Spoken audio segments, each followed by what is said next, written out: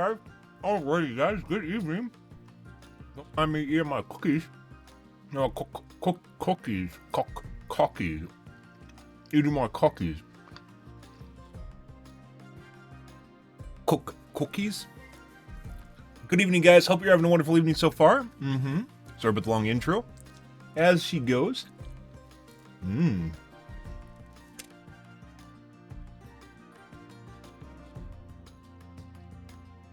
I swear when I'm eating these, I'm getting like a whiff of like wet dog. Really weird. You know, kind of like the moldy, wet smell that dogs have when they get wet? You know.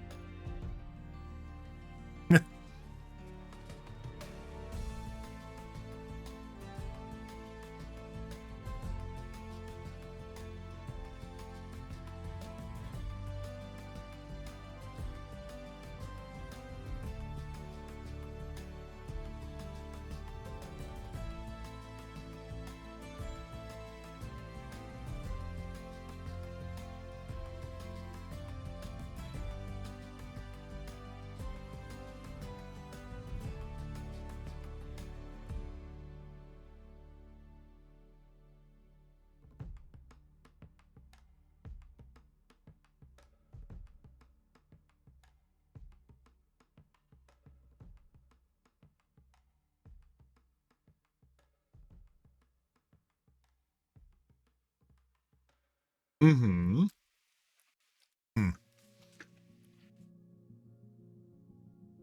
Alrighty, guys. Good evening. Hope you guys are having wonderful. It's Friday night, Saturday morning. Excuse me, Saturday night, Sunday morning. We're on the Sat Sun right now, not the Fry Sat. On the Sat Sun. Hope you guys are having a good evening. Good.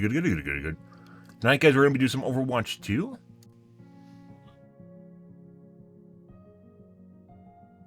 What color are the panties? That's what we really need to see. Oh my god. I think they're white. Blizzard doesn't really make any good lingerie. Technically, this is basically like lingerie. Not really. I guess you could say bikini.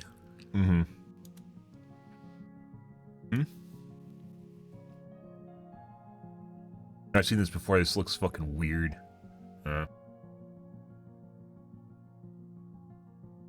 Like they tried to do like the Ghost in the Shell stare.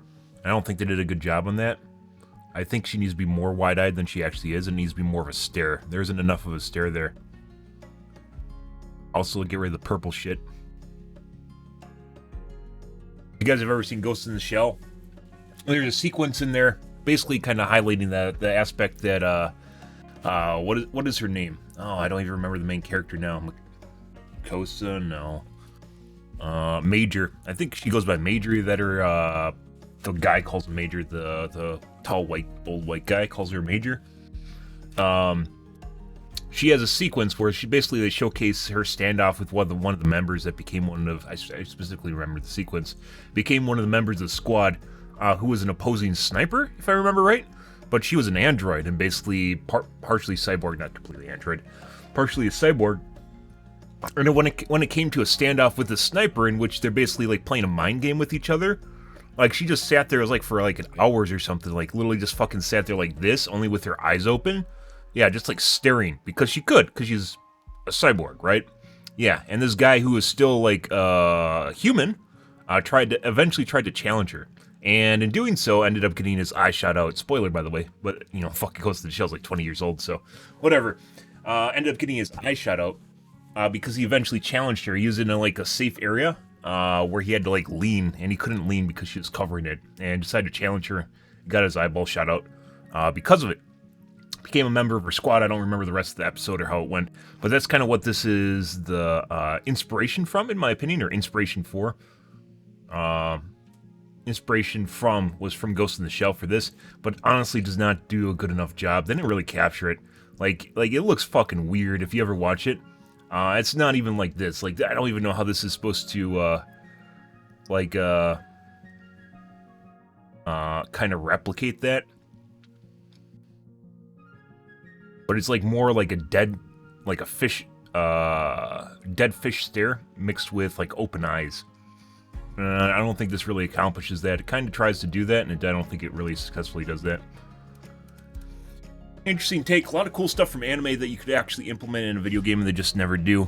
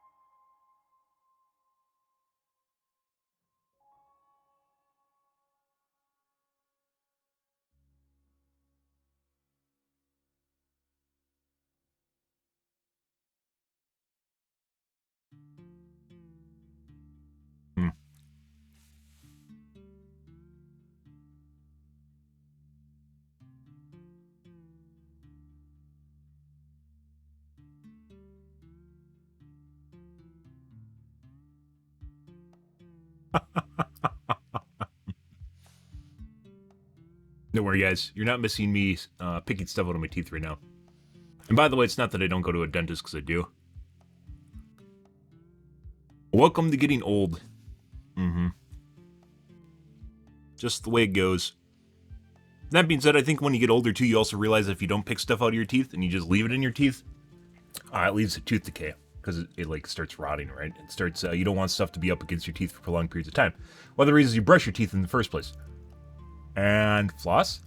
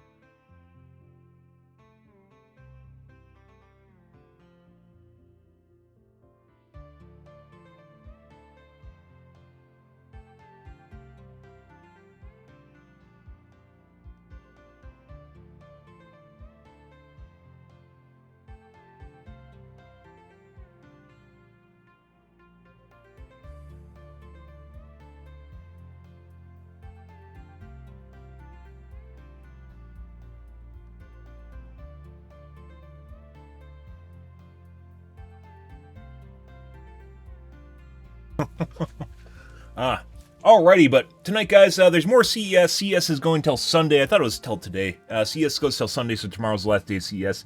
We're going to take a look at the tube, see if there's anything of interest that is being covered there before we get into some Overwatch 2. As I mentioned, guys, I was playing Overwatch 2 off stream today, and as I said, probably today was the most cheaters I've ever seen in the game. It was horrible. Around 7 in the morning, it was terrible. All the kids were playing. Yeah. kids are smart enough to find cheats for the game. If you find fucking adult streamers that don't think people cheat at the game, they're fucking morons and absolutely ignorant pieces of shit.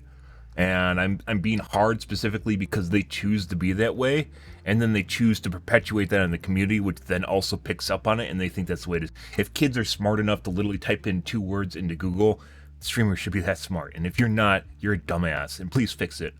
Please fix yourself. I'm basically at this point in my life, guys. I'm tired. I'm tired of this shit. It's been like this for a decade on Twitch, and at one point, it's gotten better. It has over the years. It's gotten better as far as streamers' ability to confront cheating, especially after what happened in Warzone over the last couple of years, where it's become more permissible to talk about cheating. But there's some really ignorant fucks on Twitch, and like what really hurts is not the fact that they're ignorant. It's the fact that they're ignorant and then perpetuate it and talk about it and get other people to believe in their ignorance. It's like fucking Trumpers. I don't no other way of putting that. It's essentially like a cult, and like no one cheats is like a religion at this point. No one cheats is a religion, and basically I'm stuck fighting against essentially a religious zeitgeist, a religious mindset, and it's tough to do because like people are too stupid to type 2 words into Google, which is Overwatch cheats. And I don't know. That's not telling people how to cheat. If you think that's like literally giving people like EXEs to run and stuff like that, I don't know what I can do beyond that. But like this is where we're at now. Is where there isn't any easier way to find cheating than literally typing in cheats and the game you're playing in a search engine and having it work. So I don't know. And it really bugs me every time I hear a streamer. I was listening to one earlier today, again, still talking about the shit like this and then pretending like it doesn't really matter and like it doesn't happen. I'm just, oh, please. Please. Yeah. What do we have? Glass onion. I see stupid people, but they don't know that they're stupid. Yeah.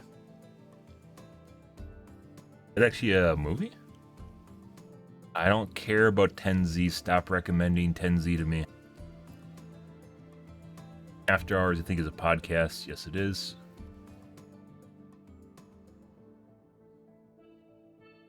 Motorcyclist who identifies as a bicyclist sets cycling world record. Stunning and brave. Holy shit. This is tongue-in-cheek, basically, for what's happening right now in sports. And normally there is segregation between men and women in sports, but trans athletes are kind of testing the lines of that. And then people are getting angry that it's not segregated anymore. Like, or that it is segregated, and then people are getting angry that it's not segregated. And people are like, well, they say they're a woman or they say they're a guy. It doesn't really matter. By the way, it doesn't really matter for trans men, because if you're a trans male, you know, obviously you're born as female and then you became male, right?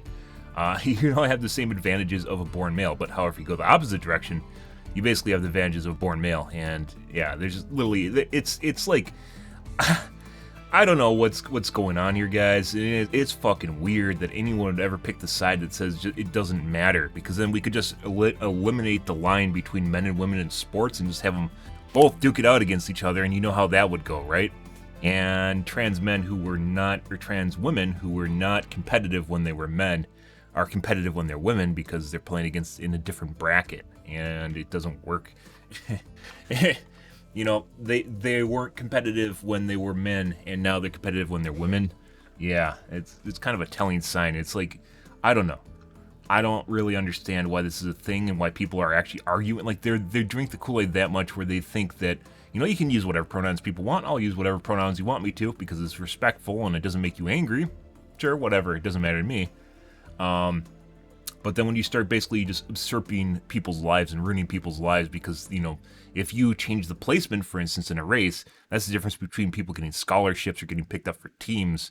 And at the end of the day, what essentially would happen is, like, almost most trans women would just replace women, just cisgender women, because they have the advantages of being men, even if they're on hormones. It's still not the same. I don't know. This is a big deal mainly a couple years ago. Now I guess it pops up from time to time when it becomes an issue. You just can't beat up the person who never gives up. Yeah.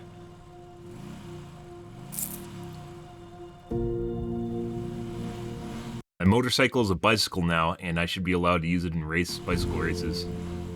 So I just talk in this thing and it records my voice? Yeah, it's a microphone. Okay. Hello, my name is Norm Hiccup. I am a bicyclist, and this is my story.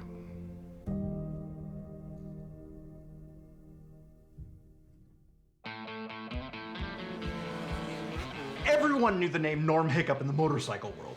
Back then, when you thought about motorcycles, you'd think Harley Davidson, you'd think two wheels, and you'd think Norm Hiccup. Oh yeah, of course I knew Norm. You know, if there was a race, Norm was there racing.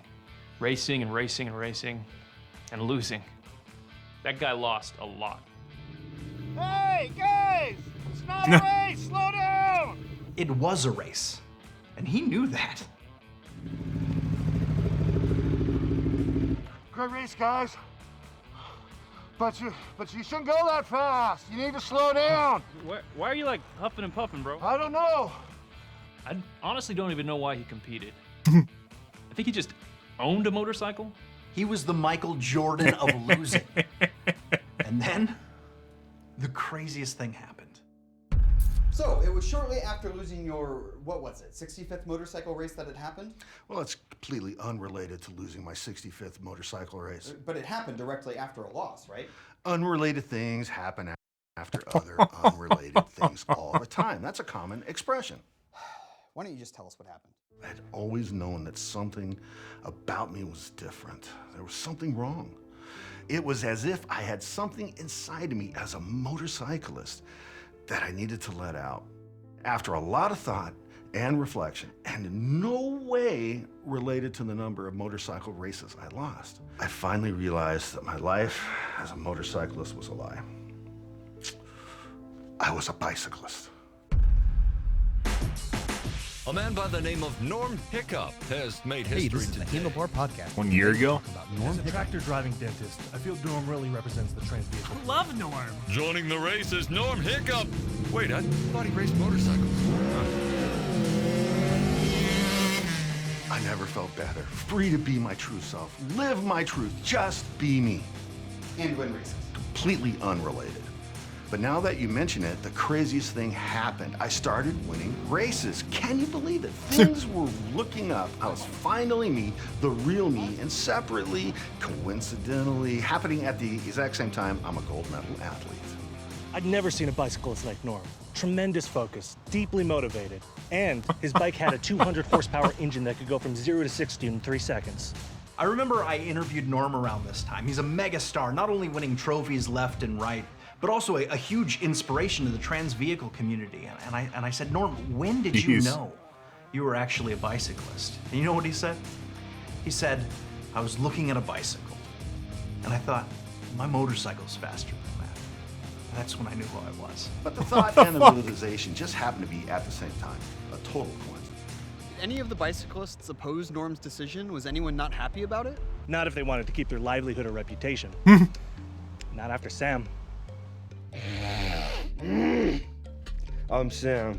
I was the greatest bicyclist in the world. No one faster than me. Until Norm. And then all I said was, hey, this guy's a motorcycle.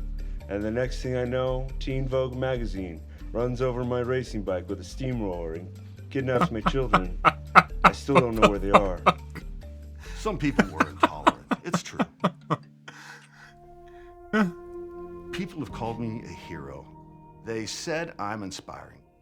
Kids look up to me. Adults lavish me with praise.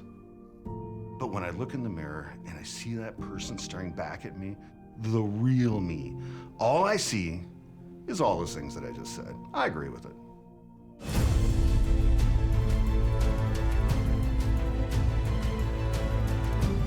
What?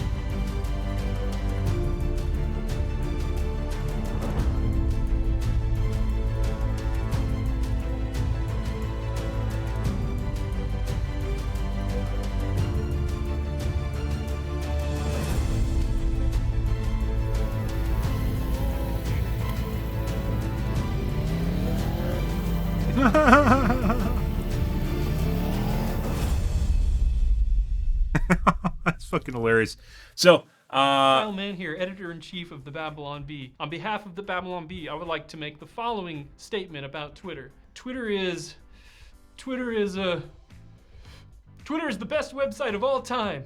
I love it this much. So don't subscribe to the Babylon Bee. Tweet instead. Babylon Bee is obviously a satire website. It goes both directions. This is more of a right-leaning rant about left-leaners, and they have both sides where it goes left-leaning against right and right against left, which is actually the place to be if you want to run a satire page and be taken seriously.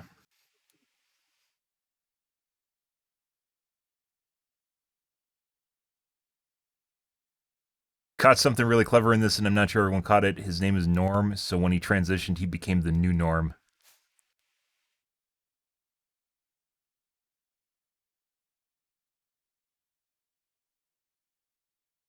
Face it, folks, Norm's bicycle is much heavier than the bicycles of his competitors, and he still crushes them. A true hero and inspiration to us all.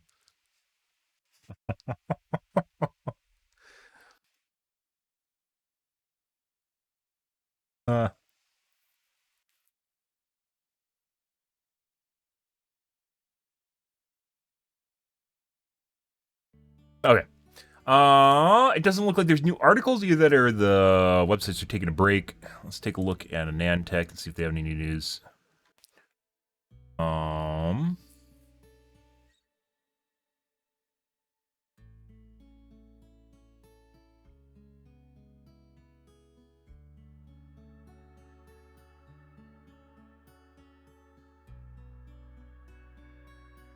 Not really.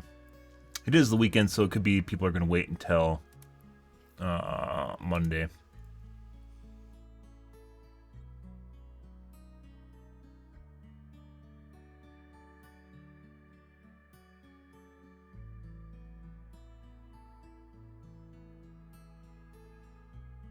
I have coffee, guys. Be right back. Eating my cookies.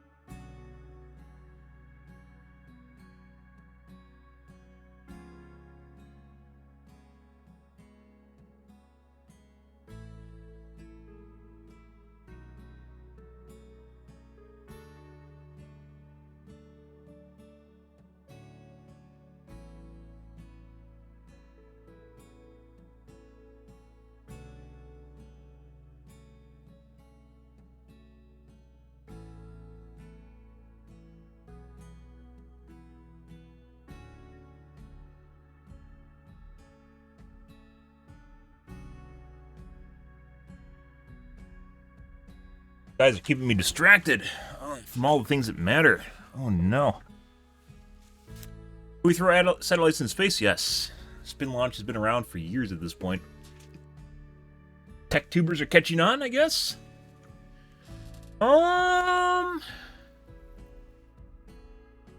XTX thermal response. What do we got here? Case don't care. X3D chiplet config. Take a look at this. I think I got some replies on Reddit. We're gonna fast forward through parts of this. Welcome back to the hardware news recap for the week. This week is slammed for news because CES is happening, which is one of the two largest trade shows of the year for computer hardware, and we have a lot of coverage for AMD. They already did the X3D. I guess they're just recapping recap. They're doing a recap of the recap. We also talked about some new products. We covered most of them in a separate video, but we'll talk about the rest here. And there were really just some excellent gems from their keynote, like this one. Your jacket's pretty rad. It's pretty rad. It's a pretty cool jacket, you have to admit. You got me. Clap for her jacket, guys. Microsoft and AMD Purple. CEO Lisa She's Su, a woman. beginning tech. the annual executive C-suite level self-congratulatory circle as they went into a monitor with scrolling text on it in the background. It looks like it's compiling something. Wow. In addition to Very AMD's techy. information, we'll also be talking about Corsair's swollen lithium-ion battery, Reddit comment, Fantax, and a lot of new cases coming out, and some new coolers, and more. Before that, this video is brought to you by Squarespace. We use Squarespace for our own GN store and juggle complex multi-piece orders all the time with it. Squarespace makes it fast for us to roll out new products with detailed pages full of galleries, videos, and descriptors. It's also useful for your own resume sites, for photographer or project portfolios, or for starting your new small business idea. There's never been a better time to try and start your new business than right now. And we can vouch that Squarespace makes positions to sleep with about an hour of executives telling each other how great they are. That's not an exaggeration. They'd call for applause, and then there was none. Here's an example. The 7800X3D delivers on average 15% more. I'd say, so, putting aside how awkward something like this is, I would say geeks nowadays have almost zero, social awareness. If you spend a lot of time in a bubble, which most geeks do, i.e. you live in a room, is basically what it comes down to. They have almost zero situational awareness too, depending on how you look at it. Social awareness, in which they just kind of do whatever they feel, and they don't really buy into any sort of social cues they might get. And that leads to really weird, awkward situations where they'll then notice that it's awkward and cringy after the fact that they make it awkward and cringy. They're part of the problem, and then they think it's everyone else's problem, that they're basically part of the problem. So, yeah. Performance than the 5800X3D across popular games. Is that okay? And I know a few of you may be waiting for some desktop chips, but perhaps, right? Yes? No? Maybe? That looks great, doesn't it? So, as for what AMD actually... So in situations like this, by the way, normally they have plants in the audience. They'll have people that start the clap. Even if it's a guy on the side that just starts going like this, people will just start clapping just because that's the way they're supposed to do, right? But normally, depending on what conference you're talking about, normally they'll have people in the audience that essentially cue the audience into doing that. If they don't have a clap sign at the top that just says clap now, they'll have someone that's in the audience that'll start clapping to get people to clap, because they will. People will do that because they're animals, right? And they're herd animals. Announced it was 3 new X3D CPUs and 3 non-X CPUs, and we covered all those in a dedicated news video. It's kind of fucking weird. Just putting aside the video, just talking about clapping behavior, it's kind of weird if, you've been in an audience. I'm sure most people have been in audiences, right? And people start clapping, you just start clapping. It's like a clap vibe. This has to have been a thing that we've done for thousands of years at this point. It's just built into our character. When someone starts clapping, just other people start clapping too. It's like built into our lizard brain, just part of our primal urges, a primal urge suite of our programming. It's just built in, where if someone starts clapping around you, there's a strong vibe for you to start clapping, especially if a lot of people start clapping, right?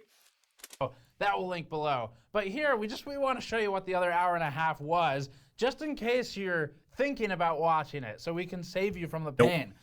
Here's how the first executive mutual exchange of compliments went.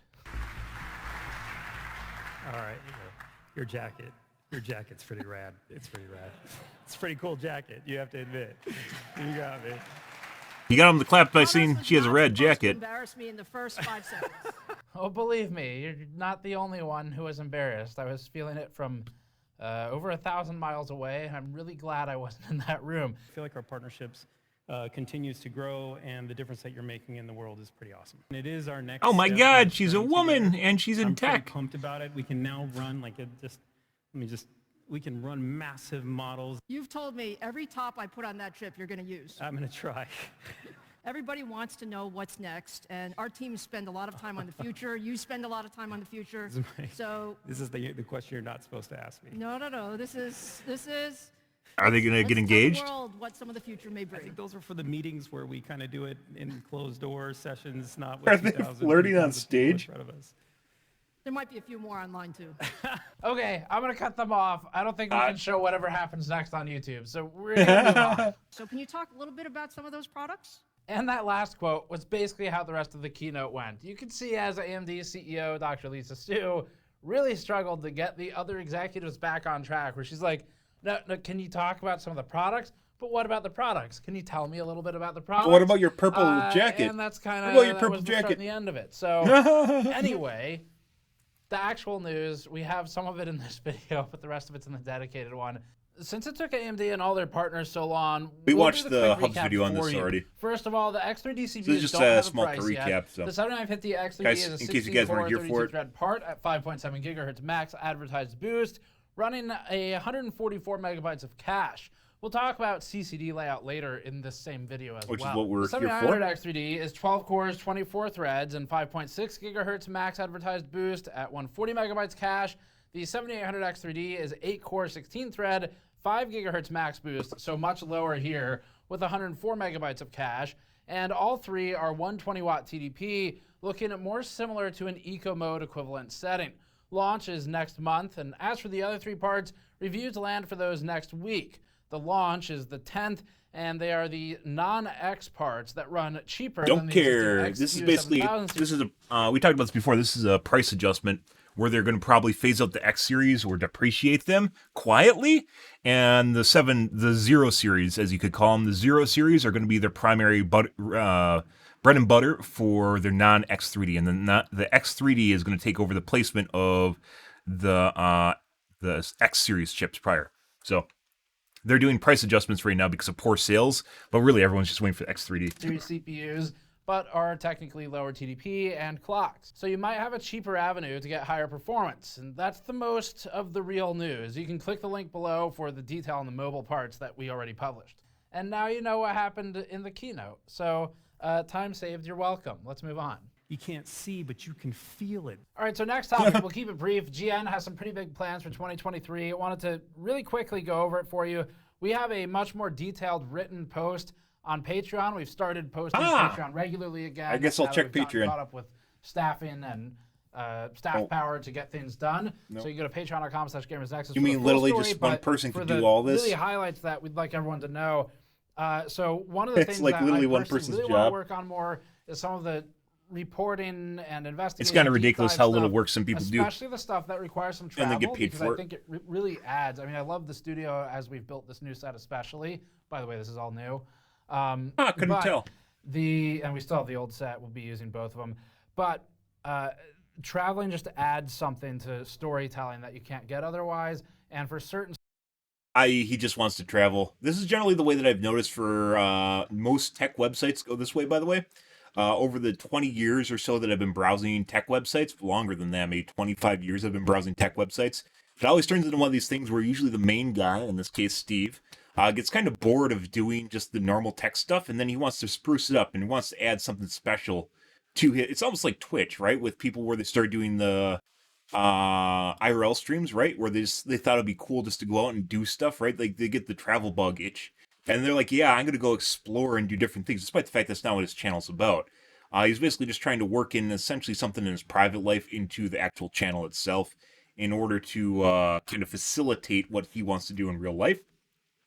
But as we mentioned prior with the December, with the poor coverage for the 7000 series on Gamers Nexus, in my personal opinion, compared to Hardware Unboxed, for instance, and the general overall poor coverage of chips in general and their ability to basically benchmark. Like Gamers Nexus or Hardware Unboxed, for instance, does like a 50 game comparison. It wasn't a 50 game comparison. They're just like testing a game twice. It's like 25 game comparison. Gamers Nexus tests 6 games. And yeah, that's sad. That's pretty bad. And Gamers Nexus has a shitload of people watching them, by the way. And I would say their testing methodology is sound. They just don't test enough of anything. Like it's like the thing they don't like doing is the thing that is like the bread and butter for their channel, right? It's the thing that you want to see. This isn't Linus Tech Tips. If I wanted to watch jokers talk about like hardware tech that I'll never see or interact with, I'd watch Linus. We barely ever watch Linus, and occasionally we will if we see something weird pop up. I don't watch tech tubers because I want to watch them frolic around in a factory. Maybe I'll watch a factory tour, like if I'm bored or something. But for the most part, I'm not watching Gamers Nexus because I want to see him tour a microchip facility. And it might be interesting. It might add something to the channel, but that should be in addition to the normal content that you have well flushed out.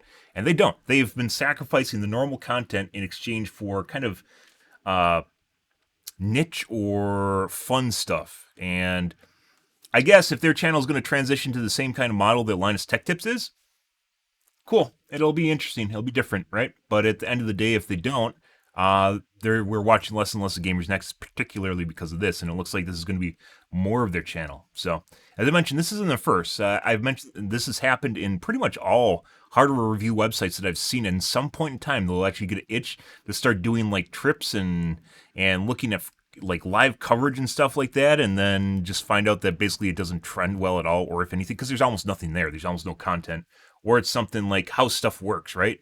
And that's not really why we're here. So that's kind of unfortunate that he's going this way, but it sounds like he's getting bored of what he's doing. Stories like some of the Artesian stuff we did, and that we didn't watch. We're doing on the more positive side.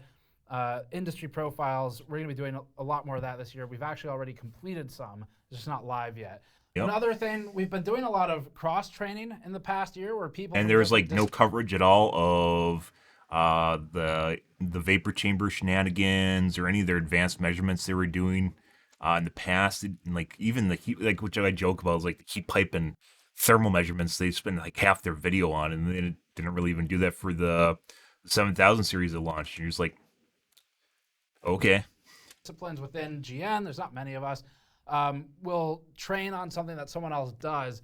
So as an example, Mike, who started doing basically just cooler testing, cooler reviews, has also done some training with trying his hand at writing a little bit. I mean, if their company grows and there's people that take over these tasks and Steve can do whatever he wants, good. But if it just falls, if the ball gets dropped because he basically is just washing his hands of what's happening, that's going to be sad because that means Gamers Next is just going to go to shit, essentially. We'll see, though. Primarily writing, and now has also done some testing as well. Usually when stuff like this happens is when it goes to shit. For newer members to the team who haven't done a little bit of everything, like Patrick, Andrew, and I have. Litmus test been here for so long. And for the really cool transition to a bigger company is that although generally as a philosophy, I like to specialize different people on different things so that we have experts in everything. Getting sort of that cross skill set really helps with people who are newer to a specific task, who don't do it every day and won't do it every day. Bring a set of questions in to those who do that task every day, and that gives new perspectives. Additionally, it means that when we're doing things like writing scripts, for example, Mike is a great example of this, where when he hosted a couple of segments on Cooler Reviews, I asked him to cut down his own hosted segment in editing, and what that does is it helps to establish, hey, maybe I could tweak how I hosted a little bit for the editors because this would have been a lot easier to work with. And, the reason you have editors is you don't spend time on that shit. But a really brief one is whenever I make a mistake. This seems like I walked uphill both ways in the snow sort of thing. With the same words, so it's quick for the editors to identify, like, oh, this is a retake.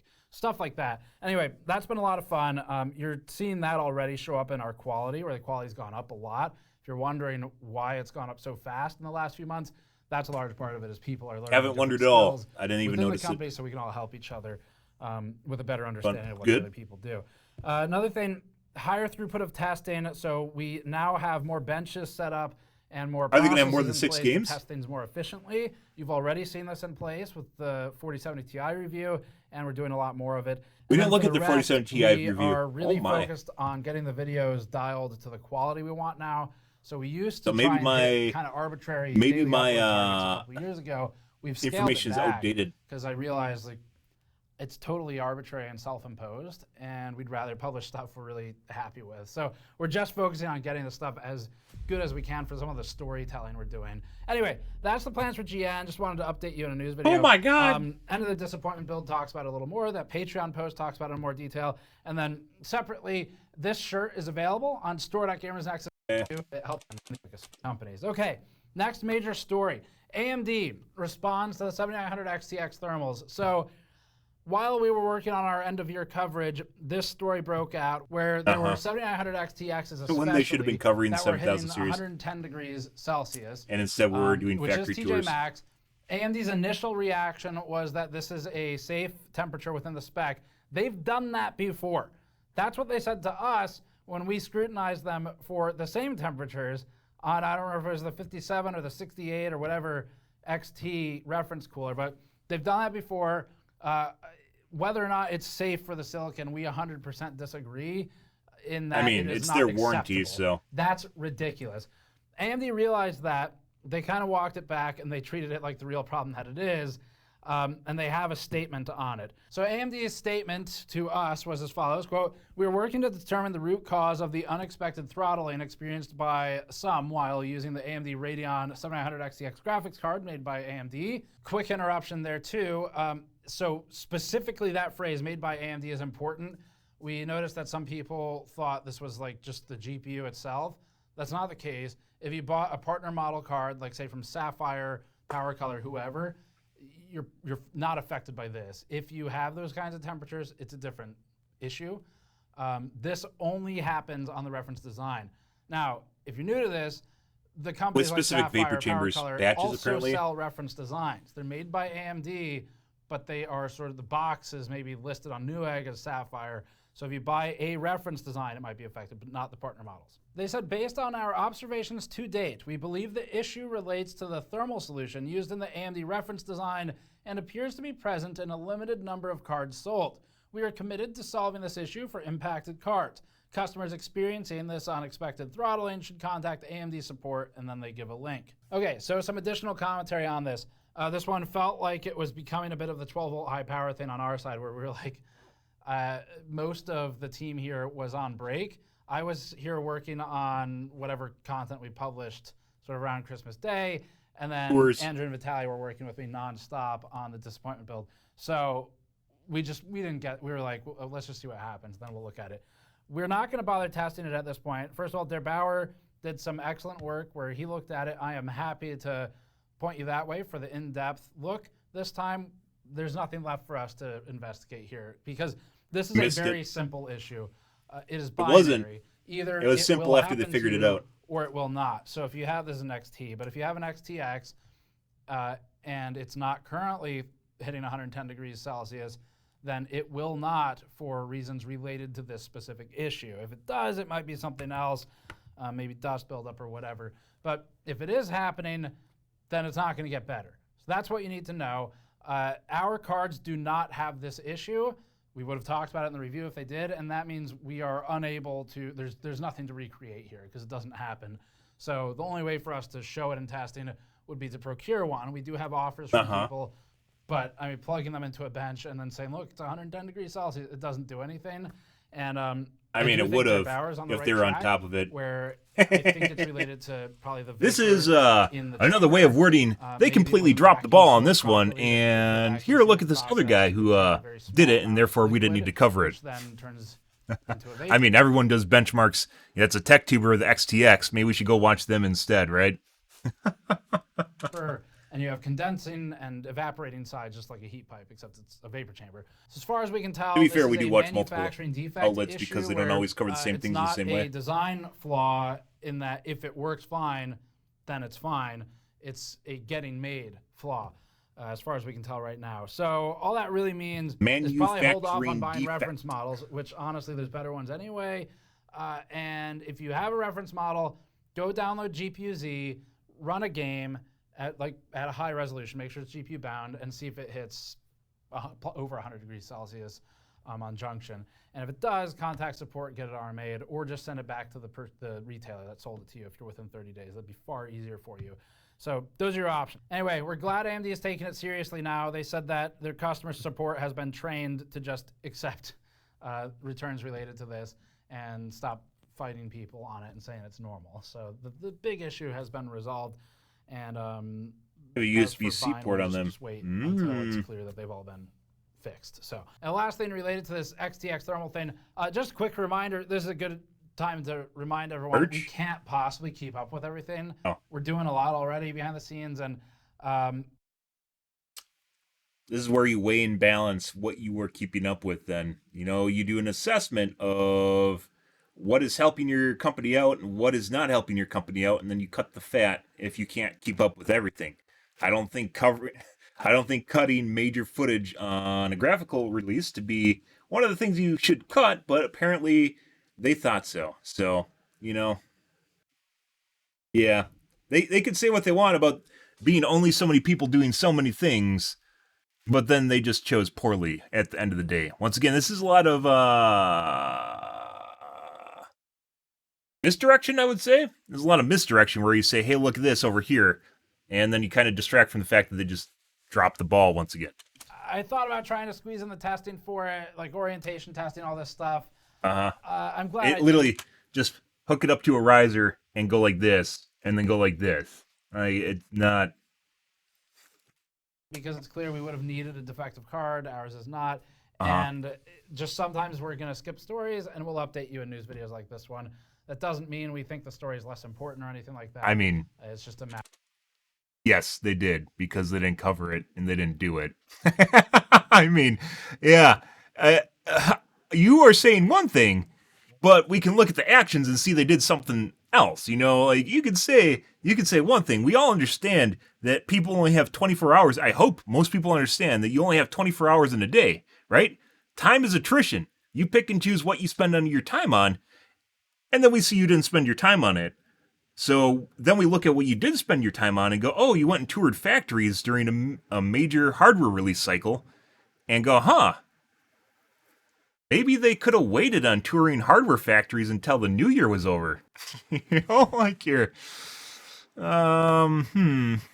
yeah, there's a scheduling issue there. Matter of, I mean, honestly, I have to scale back my ambitions a little bit sometimes because otherwise it goes beyond. True. It is. Or you can reschedule your ambitions till after the New Year's and after all the hardware release cycle is over. When you guys aren't doing anything and you're producing videos about random shit because you ran out of content, then you do the stuff that you can use as filler, right? You don't use filler in place of your major content. Even if you want to do the filler because it allows you to travel, which is kind of cool, right? I think a lot of people would enjoy traveling if they don't get out much because it is fun. I've went to Europe multiple times because it is a juxtaposition. It's a complete change of setting, right? And I would suggest everyone from the U.S. visit Europe at some point in time in your life because they do things better, they do things worse, and sometimes they're just different in how they tackle problems. And that's actually important to see that there's different cultures dealing with things in different ways, and it's not always in your echo chamber. Completely unrelated. It's completely unhealthy otherwise, so that's all there is to it. Okay, next story. I see. AMD chiplet. It came down to his mental health. That's why they didn't cover it. Yeah. Configuration. So we already talked about AMD's Good. X3D announcement. Good for them. From CES. They have the 78X3D, 7900X3D, 7950X3D. Check our separate video. We'll link it below if you want to learn about the specs. This is what we're detail. interested in. But we now have a little more information.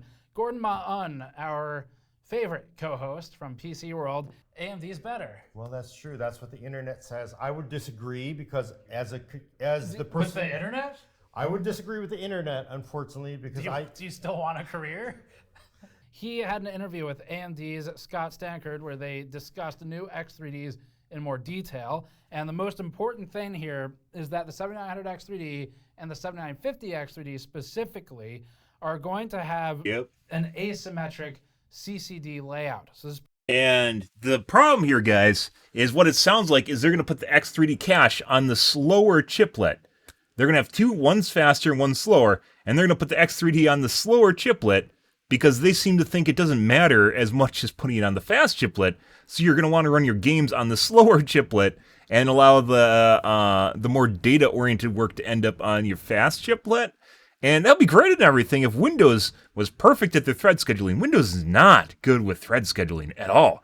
At all. So much so that Intel made the Thread Director, which is built into their silicone. Like they have a chip on their chip to deal with thread scheduling because Windows sucks dick. AMD trusting Windows to do the right thing is not the way it works. So much so I have CPPC turned off. CPPC is an AMD thing that allows the chip to basically tell Windows what chips to put the workloads onto, which are your fastest, right? Yeah, it's great and everything. So you should put what you're on your foreground that needs fast chips, right? So I'm playing Overwatch. I want it on all my fastest chips down, and then at the most basic level. And then Windows should put all the shit that's operating in the background on the slowest chips up, right? unless it's like critical, and maybe there could be some way of actually telling the OS that it is a critical application, then it would be put on the top chips down.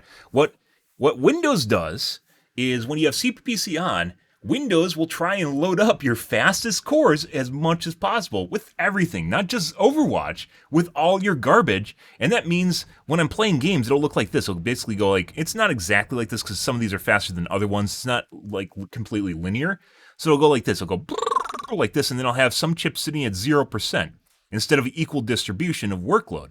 And what matters is when there happens to be thread contention on my fastest two processors, which are generally Core 1 and 2, when there's thread contention, so there's some garbage processing, like my printer or something is processing in the background, and it gets thrown on Core 1 and 2 and fucks around with Overwatch. I don't care about my printer when I'm playing Overwatch, okay? But Microsoft is fucking dumb as shit, and they do stuff like that. And AMD is depending on Microsoft to fix this. And it's not happened. It hasn't happened since Bulldozer. They've done little Band-Aid fixes, and it's still broken. It still doesn't work properly. And now we have a very unique design, which is you have a faster 7900. So 7900 is built up of 2 chiplets, right? You have one that's 6-core and 6 cores instead of 2 8 and 8s, right? For 7950, you have 6-core and a 6-core, and one is the faster one, and then one's the slower one because they use they pair like the really good chip with the really bad chip, and they kind of do like both ends and kind of balance it out in between, right? Which does generally work in theory, assuming Windows can actually use it. Putting aside the X3D, Windows can use it properly. But what they decide to do is, unless I'm wrong here, and I misheard this, which we'll find out here in a second if I'm wrong, and eat my words, they decide to have the fast chiplet to not have the X3D cache on it, and the slower chiplet to have the X3D cache on it. Because in their internal testing, in their ivory tower, with no apps or anything running on their computer, in a vertical upright position with their video cards, in their internal testing, they found out that it made no difference whether or not it was on the faster or slower chiplet. And I can guarantee you in the real world, this is not going to work out the way they want it to, because everyone has a shitload of apps open. Look how many tabs I have open. Look at all the shit. I have Steam open, right? Steam, Battle.net. I have a bunch of applications open on the right side of my screen. And that's not counting the shit in the background. I've recently started closing Synapse, which is the Razer software for my mouse, to try and help alleviate stuttering inside Overwatch. Yeah. And yeah, like you have shit just open all the time. And hardware testers, let alone AMD, do not have shit open on their PCs because it leads to confounding testing, right? It's not a real-world application, though, of what actually happens in your system. I don't even have Discord open. Most people have Discord open, and overlays like Discord overlay will actually fuck around with your performance. It's not something you want to have on. More recently, so even if you don't have overlays open, sometimes Discord will fuck with your games you're playing because it does a lot of process integration, the stuff you don't want. So AMD can say what they want, and it would be great if it worked that way, but the Windows Thread Scheduler is no bueno. Intel realized that and made the Thread Director, the buzzword for their internal thread scheduler that'll move stuff around completely without Windows input, because they're like, fuck Windows, it's going to do what it wants, we'll do what we want. And it works pretty good. Pretty interesting. Only one of the 2 CCDs on each of these CPUs is going to end up equipped with 3D V-Cache on top. This is information we didn't learn until basically we published the video and they started doing the interviews. So this explains a few things, but it also raises a few new questions. First off, the 7800 X3D's boost clock being lower than the other 2 X3Ds now makes sense. We already knew that AMD had to limit the frequency on the previous gen 58X3D. They limited it a lot here. The thermal sensitivity, and that's still the case for the new X3D. So in the case of the 5800, is a 200 megahertz difference. In the case of this, it's a 400 megahertz difference, which is starting to look like they're using shit chips for their X3D variants, which is no bueno. I mean, I'm still going to buy one, but this is definitely not what you want to do. You should be using your fastest chips for the gaming chips and charge a premium for them. Instead, they're using their shit chips for them. Yeah. The reason the 7900 X3D and the 7950 X3D have max boosts the same as the existing 7900X and 7950X is because while the CCD with the extra cache is clock limited, the CCD without extra cache is not limited. Now, in the interview, AMD basically said that its engineers tested various configurations in the lab, and they came to the conclusion that the mixed CCD layout they think is the best overall compromise of performance and of keeping the costs relatively controlled for consumers. So if both which CCDs means they use their shit chips had the V-cache, they're saying it would raise the cost, which makes sense. And also applications that benefit more from the extra cache will be able to run on the slower but stacked CCD, while ones that benefit from more raw clock speed can theoretically run on the other one. Theoretically. This gets challenging though, because unless you are going to schedule your applications manually, there's no built-in hardware. Which is fucking where I'm at, by the way, which is where I'm fucking at with Process Lasso, because Windows Thread Scheduler sucks dick. And it's not like there's so much stuff, guys, because I was playing Dead by Daylight for 2 years, right? And not competitive gaming in terms of Overwatch. There's so much stuff that has changed and in which you can't trust the OS to work properly anymore because Microsoft doesn't care. And when they seem to care, they just mess stuff up. So, yeah, it would be great. It would be great if this worked out in practice, but it's not going to work out that way. So, like, I'm probably going to end up buying the 5800X instead of the 5900X because it's going to end up using the slower slower CCD anyways, and then it's going to fuck stuff up by not actually using things on the right cores. So, yeah. Scheduler with Ryzen to do this, to assign it to the cache stacked or to the frequency focused CCD. So that means we're relying on Windows, on Microsoft, which is why Microsoft, I guess, got up on stage and repeatedly complimented Lisa Sue's jacket and then sort of said a bunch of nothing for about 6 minutes. But anyway, hopefully in between saying nothing, he's helping manage the team that's working on scheduling for threads because they're going to need it. So probably this will only be for Windows 11. It's similar to what Intel did when it introduced its own asymmetric design with Alder Lake or the 12th gen CPU. Maybe I'll just buy a 13,000 series. Until we can review the new XDs. I'm definitely, after hearing this, guys, I was on board. I've been waiting months to buy the X3D 7000 series. After hearing about this asymmetrical design, I literally just pumped the brakes when we heard about this, 2 days ago, yesterday? 2 days ago? 2 days ago. When we covered this 2 days ago, I immediately pumped the brakes on this, and I think I'm going to wait for benchmarks to come out, especially in-depth benchmarks, let's say from Hub with like a 50-game comparison or whatever, because this does not feel like something that's going to work out well, and it's unfortunate. And as mentioned before, one of the things that makes it even worse is the fact that there isn't, as far as I know, there's not a tech tuber that tests basically a cluttered computer, right? It makes it sound difficult, like you could do this, but you could 100% image a computer to have the same software and just keep doing the same software stack, right? I don't think that's a problem. Even if people are like, oh, it's going to interrupt your benchmarks. Well, you have clean benchmarks with your Pura system, and then you have the cluttered system benchmarks, right? With Discord and Steam and everything else on it. Because this really fucking matters, because this is where everyone else is. We aren't over here in an ivory tower with a fresh install of Windows with nothing running on it. Because that's not manageable. That's like I said, there's a lot of problems with tech tubers, and Hardware Unboxed and Gamers Next are basically the best of the tech tubers, which is why we watch them, right? But they still don't. While he's out touring factories, he could be improving what he's doing as far as benchmarking goes, and he's not doing this. And as I mentioned, this is kind of the eventuality of basically his attention span ran out, and he just wants to go tour the world now. Which, I mean, he could take his vacation days and go to Paris if he wants to. I don't think there's a problem with that. But pretending that like they only have so much time and then just drop the ball on the 7000 series, and yeah, then it's basically that's a pretty big deal, by the way. It's like, because hardware release cycles are like once every 2 years, guys. This isn't something that is outside the norm. It's very predictable, and it's very easy to schedule around because they tell you months in advance. So yeah, unless you literally plan this business trip a year in advance and you had your tickets a year in advance, you should know better than to go on vacation, essentially vacation, during a major hardware release cycle. It's an adult thing. And I don't want to chastise them too hard, because once again, I do like Gamers Nexus as far as content goes. But yeah, like, and CES is every fucking year in January in the same dates. They announce it a year in advance. So once again, unless there is something literally he could not work around, it is not so much that, oh, hey, look, they went to a factory. It's the fact that they literally could have scheduled around this and changed their schedule to weigh and balance, like balance things out so they aren't doing too much at once, and they just didn't. It's like a college thing where people are just trying to shove too much on their plate at the wrong time, and it didn't work. So, I don't know. That's unfortunate. But this is also going back to the X3D chips. I might buy a 13,000 series now, especially with the refreshes. I might just buy a 13,000 series because it sounds like AMD is expecting Intel to do the right, or Microsoft to do the right thing here with their thread scheduler, and they're making a very unique product, and they're essentially going to lobotomize their X3D chips by trying to make something too unique, and then it has nothing going for it because the cache gets nullified by the fact that they have it on a shit chip, and then Windows can't schedule it properly. So, yeah, here we are. Asymmetry won't be easy, but maybe they've already gotten it figured out. On the scale, we'll hold our judgment on introduced its own asymmetric design with Alder Lake or the 12th gen CPUs.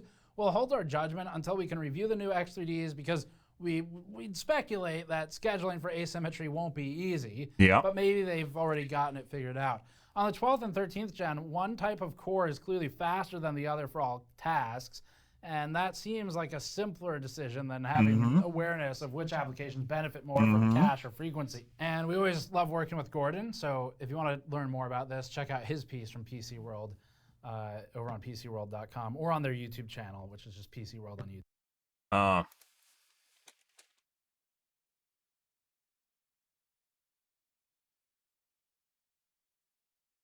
Chambers didn't have enough liquid in them.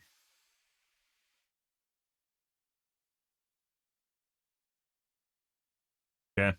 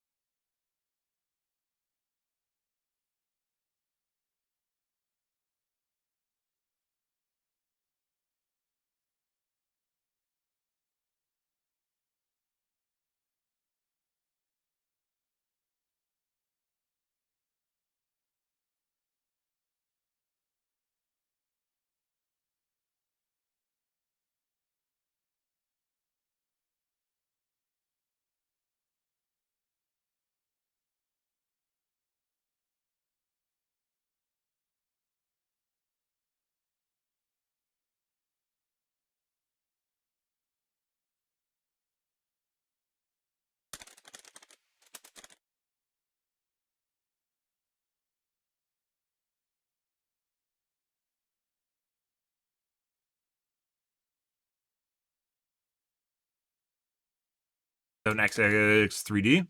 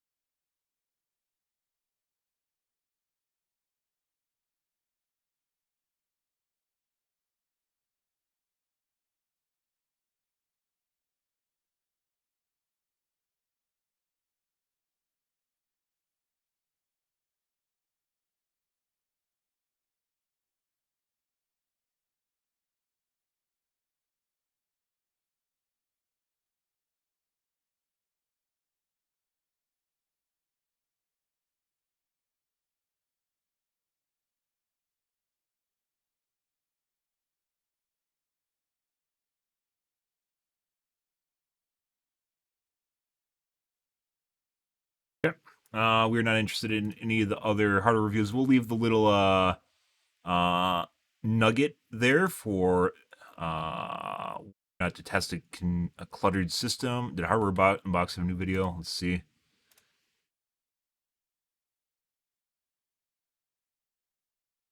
It's 3 days ago. So Gamers X is still really behind because of the holidays, my guess, but definitely could have picked and choose the better time to go tour factories. That's the way it goes. Yeah, maybe on the next hardware unbox video. But yeah, that's fairly interesting, guys. Okay. Let's check out the Reddits. We have some interesting discussions going on there. I'm gonna upload a video here.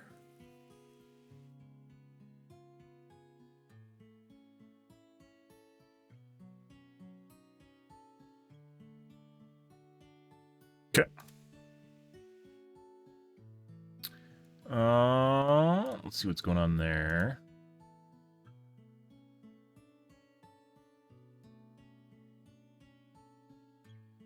Literally, that's pretty fast. Look at that. That's almost instant export. February 6th.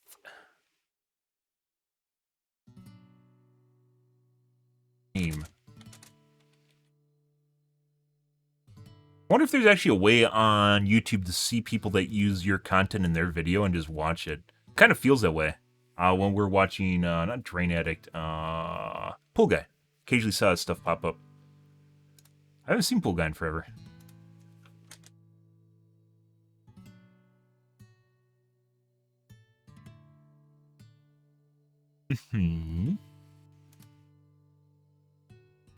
How to release cycle, though, guys. Big deal. Like, for tech tubers, this is the bread money. This is where you make you make bread and butter. This is where you make all the money, guys, is the hardware release cycle, which is what's happening right now. Where all your videos trend and people go to your channel and want to see your content is right now. Maybe the stress got to them. I don't know. Overwatch.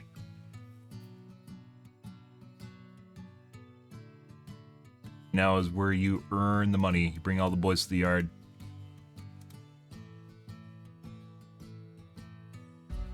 Oh my god, 2 views.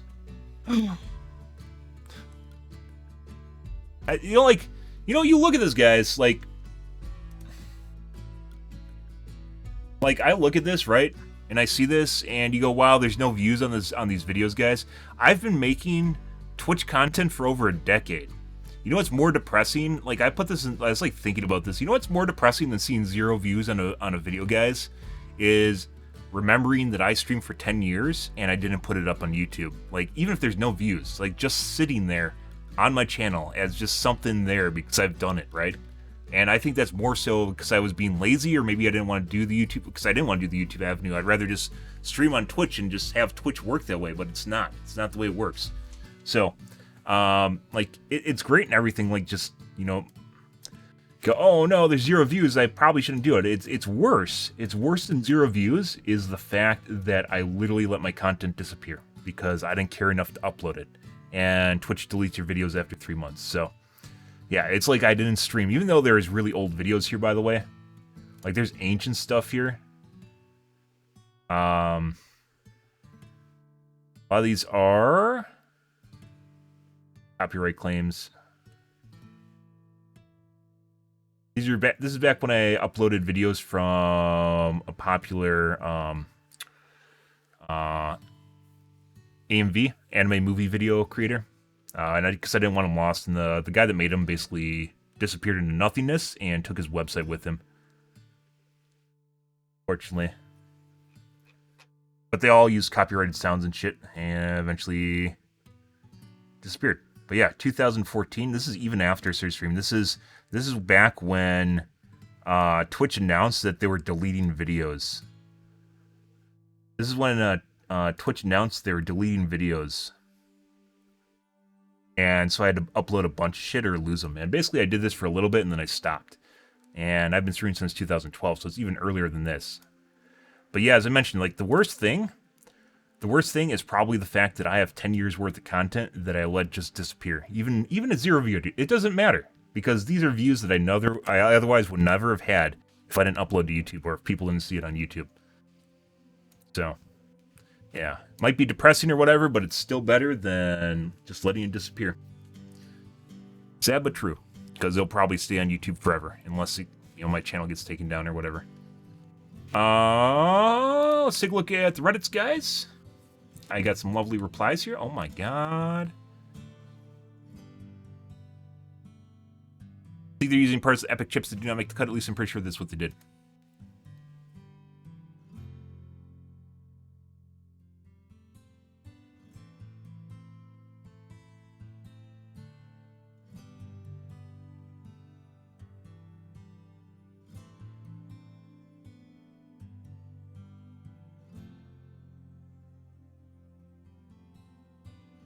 They're using chips that work most efficiently at the lowest voltage.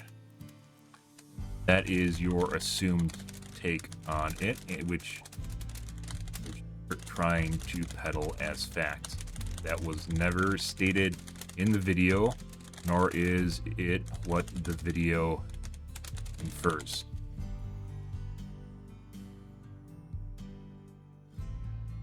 $5,000 degrees and their methodology are not the same, which is why there is now a 400 megahertz difference instead of the 200 megahertz difference.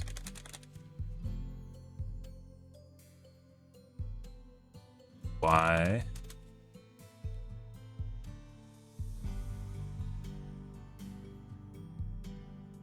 Why you can assume that it's a lower bin chip. Sucks. Compared to the two data points we have for the 5800X and 5800X3.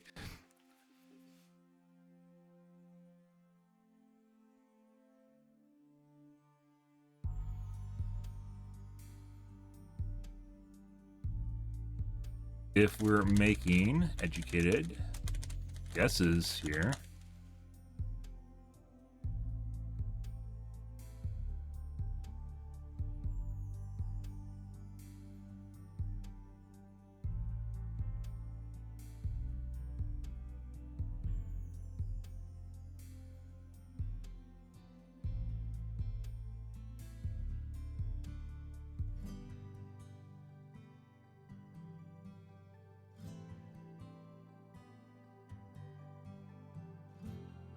yeah, this is a guy that's doubling down on just trust, bro. This is literally this comment, guys. You could just... So, take this whole comment, guys, and two things you can infer here. This is technically four. The two things you can infer here, or two on one hand, whatever you want to look at here. Two things you can infer here, guys, is one, this guy is trying to make it seem like he's an authoritative figure, and that I should just trust him, because that's the way it is. But he doesn't actually describe as that's the way it is, because we can look at the two data points, which is the 1500 and 5800X3D, and realize it's different, because there's a 200 megahertz difference with that, and now there's a 400 megahertz difference, and the video literally states that they're using a lower bin chip for the 7000 series. How low? Don't know. But they're using the shittier chip on the 7000 series for the 3D cache. And that's not something we want to see.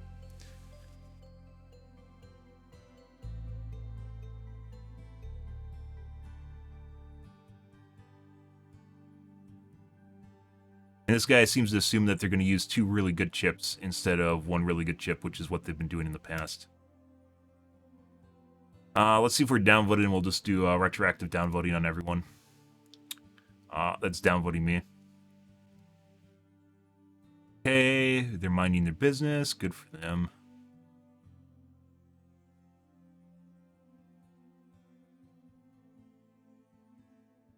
By the way, decorum is not to just downvote people because they're disagreeing with you.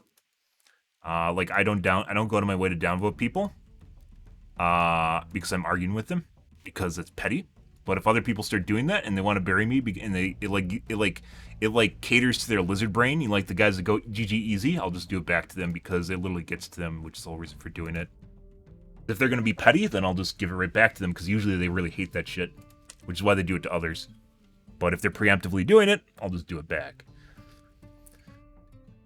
Treat others as you'd treat yourself sort of shit. But otherwise, I don't downvote people and I disagree with because it's petty and pointless.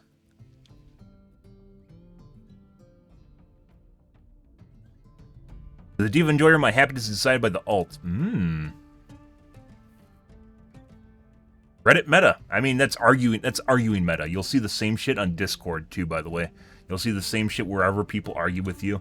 If there is some sort of voting system, they will do that exact behavior because they think it's a way of getting to you, and I really don't care. Hence why I made a post on Reddit that was anti-survivor, expecting to get downvoted into oblivion, and then getting downvoted. Because some things you just have to fucking talk about, and just peddling to whatever trends is not how you can talk about shit. And good evening, Talk Speed, by the way. I'm gonna go wash my coffee cup up, guys, before we engage here and get a soda. 1 second.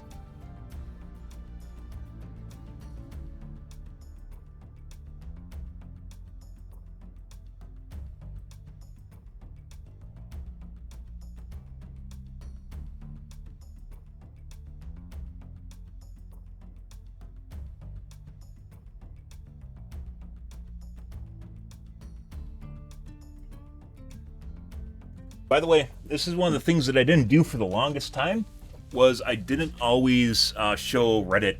I didn't cover Reddit, and then I didn't showcase when I post on Reddit. And I think it's actually two things that are kind of meaningful to my channel. People obviously nowadays cover Reddit, but for the longest time, there was like a gap in which people would talk about shit on Reddit, on Twitch this is.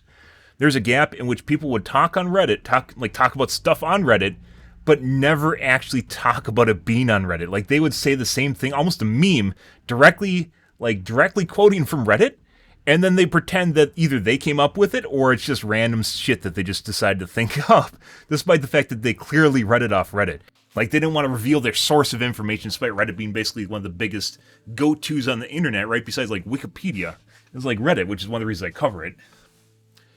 But yeah, like, in addition to that, obviously being a primary source of information most people visit, I think I'm actually pretty fantastic at formulating replies, well-thought-out replies, and logical constructs to people that I reply to. Especially depending on what the issue is. I pick my battles, and I learned that a long time ago. You just don't argue with randos, because it's dumb. Not because you can't win, but because it's a huge waste of time. And you only have, as we were talking about earlier in the day, you only have 24 hours. It doesn't matter who you are, how much money you make. You only have 24 hours in a day. Everyone only has 24 hours in a day. It doesn't matter what you think. You will run out of time. I learned this in college. You'll just run out of time on stupid shit that you waste your time on. So you always have to pick your battles. And there's some people that don't understand this or don't have context, like are barely self-aware, like don't have context of what's happening around them. You'll see it all the time in Overwatch where I ult someone and then, like you get tanks that are like, oh, you ulted me. And you're like, yeah, you're a fucking tank. Do you realize you're a tank and how much you mean to the team? Do you realize you died and how much that means to your team? Most people don't realize the fact that they're playing a tank, right? You are playing a very important character and you just got eliminated from your team, and it causes, as we talk about strategically, causes the entire team to push back because you ruin their pressure. Their offensive pressure depends a lot on their tank, and you ruin that. So they're gone. That's a big deal. Even if I die as Pharaoh, which almost always happens when you ult, even if I die, their tank's gone, and that really matters to the rest of my team and their team.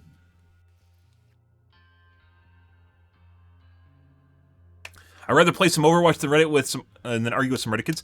I do both. So, and I don't always argue with the kids. Like, you can tell who's just trolling, but sometimes they aren't just trolling. And those are the kind of people I look for. I look for the people that are actually making legitimate replies to me that have meaning and merit, and not just someone go, you mad? You mad, bro? Oh my god, clown car, beep, beep, beep. You know, and you're like, okay. Okay, have a nice day. It's like the people in Overwatch that try to cut you away and have a 1v1 with you, and you just go back to the team, and they just fuck around in the backlines and do nothing. Why don't you 1v1 me, bros? Genji. Okay.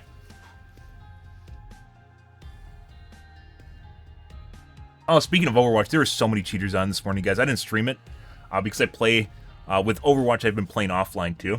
When I'm, like between when I eat and when I go to bed, and this morning there were so many cheaters. I've never seen so many people cheating in Overwatch in my life. It was ridiculous. It's like everyone just decided to type in Overwatch cheats in Google and realize that they can get something that works. Off the first couple results. By the way, I'm not telling you how to cheat. If you're too stupid to type Overwatch cheats in Google to find a cheat, that's where we're at. I mean, there's big casters that laugh about the fact that people cheat in Overwatch because no one can cheat at Overwatch, right? And then are too stupid to type in, I love bringing this up, are too fucking stupid to type in Overwatch cheats in Google. The most popular search engine in the world, the lowest hanging fruit that you possibly can imagine, that kids 10 and up, or even younger than that, know how to use to find porn and cheats for Overwatch. So, whatever. Jesus Christ. All the stuff you don't want them to see.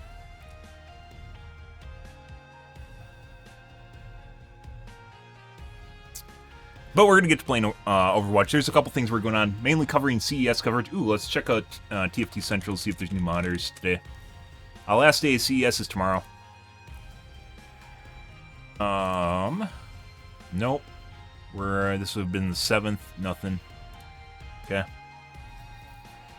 So right now, leaning forward, there's two monitors I'm curious about. One is, it wasn't announced on TFT Central, by the way, there's a 27-inch OLED 540 hertz monitor called Endgame coming out from Asus. Yeah, I only saw the TN panel, but there's an OLED version. There's an OLED panel coming out as well, which is probably going to be like $1,500 or something insane. But we'll see. We'll see. Exciting news. Meanwhile, GPUs are sold out everywhere and really don't care. Waiting for the prices to come down on the 7000 or the 4000 series before I buy one, which is probably going to take a while. It's going to take a few months before it actually, before we even see like a 4090 at like $1,400 or something. Yikes. They're starting to price correct with the 4070 Ti, but it's not enough. It's going to be when the 4080 and the 4090 come down in price, which once again, NVIDIA is they are very much sticklers when it comes to reducing their prices. So, yeah, it's probably going to take months. They love brand loyalty and they love making people feel like they didn't get ripped off. So it's probably going to take like 6 months after release, which is probably March, April, my guess. Maybe sooner. Mitigate, everyone got hooked into the water in Rialto. Montage?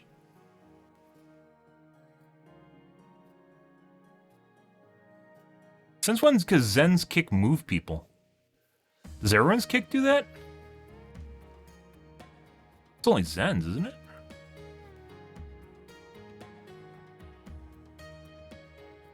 As a recent Zen enthusiast, this brings me great joy.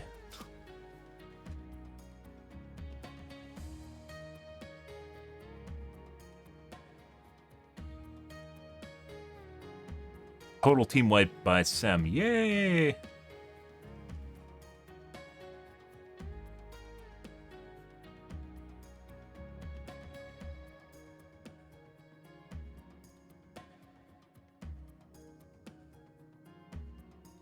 AMD Reddits.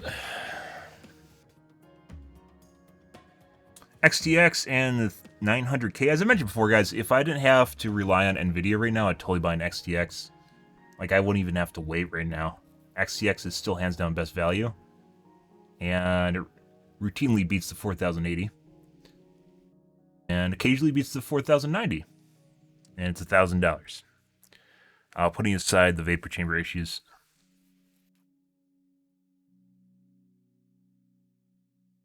I don't know. There's a lot of waiting that's going to go on. We have to wait for now, because of AMD's announcement, we have to wait for thorough testing on the 7000 series X3D chips because of the stupid shit they're doing with them.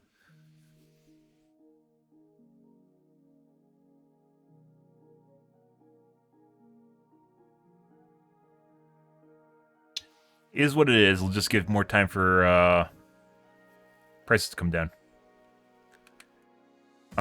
Provides more 7000 series details.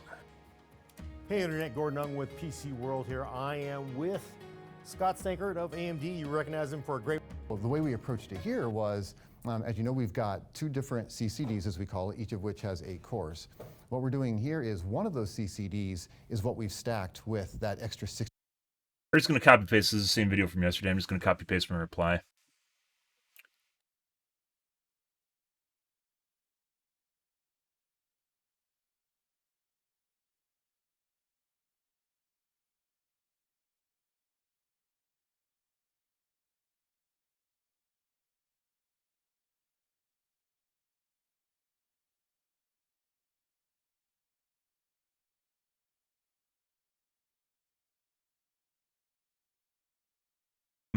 Did they get deleted?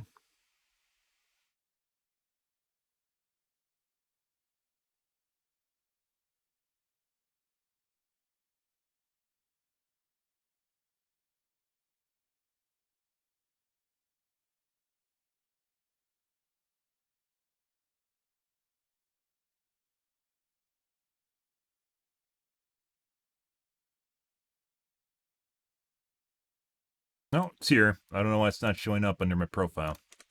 Yoink. Copy paste.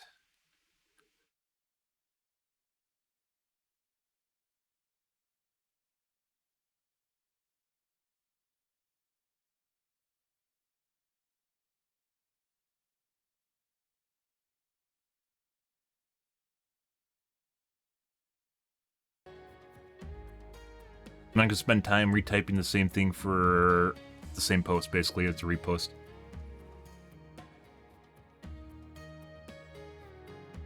Sure. Depends on when you want to buy. I'm basically on hold right now for my own purchases, despite the 4090 or 4080 being out for months at this point.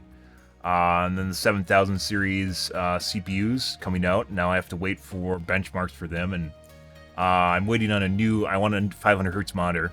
Whether it's going to be the TN or the OLED one will depend a lot on the pricing. But I think more than CPU and more than a GPU is I want a new monitor. I think that's where I'm at now. After shenanigans with Overwatch, with trying to keep tracks of Genji, and having a shit Acer. Fuck Acer. I had an Asus and I traded for this Acer. And then they did I'm pretty sure they did a bait and switch where they switched out the panel. This is an old AUO panel. It's not the new one. The new one from 3 years ago. They switched it out with an older one because they had so many defects. And I got a shit panel. I'll take a look at it, but by the way, just be aware, I don't want to say don't waste my time, but if you don't have money to buy it, maybe just wait till you have the cash before you decide to make a dream build, and then, because this is one of the things that I kind of started out in my younger years, was having, like, friends try and, I guess you built the PC yourself, right? You have all the parts picked out. So I've had friends that were, like, they wanted me to build them a PC, and then I'd pick all the parts out, and then they wouldn't have money for it, and then they'd do it again and again and again. It's like a 4-month journey where they just had me keep refreshing their PC until they finally had money to buy it. But if you're looking to buy something new, like just pick out the parts on PC Part Picker. Like it doesn't need to be the exact website you're ordering from. Just pick out the parts on PC Part Picker and give me the link to your build. It's the easiest way to do it, and then I can look through it easily. But personally, I'm waiting currently. If you're looking for inspiration, I'm currently waiting for a 500 hertz monitor. I'm waiting for the X3D. I literally have no interest in any other chip until the X3D benchmarks come out for the 7000 series. And depending on how those go, I might buy a 13,000 series refresh, which are coming out this springtime instead. And then also 500 hertz monitor. Oh, you already have it. DE, oh my god, is this German? Ew. Oh my god, it's from Germany. Can we convert this to United States? Huh, you can actually just... wow, that's actually pretty cool. Compatibility notes. Actually, they changed their website a little bit.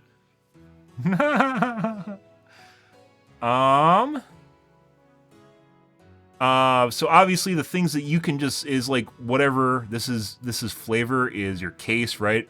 Cases come down to personal preference. You want to spend $150 on a case or euros? Up to you, right? Obviously you could spend that on parts in the system instead, but we'll get to that. For a power supply, I always recommend getting Seasonic, EVGA, or Corsair. Mainly Seasonic is what I buy, but EVGA is also very good. I'm leaning more towards EVGA nowadays than Seasonic. Other manufacturers will rebrand Seasonic power supplies, and the other one I think is, what is it? It's Corsair is generally like Flower Power, something Flower.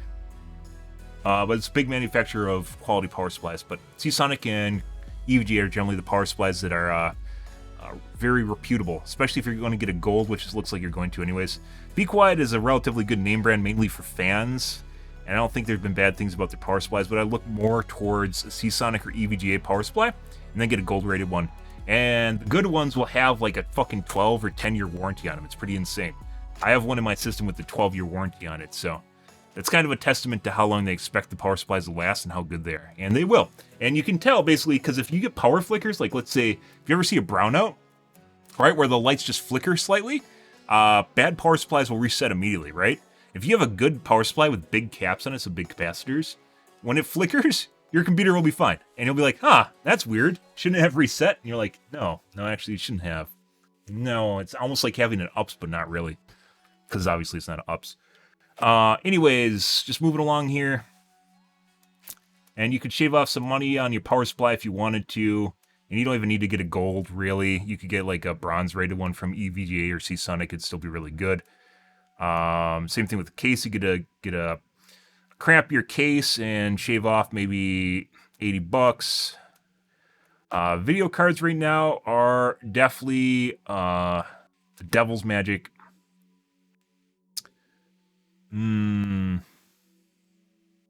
So right now we're reorganizing your budget.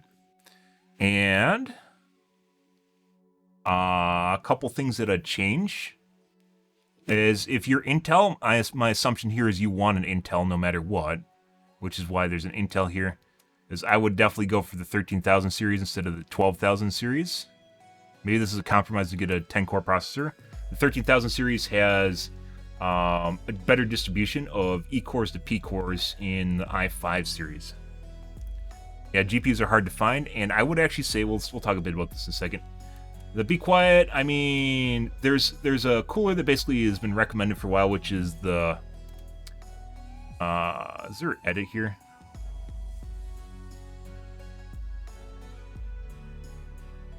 You should just be able to add. I don't know why you can't just add multiple things.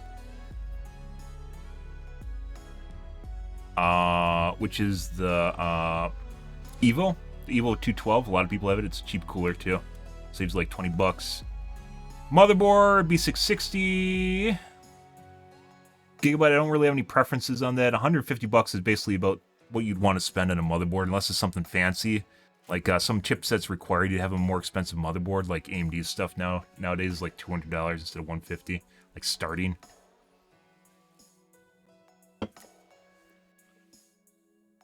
Buy everything except the GPU, yep. As far as your storage goes, I would just do one big NVMe drive, probably either the 1 terabyte or the 500 gigabyte, depends on how much you really want. I have 500 gigabyte right now, and I don't really run out. That being said, I just uninstall and install stuff, so it's not really a big deal for me personally. It's never really a big deal for me.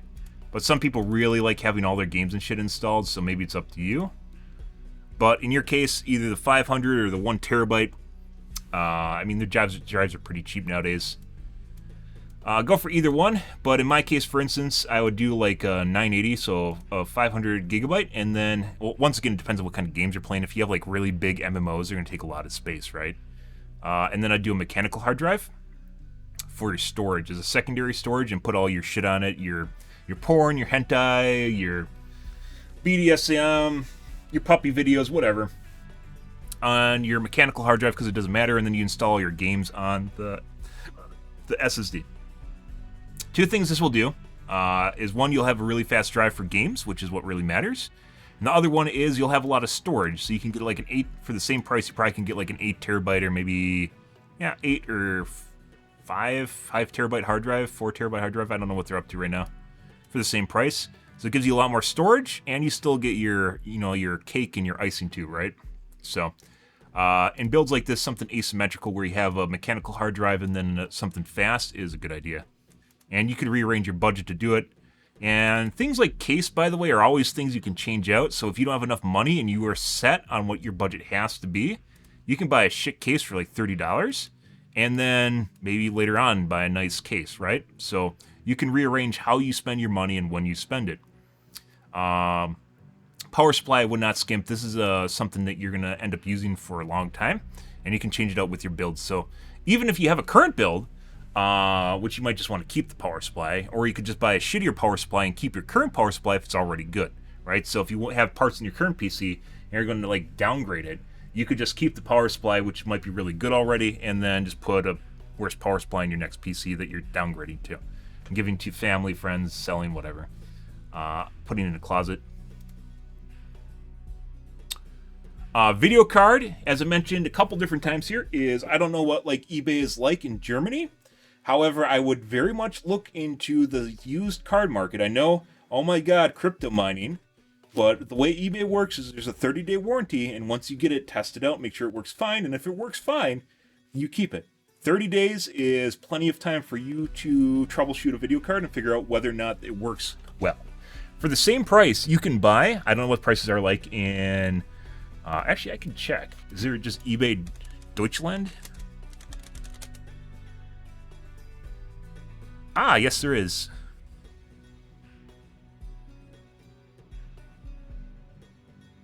Hey, give me all your cookies. Totally German eBay. Oh, I can't accept your cookies. Let's type in 3080. See what things are like over there. So, while here, you're looking at $690 for 6800 XT. And by the way, this is just 3080s. We're just using a reference point. You can definitely get them cheaper. Buy it now. Lowest price including shipping. And you're looking at the same price for 3080-ish. And I hope this isn't going to try and ship to the US, because if it does, it's going to be much more expensive. Free shipping. Is to the US too? But in the US, by the way, you can get a 3080 for $500. So that's what is kind of, similar prices over there. But if we do like a 6800 XT, which is also a respectable video card, by the way. 6800 XT. We scroll down here past the fan replacements. $640 in Czech Republic. So, is that the same price? That's almost the same exact price. So you're not really getting a deal, as it turns out. That's kind of weird. I guess used video cards over there are selling for the same price as new ones. Okay.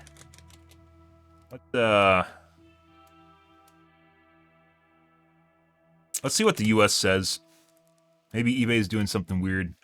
It could be because I'm in the US. It's seeing that people are setting do not ship, like, not an international shipper, so I can't see the prices unless I'm actually in Europe. But US, for instance, $550 for 6,800. Oh, no. That's probably... Make sure, by the way, you read the listing. When it says read description, make sure you read the listing. Don't just assume that it's going to be a working video card. They'll try every which way from Sunday to try and just sell you something that might not work. $580. So, it's not that much cheaper. Why is yours so cheap? I would say the best brand for NVIDIA, or excuse me, AMD is...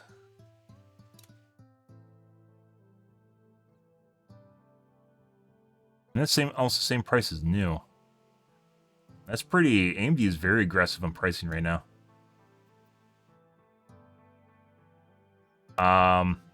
Sapphire is generally the best brand, but looks like they're much more expensive. Yeah. And not in stock. Yeah, oh, of course they are, for sure. Of course they are. I was just looking at, like, eBay for secondhand. But anyways, I would not hesitate to buy... I would not hesitate to buy a used video card off eBay. Just make sure you test it properly, and you should be set.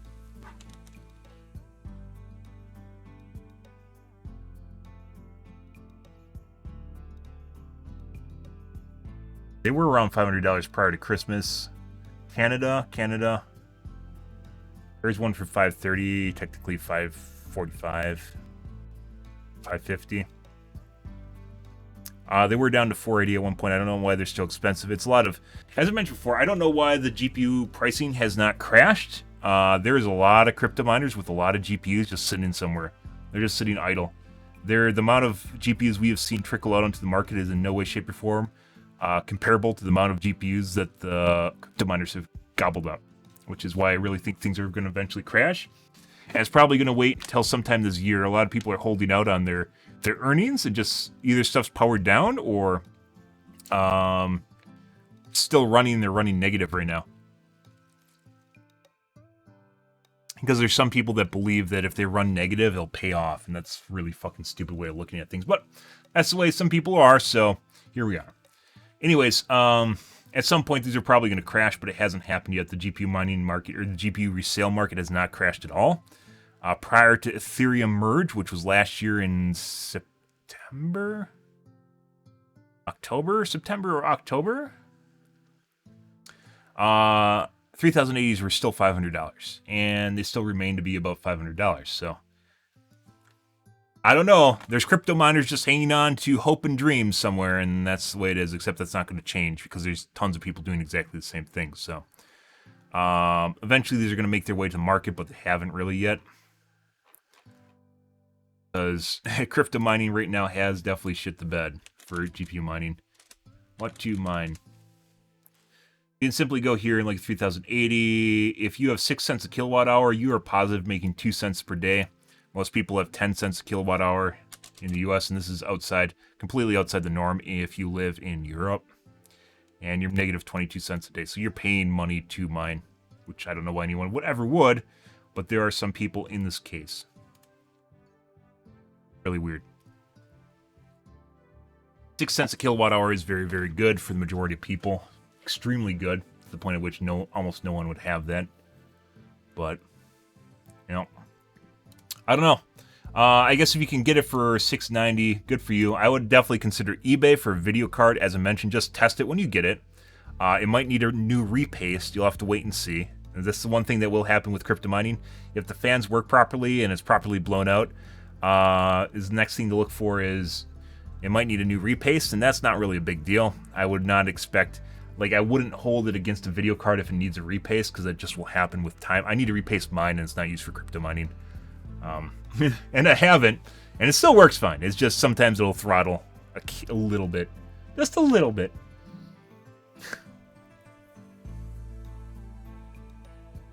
But otherwise, I would look at whatever your used market is in your area for.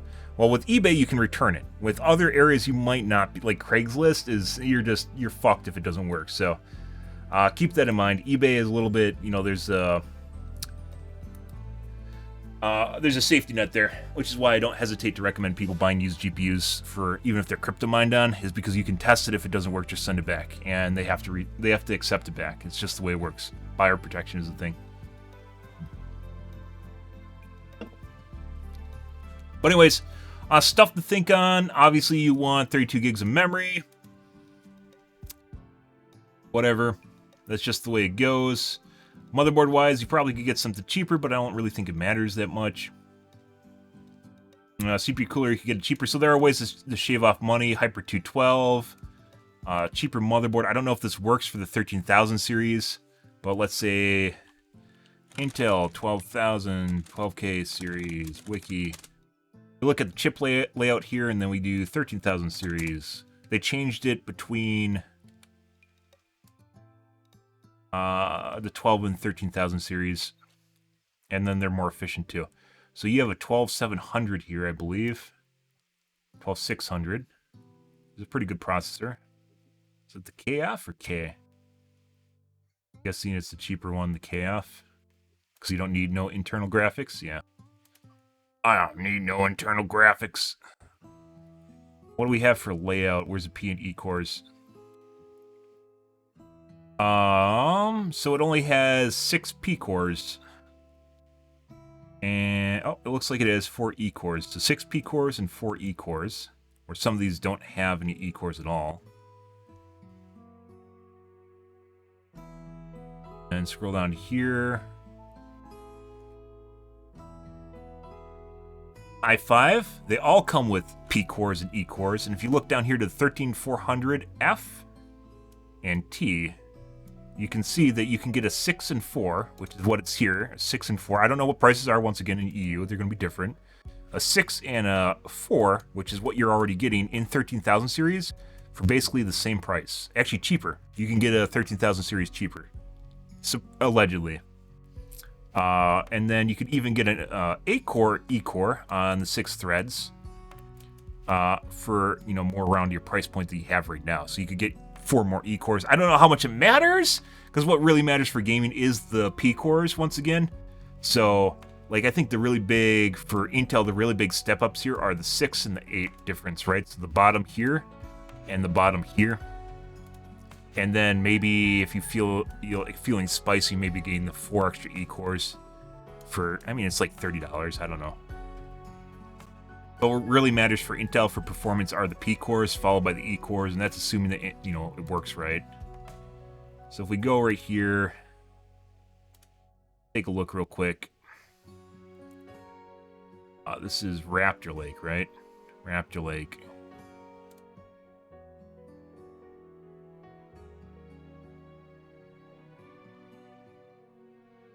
$13,400F. Doesn't look like they have it. Maybe you can find it somewhere else besides PC Part Picker. 320 euros. That's pretty marked up. I'm looking at this wrong. Do they have the generation?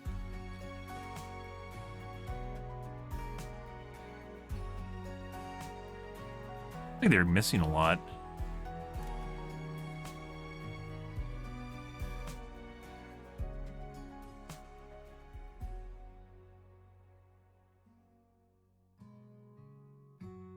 I don't know. You might have to, so because you are in Europe, you might have to look around a little bit and maybe even buy local instead of off PC Part Picker. Even though it's convenient here, you can just use it to build and then go from there, right? But this right here is priced like the same as like an i7 instead, like a 13700. Obviously, euros and dollars are a little bit different, and prices are more expensive in Europe. But that's almost 100. 13400F. Yeah, that's like almost $100 more expensive. 100F. 100KF. Actually, no, that's the high-end. That's the high-end i5. I take that back. That's the high-end i5. It's not the one I would buy, because you're basically spending $90 extra for not really much of anything.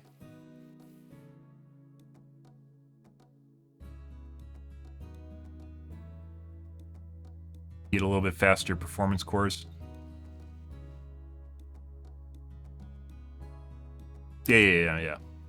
In the US, this works a lot better because it actually, there's a lot of retailers in the US, right? But a couple things here. Obviously, usually when they pick Intel or AMD, it's usually what they want to go with, right? I personally would not recommend this. I would get a 5800X3D, personally, and wait for the 7000X3D benchmarks, which is what I'm doing currently. But if you are hardcore set on Intel, I'd look more so at the 13000 series with 4 cores here, or with 8 cores and then 8 cores right here. So the 13700F or the 13400F down here. And once again, it depends on your pricing locally, what you can get locally, and how this is going to change things more than this will, because that, it depends on your locale, right? But probably the big 2 step-ups here are the 8 and the 6 instead of the 4 and the 8 here. But the P cores are what really matters. So it depends on how much money you want to spend, what deals you can get, what you're doing. Otherwise, I would highly recommend a 5800X3D. If you need to buy now, otherwise I'd wait a couple weeks to see what the X3D chips are from the 7000 series, which might just completely replace the 5000 series. So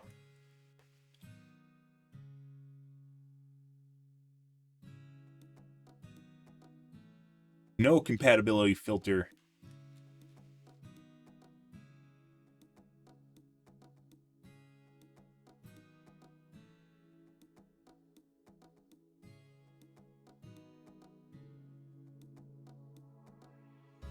$373, so it's a little bit more expensive.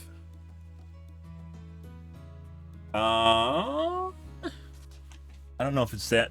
I don't know what the base price is in the US right now.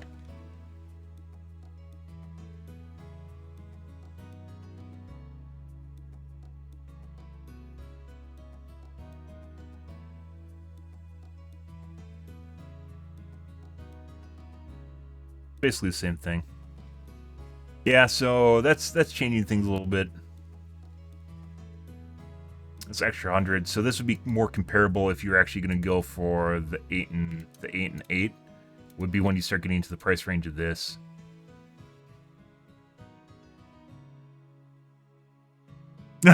Oh, wait, as long as it takes me to find a graphics card for a reasonable price. Like I mentioned, I would take a look at eBay and see what's going on there for you guys. Otherwise, you're going to have... Yeah, it's probably going to be the hardest thing for you to find. Yeah.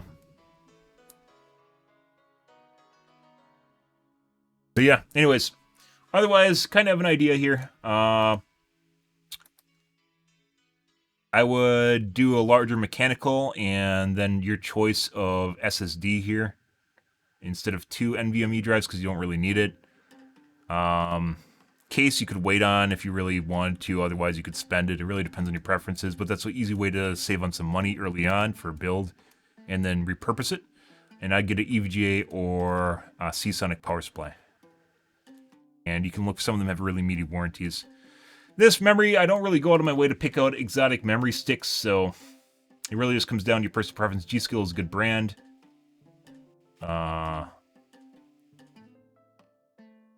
Yeah, it really depends on what you want to do with your processor here and what you can find locally, as we just talked about.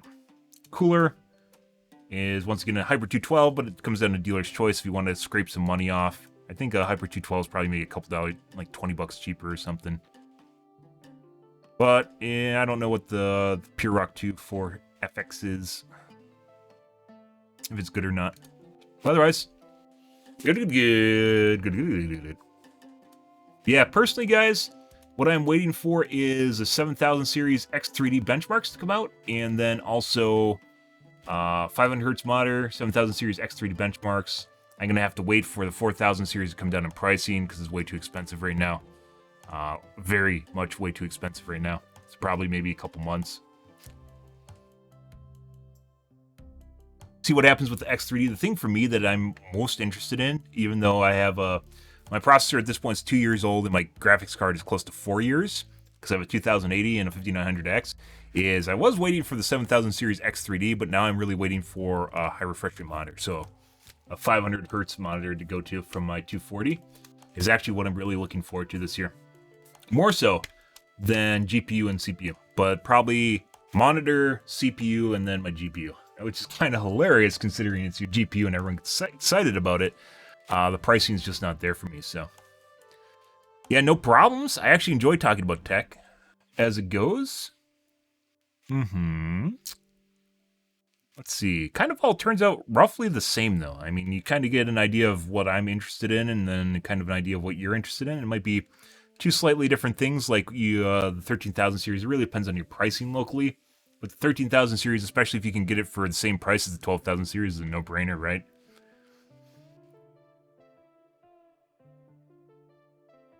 But otherwise, good.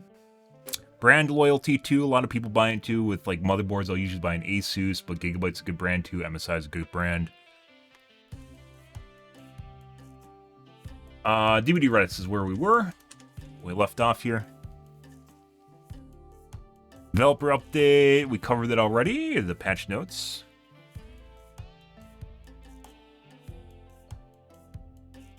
I miss Hawking's Lab. Licensed content, yes.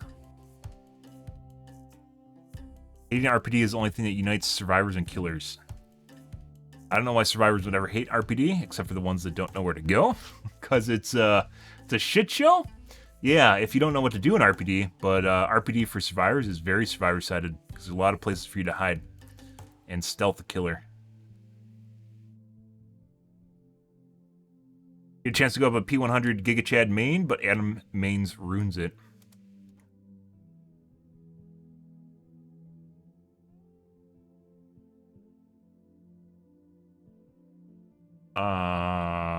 Okay. Like he knew that it was a Billy main.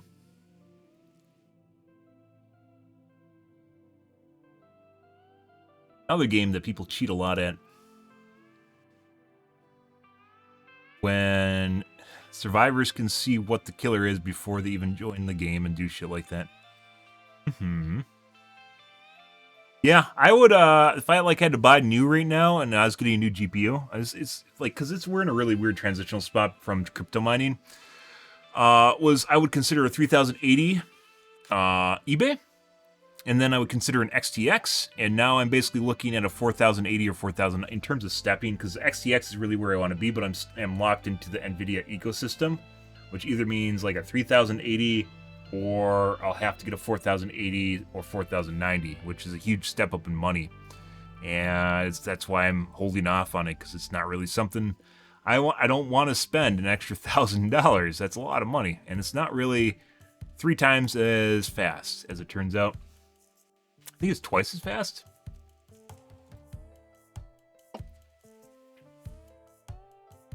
Not even. I think sometimes twice as fast as 3080. 4090 is. Not always. All are a lot faster than my current video card, which is 2080. Yeah. I mean, you have to cut it off somewhere, right? I think one of the biggest stepping stones is buying something used in terms of saving money. Maybe not so much because you're in Germany, but if you're in the US, it's definitely saving you some money if you're buying used. There's a couple things that I wouldn't hesitate buying used. One is processors. Another is GPUs. Stuff that basically doesn't have components that wears out. I would not buy used storage, and I would not buy used power supplies. Motherboards would probably buy used, and I have actually in the past. When you're budget strapped, buying secondhand hardware is not necessarily a bad thing, especially when you start getting down there to the budget area, because you can get last gen hardware a lot cheaper than new stuff, especially with crypto mining now. So, how much is 1080? $230.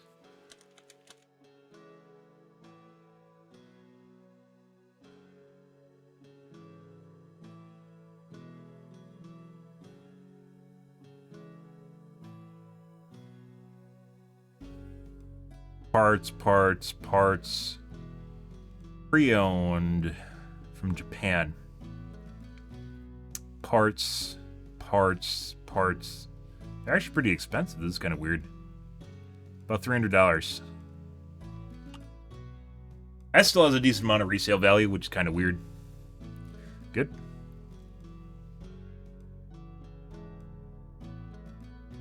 $290. Once again, I think this is part of the fallout here is from Christmas. So something to keep in mind is Christmas is still changing the market, both in used and in retail from the New Year's. And it's going to take probably until the middle of January is usually when it starts. We're about there is when markets return to normal, is right around here. Once everything comes back into stock and prices drop from the Christmas rush. Yeah. But the 7900 XCX is actually a really good value.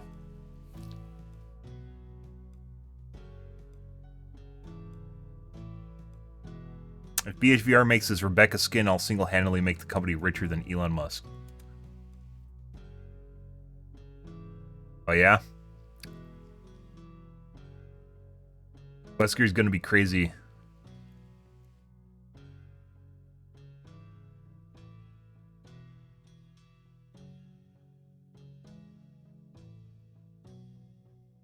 I thought this was a dad joke. I already give all Rebecca's hatch. No, this guy's just he's just sympathizing. I thought this was Rebecca's all give me hatch. As a dad joke. All Rebecca's give me their hatch. Nah. Hilarious. Nope. Just making it better. Alrighty. Let's move along, guys. We're gonna play some Overwatch here. We'll see how many cheaters we have tonight. Oh my god, so much fun. We will see. Alrighty. Enough of the Reddits, guys.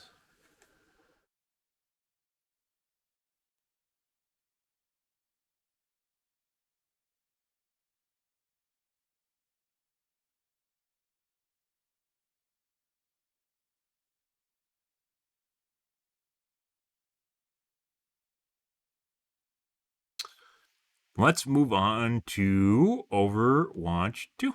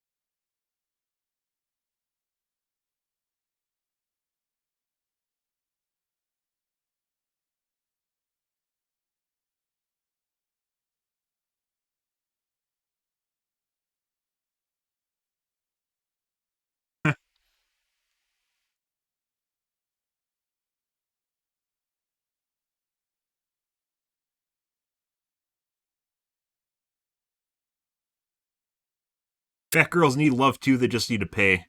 Paraphrasing, by the way, someone I'm talking to. Sure, one of the reasons prostitution should be legal and regulated would single-handedly get rid of OnlyFans. I wonder if, so we talk about this on occasion, but in people in the U.S., we are very Puritan over here, which is religious-related, right? Purists, as far as religion goes, which is why we see things like sex for the longest time is uncouth, right? And then prostitution is basically legal everywhere. In Europe, most places prostitution is legal, and it's regulated in some places. They have unions, depending on what country you're talking about, in Europe. Yeah, kind of a big deal. It is illegal in some places in Europe, but in most places in Europe, especially first world, in most places in Europe, it is legal, and in some, like half those countries, is regulated. They can't be pimped, for instance, or there's a lot of things you could do with prostitution to make it things safer for both the client and for the host, right? For both sides of the coin, if things are regulated, like testing, so neither person ends up with a surprise. yeah, testing. And then you can have things like healthcare and rates and, you know, all sorts of weird shit. But it's one of the taboos. No one likes talking about that shit. The U.S. would just be better if we had legalized prostitution, in my opinion. Regulated, legalized prostitution.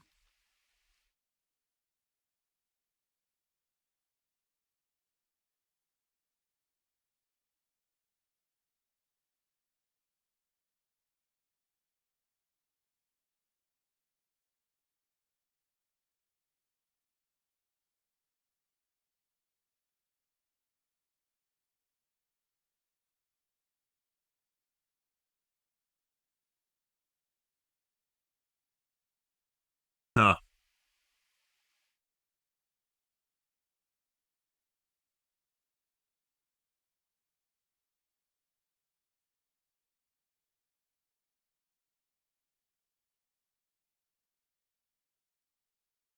Yeah. Yeah. More so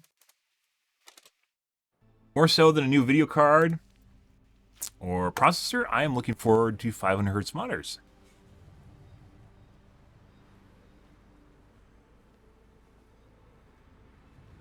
Haha, I look like Shrek with a big dick. I guess everyone thinks they have a big dick. Good for them. Didn't you know, guys? Every guy has a big dick. It's true. It's totally true.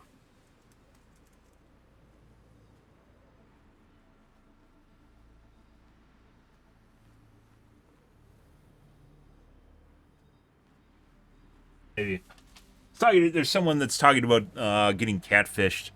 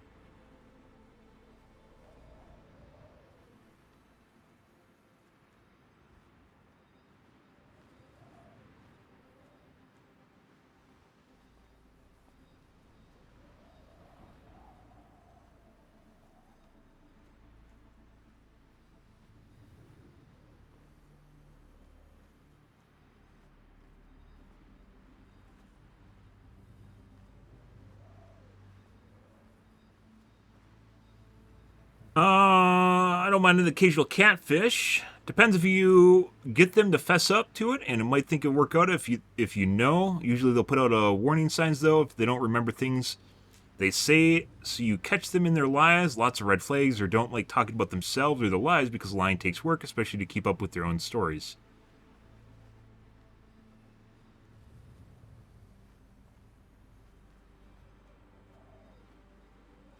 Everyone is a catfish, even you. Okay. Alright, dude. We're going meta. Life's a lie. Life's a lie, guys.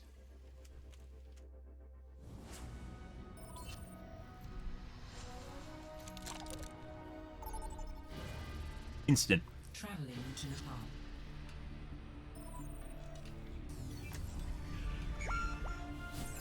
Score 0-1. Do they have a cheater? Is there someone with 15 limbs on their team? Nope. 8. Well, let's find out if they're cheating. It's like Saturday, like I mentioned, it's like when all the kids fucking wake up and like start cheating. It's really fucking weird. Overwatch is the only game where I've seen this trend, is the majority of cheaters are on Friday nights / Saturday mornings. Mainly Saturday mornings is where the big splooge happens. 2, 1. Round 2. Capture the objective. Hey, it's Kiko. Greetings.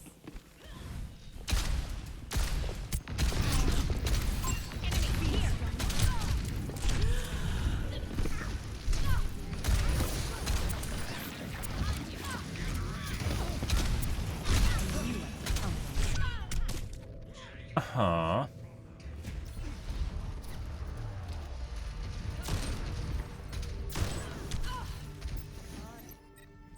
I don't Hmm. En route. Welcome out of there. They outnumber us. Keep it tight.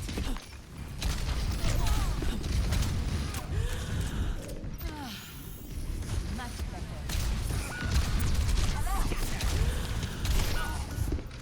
Whereas we got the Widow, that's cheating, guys. We'll see, though. There are 0 misses in any way, shape, or form. I'm gonna shove them in a lock. Good. Your casual, 100% accurate Widow, you know. Establishing aerial position.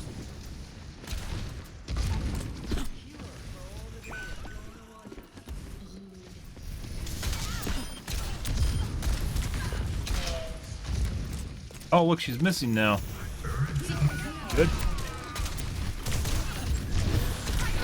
Now she's not missing at all. So we got 1 miss. No one can hide from light. Okay, my head's in the game. En route. Up and away. Hello. I've got you covered.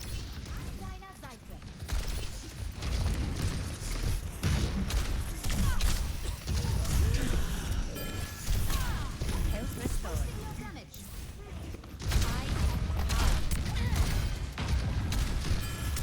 See if we can ceiling her. There we go.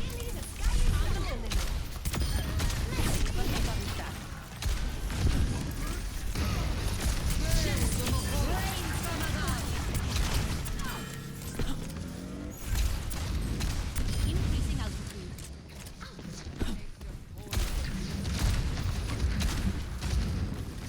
And what do I mean by sealing her? So we've made a tech in this game, guys. When people are cheating, the cheat will only lock to your chest or your head. It does not lock to your lower torso. And while someone that's experienced can definitely shoot your hanging feet, right? If only you expose your lower torso, if you only expose your lower torso, they can't lock onto you, and oftentimes they won't even shoot you. So you basically can gain control of an area by hiding your lower torso. Yeah, something fucking really fucking silly that shouldn't even be a tactic is now a tactic in the game.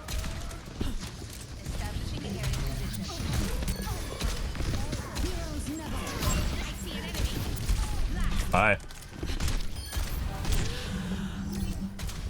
To know how to manage their scope. Excellent teamwork. Gotta love that too. Where you see a Widow just start spamming shots because they don't actually know how to manage their scope. Something very, very basic.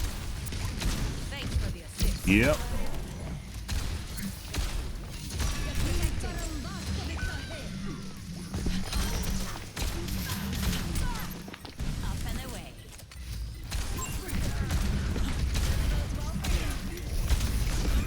Oh my god.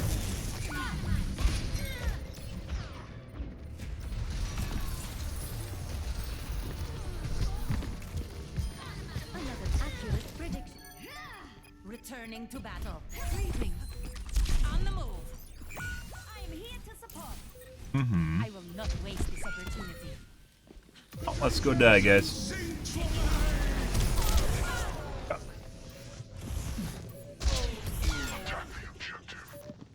Right on that, dude. Alrighty.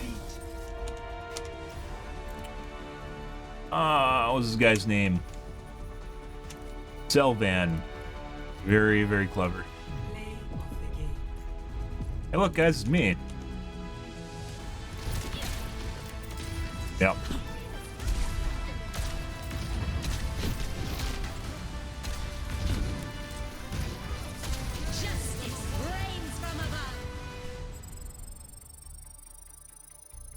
Someone's angry about something? Fuck off. Right. And once again, I really wish this game had an anonymous mode, which it doesn't have. I don't know why. And I don't want to change my BNet name because you literally fucking friends. I did that with Steam forever and literally just lose friends because they don't know who you are. It's obnoxious.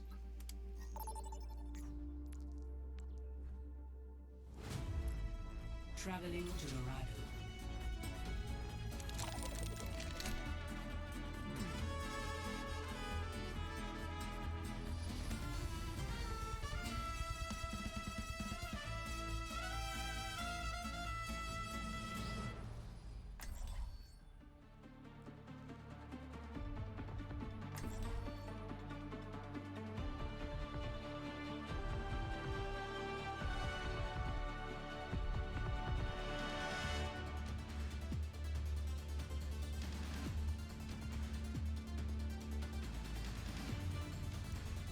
Pretty good litmus test.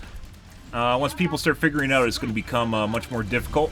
And like literally all cheat developers have to do is add like another target in your crotch.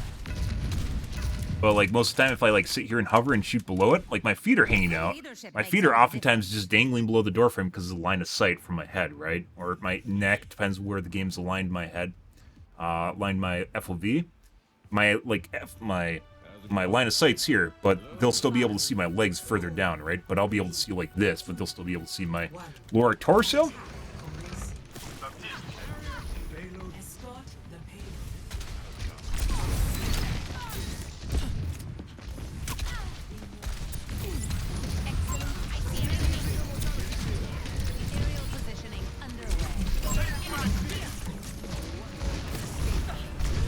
That's unfortunate.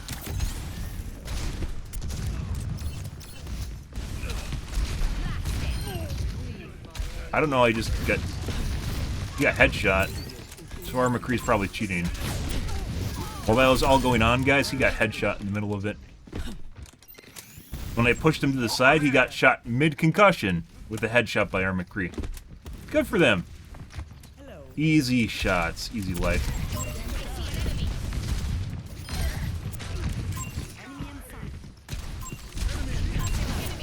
Oh, I don't want your aimbot grenade. There's a lot of people that won't even use their aimbot grenade. There he is.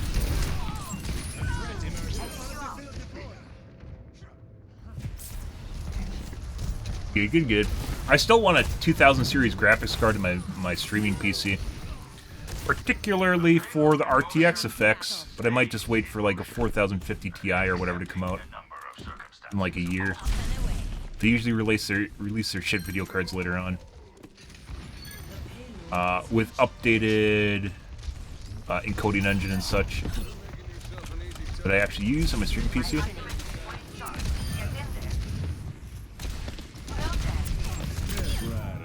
That.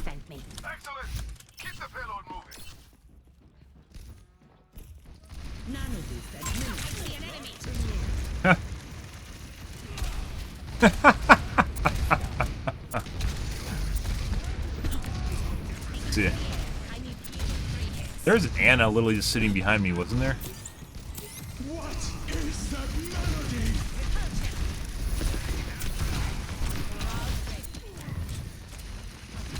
I need healing again.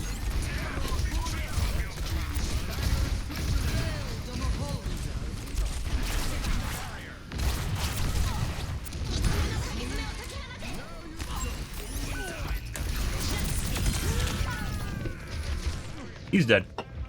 Good. I knew I was going down to die. I was hoping maybe I could get 2 out of it. I'll settle for a tank, though.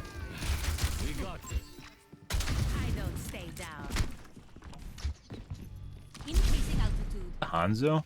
It is. Everyone's dead.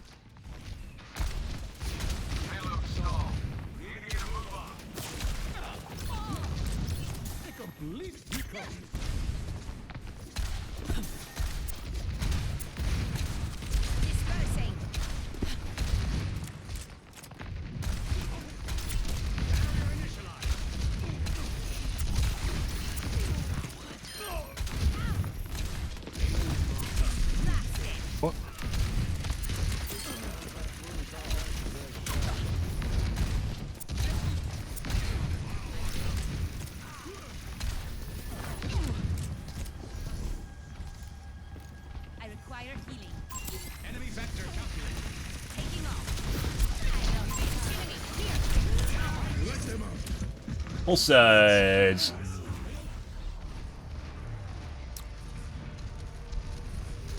One of the shady things about streaming, guys, is like when you, like as far as like what it appears to your viewers, like whenever you watch a kill cam, it feels an awful lot like you're dying twice in their eyes. Like they just see you dying twice even though you don't, and it just makes you look bad. Excellent teamwork.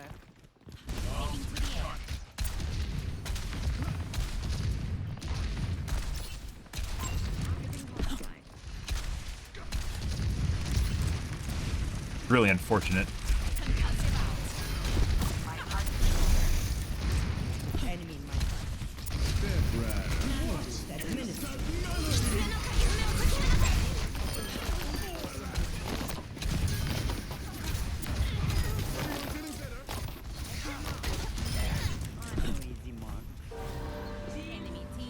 Bong! 0.75 seconds of invulnerability every 15 seconds. Oh my god, they all came out of their bottom spawn. completely negating 120 damage or how much hit. Or an ultimate. Makes no fucking sense. When you put that ability into context, people complained about the Fox Rush, the Meow Meow Rush, whatever. But people, when you talk about the ability that literally can stop one-shots or ults on a 15-second cooldown.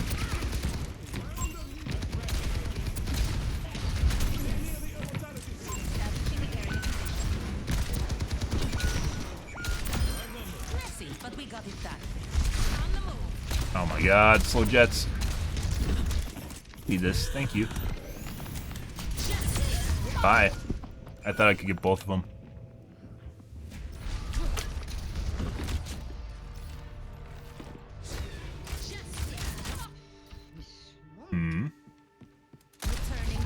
When you put into our, put into context the ability and the 15-second cooldown, it doesn't make sense at all.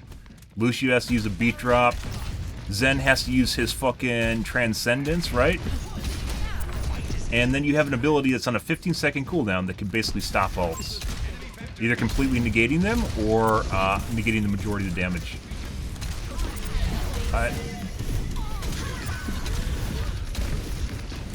Is there a fucking guy here? What the fuck was shooting me?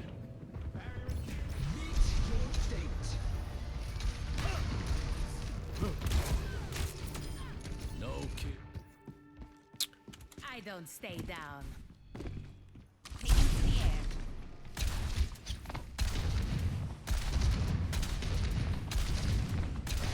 No?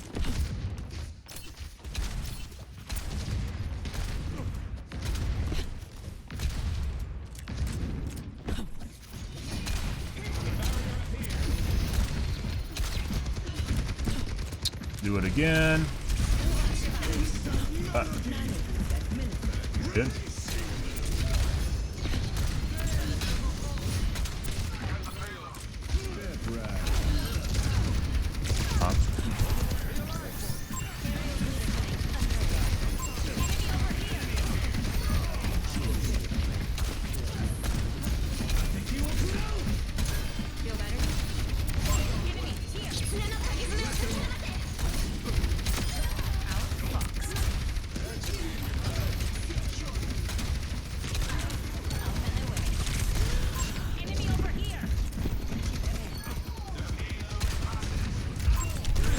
Really use healing.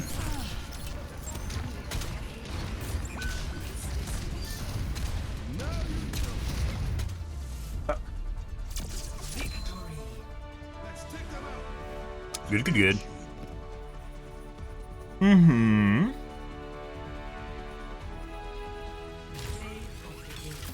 Oh my god, it's a doggy! Oh, wait.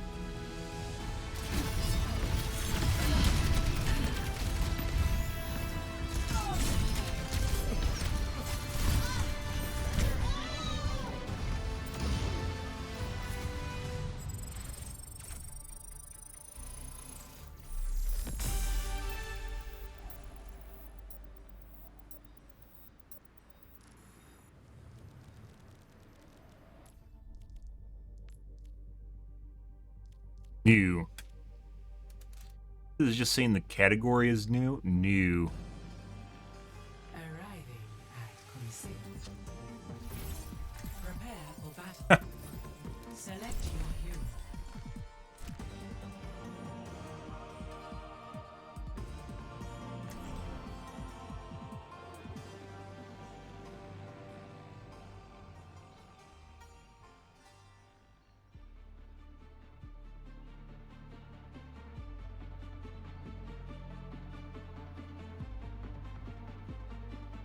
Good. Started stretching, guys. Hopefully that goes all right. To deal with my tendonitis. Not my hands either. I have Achilles tendonitis, unfortunately. Hopefully, so I can start rowing again. I need to get inserts for my shoes too. I haven't rowed since October. Yeah. Trying to figure that out and what's going on, and things got better. So.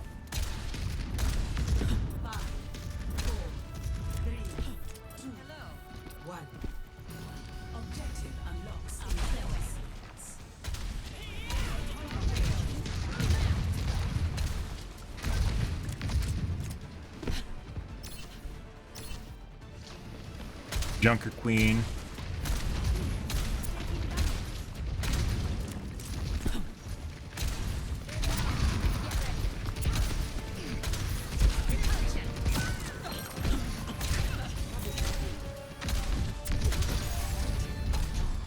They took the robot.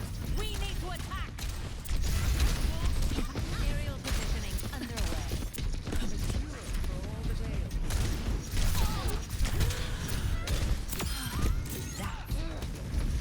The barricade is making progress.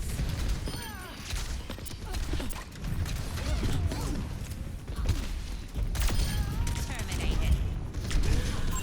Something to kill here. Taking off. I'll take a reading. Enemy over here. Thanks, Junker Queen. Don't let up. Appreciate it.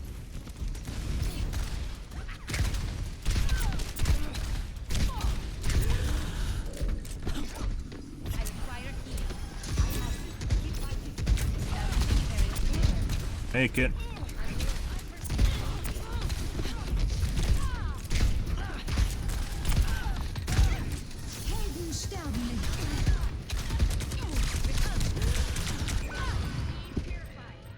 He's very, very sticky, guys. Just me. Yesterday, kind of weird shit that I'm seeing. I had a guy that would only, as a Widowmaker, would only ever hit shots on me. Farah, by the way. He'd miss shots on people that are standing around and barely moving on the ground, but would... Stop the robot. Okay. Hi. The robot is with us now. Let's get pushing. Kind of sad when someone can take the robot and no one sees it. It's like one of the most basic things you'd think would just like wouldn't happen, right? And then it does.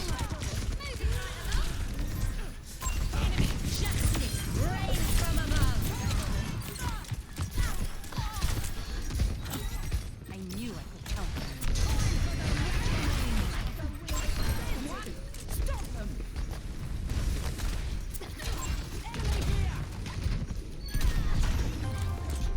Forward spawn activated.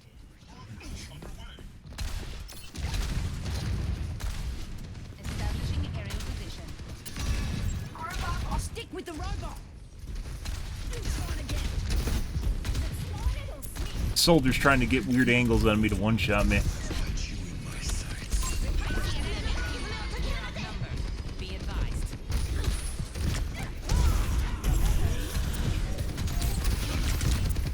They've taken the robot. Group up on me. Ah, I see. Tank just ran away. The last thing that should happen, the tank just ran away. Systems nominal.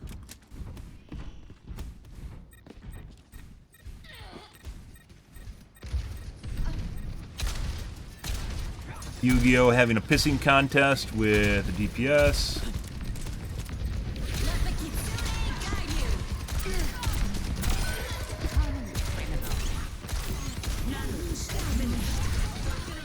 my god. I look away for half a fucking second. This soldier has some weird shit going on, by the way. Anyways, I had a Widow earlier today that literally couldn't hit shots on anyone except for myself, which is really, really fucking weird. So, I mean, obviously you could program that, but only actually a cheat that only works on certain players to grief them. Yeah. Or someone that you're having problems with. It'd help drive down your stats, too.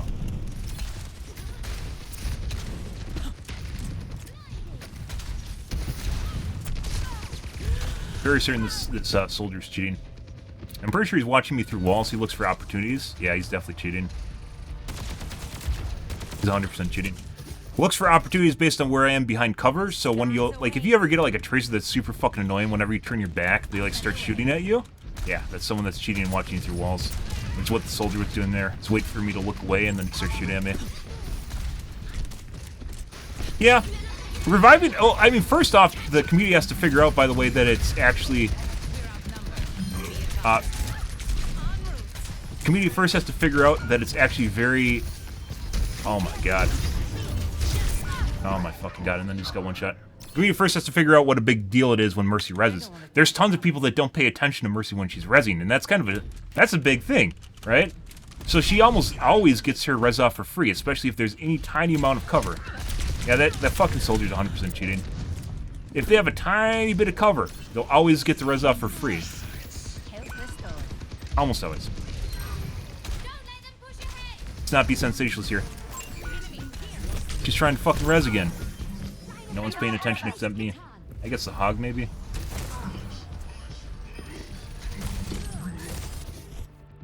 For sure. I think first off, people have to... Like, it comes... a lot of things in games comes down to, like, the meta of whatever the community will, like, perpetuate. So first off, a big streamer has to point out the fact that Mercy reses are actually really detrimental. But first off, they'd have to start pointing out how big of a deal it is when, you know, tanks die, right? And almost no one does that. Or tank busters, no one talks about tank busters.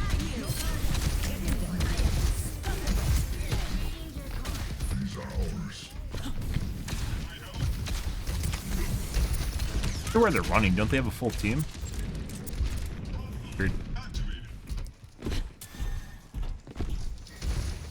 I think that's more so, more important is, like, Mercy awareness? Is Mercy awareness as opposed to just nerfing her. But I think the problem would sort itself out, because when you res, you're very exposed, right? I think the problem will sort itself out if people actually knew what a big deal it is when someone gets res. Because even regardless, if it's not a tank, that's a big deal. I'll actually kill myself to kill in-game. I'll kill myself to kill a tank. Because it's a big deal.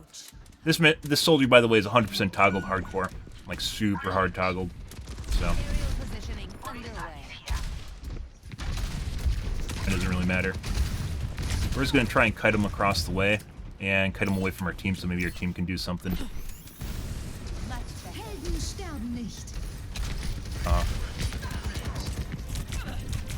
Down.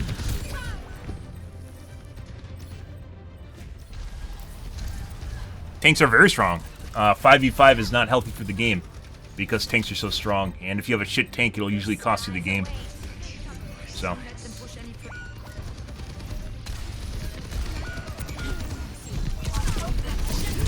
And he's dead.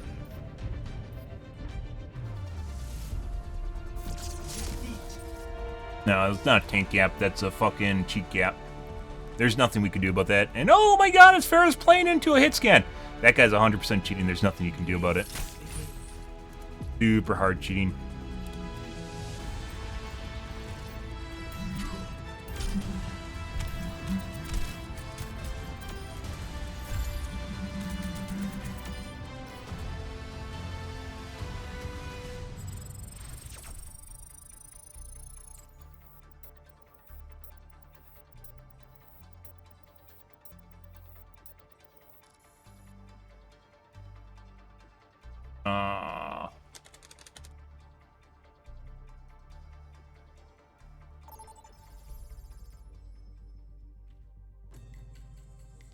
Now arriving at Lijiang Tower.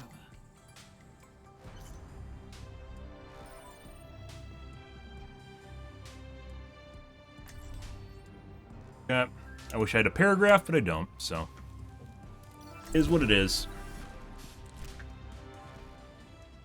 Why would he use ult? We've talked about this before. The funny thing about a soldier with an aimbot is there's almost no difference between when he has his aimbot on and when he has his aimbot off. That guy, if you watch those kill cams, there was no missing. There was like almost no missing. And the only one, our missing happened a little bit at the beginning there. Remember when we pushed across the map? And then he turned it up even more. And then basically when anyone's exposed, they just die instantly. If you guys didn't notice that. So that's basically when we can no longer push the cart was at the beginning. I think maybe that was a pre-made and they decided they had to give us some group. Remember where I was mentioning why are they running away? They basically have a full team. I think they're trying to make the game last longer for BM or something like that. You have to understand that most cheaters are extremely malicious, and what they do is, like, if you can imagine, like, the shitbirds on Reddit and stuff, they act like that. They'll act like that, so the bottom of the barrel cesspool type shit.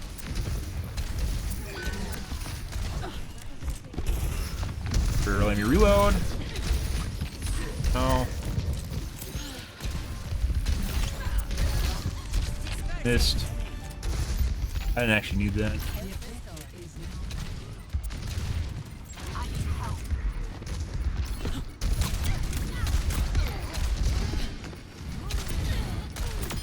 Ooh. Pumping, guys. Can I get him? Uh-huh. Beautiful. That's even better. That was risking a one-shot for that, guys. Did he just leave, too? Yeah, well, I mean, in terms of masking it, they'll do all sorts of weird shit to try and fuck with you. They'll do all sorts of weird... I don't know what this aim is on this May. They'll do all sorts of weird shit to try and fuck with you. Like I was mentioning earlier today when I was playing offline, I had a Widowmaker that would only kill me. Like, only aimbot me, and then everyone else, she'd miss a bunch of shots on everyone else.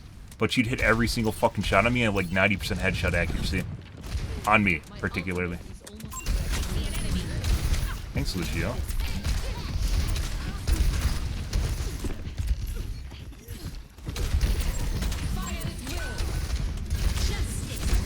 Not gonna last. Oh my god, he almost got up.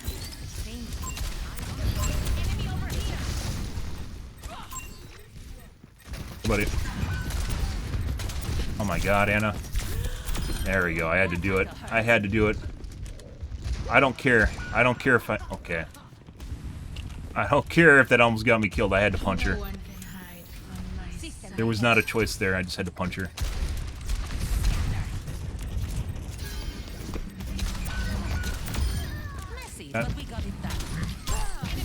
That sucks. Yeah, they aren't always, though. Like, this has some of the worst cheating in it. Like that soldier last game was literally looking at me through walls, following me, right? Like, I grade people on terms of cheating, not as in how good they are as a player, but how well they are at masking it. And this has some of the shittiest cheaters you've ever seen. Like, super obvious shit. If you look at your kill cams, most people don't look at kill cams. And they don't notice the fact that there's, like, people literally watching you through walls, right? Because it's very demoralizing watching kill cams. You guys haven't noticed. No one wants to come over to our, no one wants to come over to our, side area.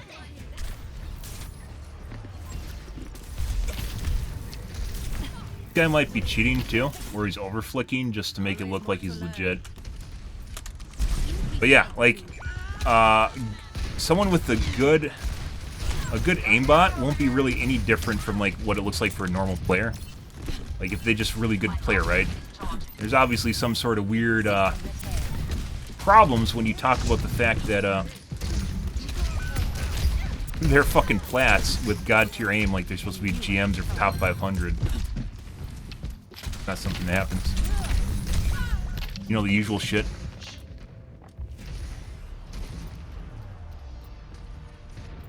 But yeah, like, they'll do all sorts of weird shit to try and mask the fact that they're cheating. Such as only using the aimbot on you, which is very frustrating, by the way. Because then it just makes you look bad and your teammates don't get to experience the full joys of what you are. But, Farah is a hate mega in and of herself, so... I don't know why everyone's going in here, like, solo. Bye. I don't know why you just stood there. Alright. That's not good. We're dead. Tried. I think if I left it and the area was in, it actually would have been better because it ended up on the side and we couldn't have used the wall at all. But Making another approach. Best round. usual. No one can hide from my sight. As I mentioned, like the weird ass aim with the Mei, she might be cheating and trying to use the fact that it looks like she's over flicking to hide the fact that she's actually cheating, but we don't know because we didn't get enough kill cams on her. For now. But yeah, as I mentioned, cheating in this game is really bad, guys. You might go, oh no, they're cheating in this game. I watched a big streamer who made fun of people saying there's cheating in this game. Yeah, your streamer's a fucking moron. And the reason we can say this, guys, is you can type 2 words into Google. I'll let you guys figure out what these 2 words are. You can type 2 words into Google and find cheats that work for this game. So, that is the lowest hanging fruit in the world, is Google Cheats, and that's where we're at right now. And it does not take a rocket scientist to figure out those 2 words.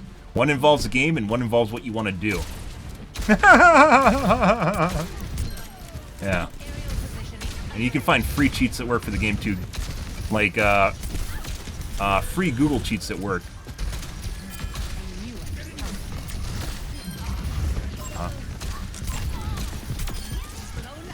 Couldn't help yourself. I don't know if his hook's on cooldown.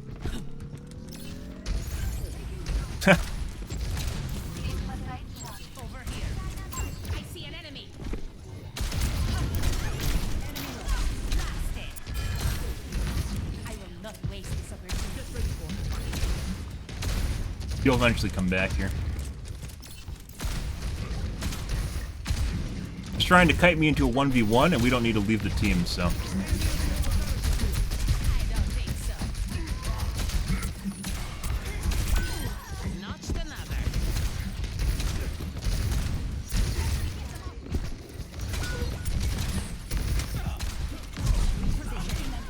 I thought he was going to use his hook on me, and he didn't.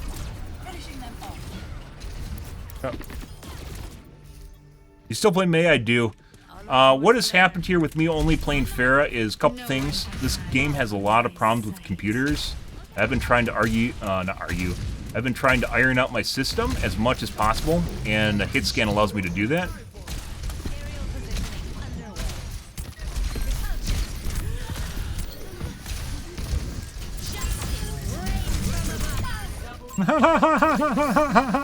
Did I just Hog literally just got incinerated, guys, because of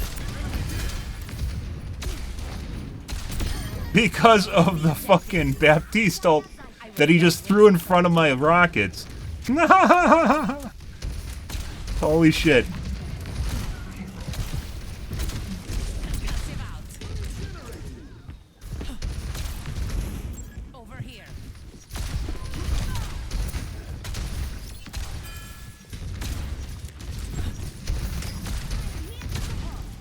No.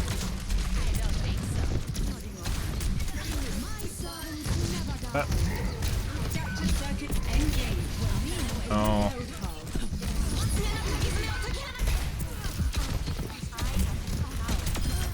Normally they try and hook you or something.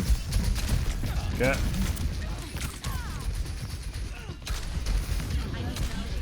Mercy! Okay, Mercy. I don't know what the fuck she was doing there, but I guess she was trying to make a statement. Did you take the medkit? She did. I needed that.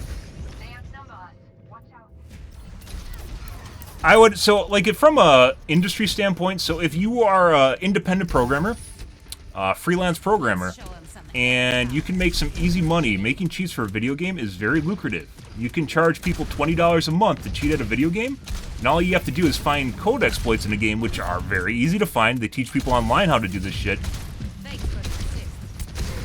And literally charge people $20 a month. It's like a match made in heaven.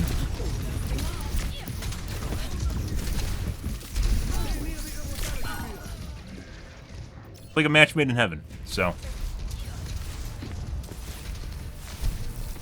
Looks like she's cheating. I mentioned earlier with the overflicks, but sometimes you can't tell. So one thing you'll notice is over-under aim with a fast movement. So like if I use a movement ability, Genji dash, Tracer dash, buddy.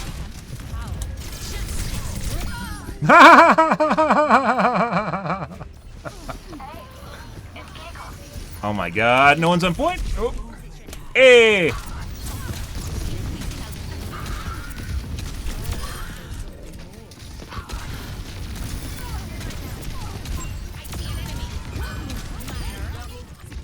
Oh, buddy.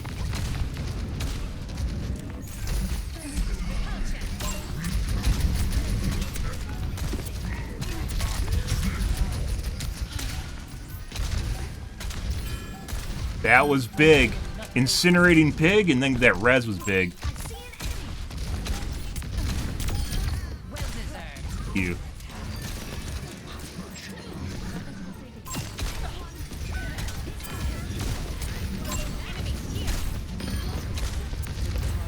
By the way, one thing I've noticed that definitely helps with cheating is a logarithmic acceleration, or linear acceleration. Let's go with that. Not logarithmic, it doesn't need logarithmic. So if you have an aimbot that leads you perfectly, right? Let's say you're moving in this direction. You have an aimbot that's leading you because it's using a projectile, like over here. An easy way to throw it off is just continual acceleration. So if you're moving over here at a certain speed, if you continually try to speed up, you'll actually throw off the aimbot because it's aiming where we're in an acceleration. I guess that would be a log. No, it's just acceleration. So if you just continue to accelerate faster and faster, it'll throw off the aimbot. Or slow down, slower and slower. It'll throw off the aimbot. Depends on how big the projectiles are, though. Well, I mean, you don't even need to ask your friend to code an aimbot for you. You could just find one on Google, so. Like, this game back in the day, guys, when I talked about this before, and even prior to looking at Google, back in the Overwatch 1 days, back in my day, like 5 years ago when I played, it was very difficult to find working aimbots for the game. It's not now. Game, thank you. Either because their anti-cheat has went downhill, or because it's become easier to program, or because tricks of the trade have gotten out. I don't know. Either way, this game is inundated with cheating now.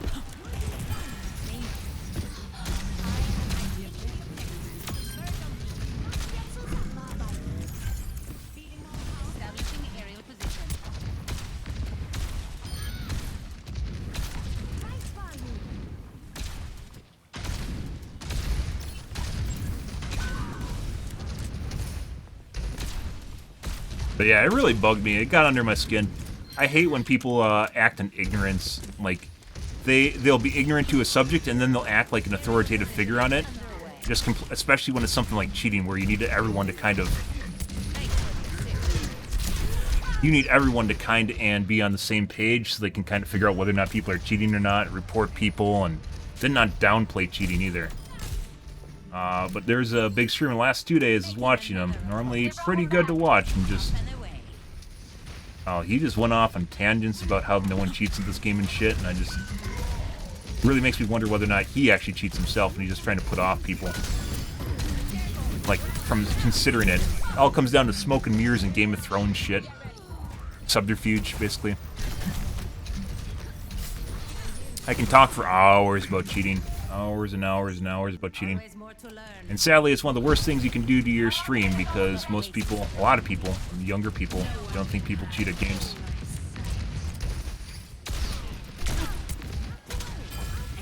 Video gaming is a time-honored tradition of the century, the Hokages.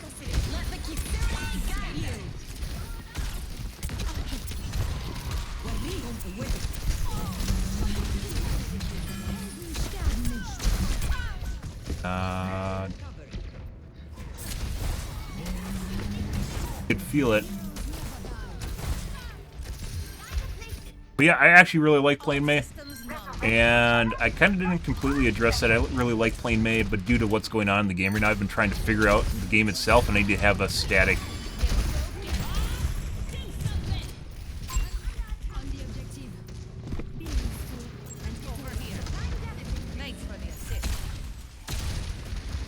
Hog is getting shredded in the open. Oh, God, Hog.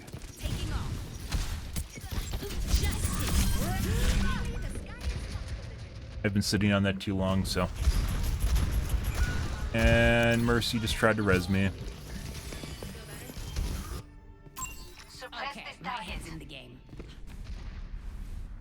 Gotta wait to Mercy.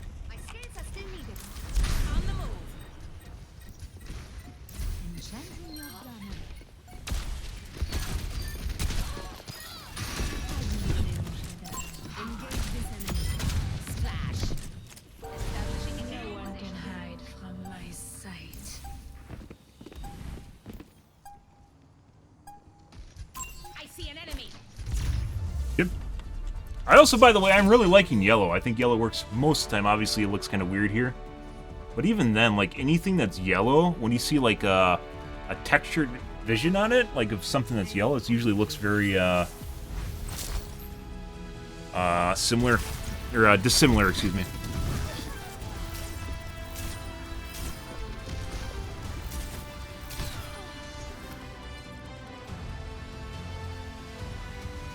Casually staring at walls, don't worry about it. I do it all the time. I just stare at walls in the distance instead of looking where people are coming from. So once again, I mentioned kind of briefly, aimbots, when people get good enough, you'll start looking like you have an aimbot, but usually consistency is the giveaway there, and usually linear aiming curves. Putting that aside, people never can look through walls, no matter how good you get in the game. Probably one of my favorite things was in last week. I mentioned a game. I thought someone was cheating, or I thought someone was looking at me through walls. And the guy just said, what do you say? He's like a pro player. He's like, that guy's just a pro player. And so apparently in his mind, at some point, I guess I missed this video in Overwatch League, by the way. In his mind, when you become a professional player, you gain the ability to look through walls at people. You never, ever, ever, no matter how good you get this game, get the ability to look through walls at people. It doesn't happen. Your third eye at Jagan does not open. You don't all of a sudden become omniscient. It doesn't happen. I'm sorry. I love anime too, but that never happens. Best you can do it is with maybe positional audio, in which this game is janky with, which I have on. And there's no vertical audio either, so you can't place them vertically where they are. Work together and we can overcome this. Taking off. Never actually tried going through the ground.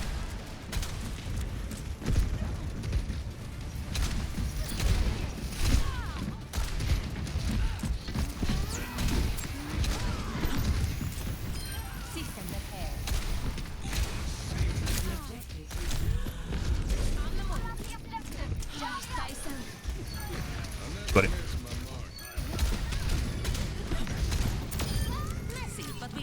But I really love playing Mei. What's up? Where there's smoke, there's fire. Face to the face.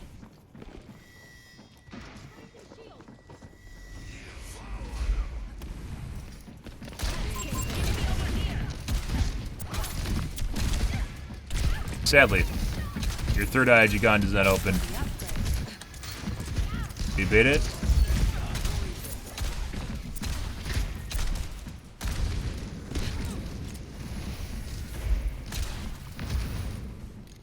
You can only shoot people through walls because of audio, and it looks really weird for new players, but it's actually quite possible. Sure. I mean, you can judge where people are kind of in this game too, right? Like, I can place them. The dead giveaway, though, is when you know exactly where they are, right? And you look exactly at positions where people are, especially through multiple walls.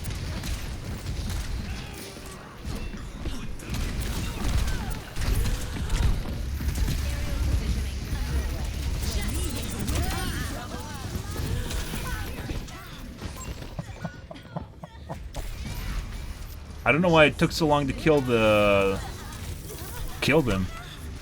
It should have been faster. Yeah, I mean this game has positional audio. I don't know if, well, you guys get the same experience I do, so you should be able to hear it. If you're wearing headphones right now, it should kind of sound that way.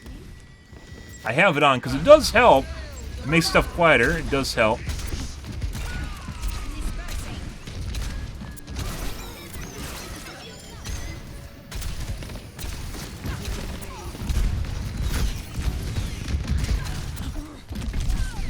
Oh, that's not enough. Well, we'll drop.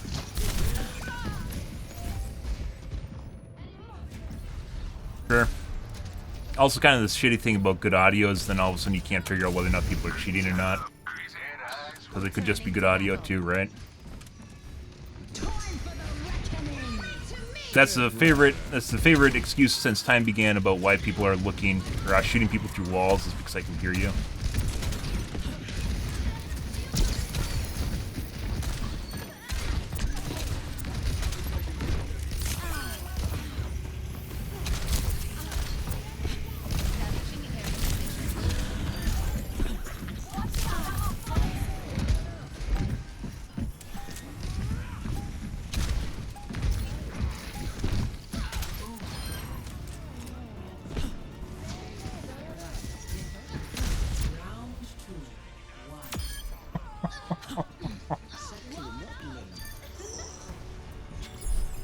Also, GU4, which is a server we're playing on right now, sucks.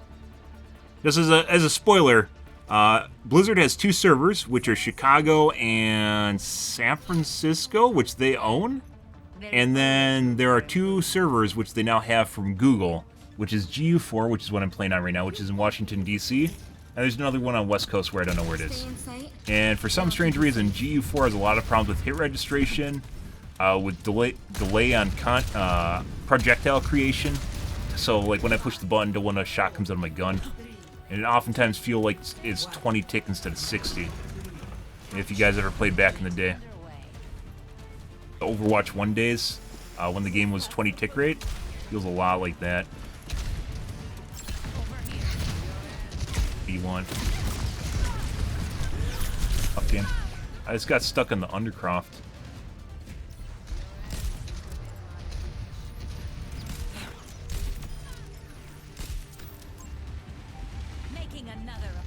I don't know if you're around when I showed off there's a French guy that made a video, an educational video on cheating in Tarkov, and he showed like fucking cheaters have a handshake, so if you see someone that's cheating through walls, you like look at them and then you do like the left-right wiggle like this to show that you are also cheating, so you don't shoot each other. Because who wants to play against cheaters, right? That's boring. Yeah, there's actually like cheating culture in Tarkov, which is kind of fucking sad. Yeah? Oh, I mean, that still happens, but it's not as bad as it used to be. Yeah. Yeah, I also remember that. Yeah. Getting your ice block canceled? Yeah. That's a big one. That still happens, and it has a lot to do with, this Anna's not missing shots anymore. It has a lot to do with how it deals with conflicting abilities during the same ticker next to each other. Our Anna friend might be cheating. The skies await.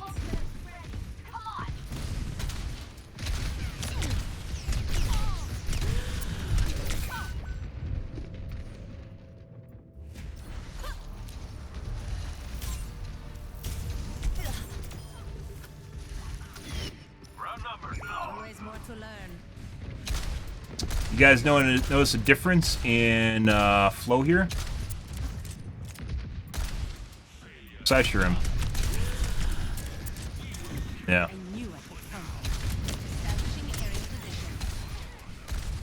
Let's see if we can shoot some feetsies. Yep.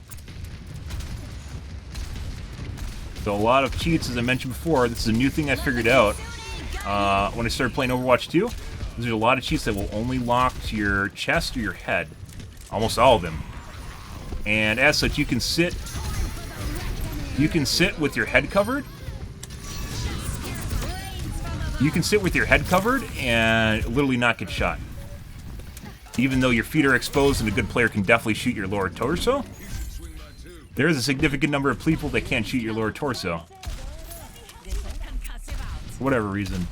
It's kind of weird.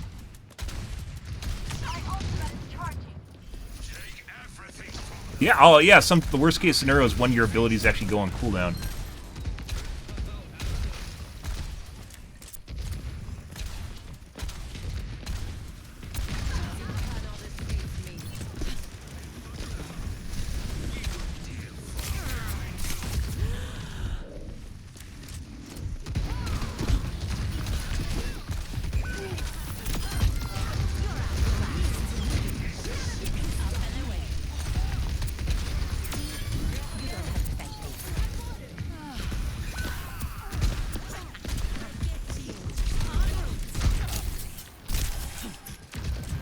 Anna, that doesn't miss. Yeah, still is not missing.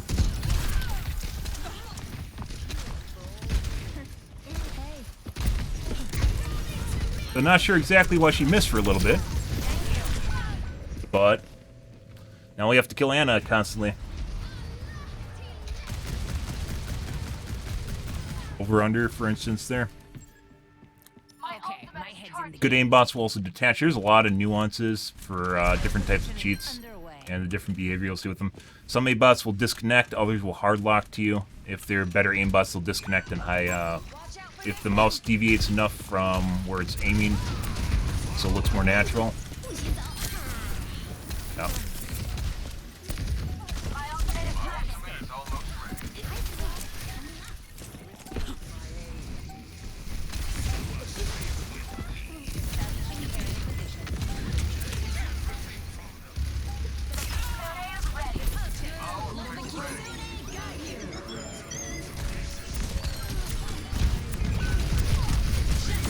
No.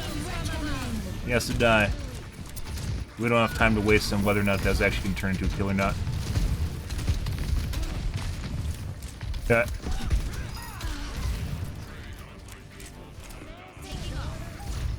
Good. So we just played featsies with Anna, and line of sight, I made her waste time on me instead of on the rest of the team by basically denying her line of sight. And then she kept trying to get line of sight, and then we kept denying line of sight. Is that on their team? Yep.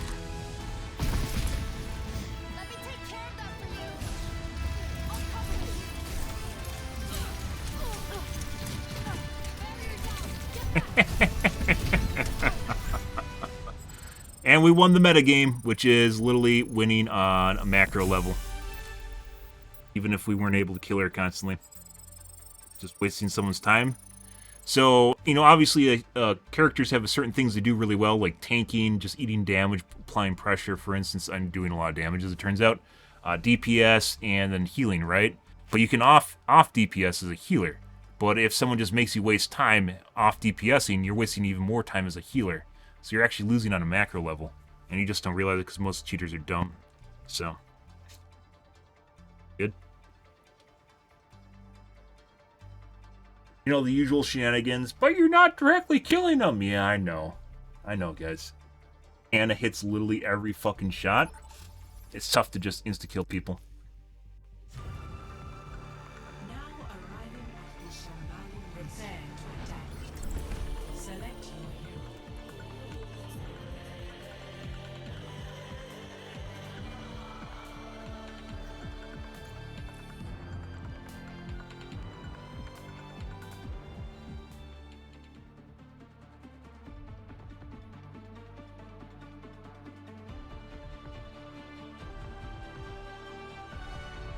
Strike from above.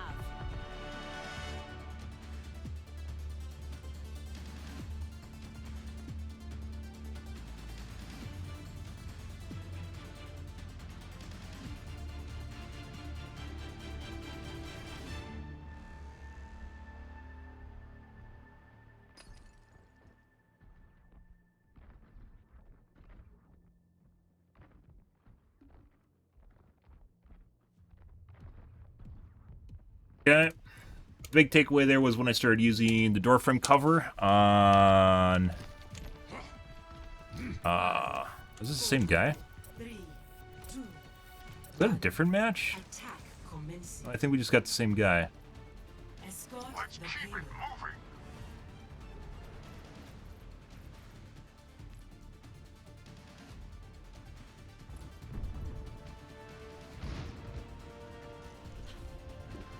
Same team. Okay.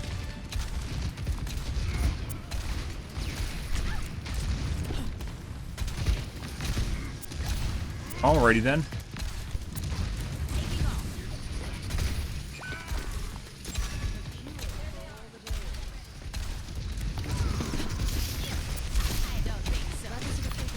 Oh my god.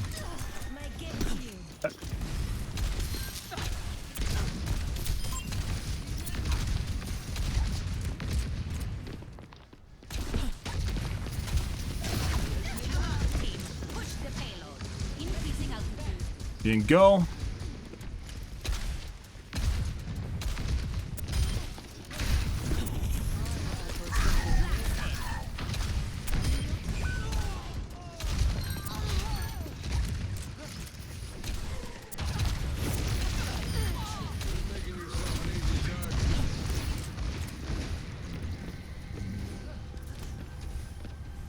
Good.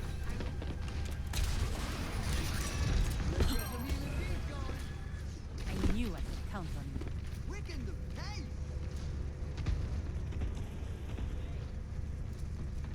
But yeah, that is pretty hilarious when you have an ability rolled back through the icon changing colors and states.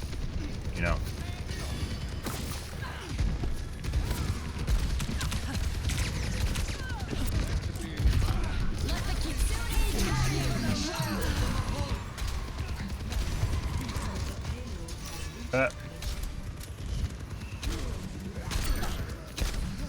Not a goof or it's not.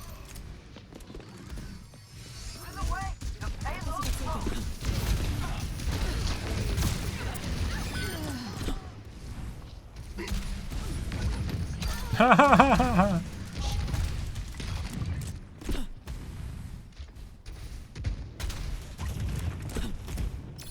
Good.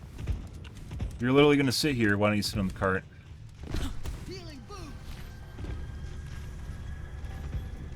I knew I could count on you.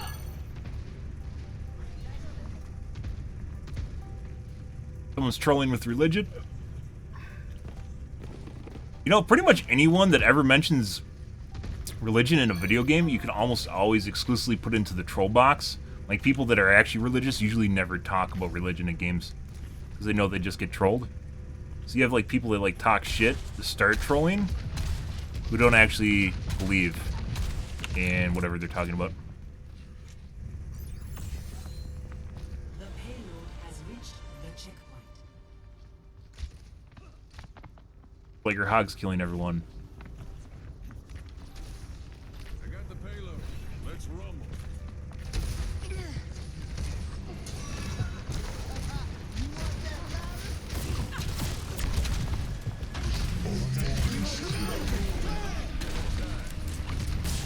Aerial positioning underway.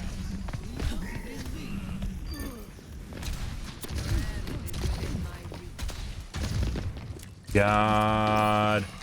Thank you, game.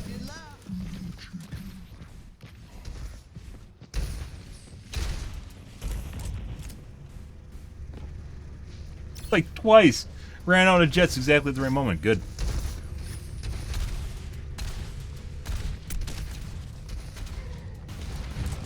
Step right up. Let the Kitsune guide you. Justice. Huh.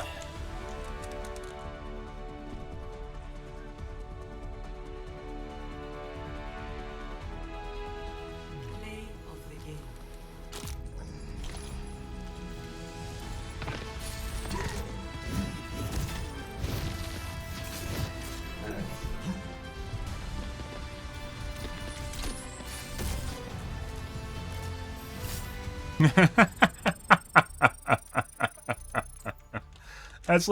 That's like something old as time itself in like MOBAs is the one guy that'll sit there and act like a doomsayer, only he'll just copy paste shit from like the Book of Mormon or whatever into chat. Yeah. As time began, like that's a pretty old troll right there. So the troller trolled someone that's trying to troll them. It's like a trollception. Yeah. Okay. I need to take a piss, guys. We're going to get some water here. I will be right back in 1 second. Let's stand up.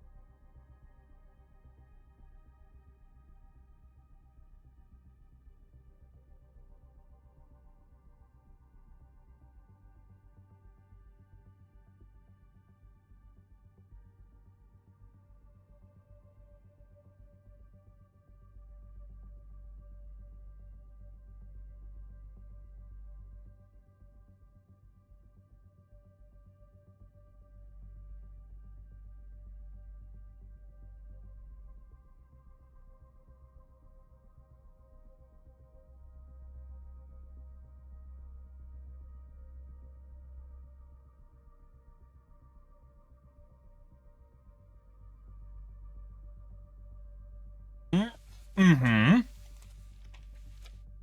Mm-hmm.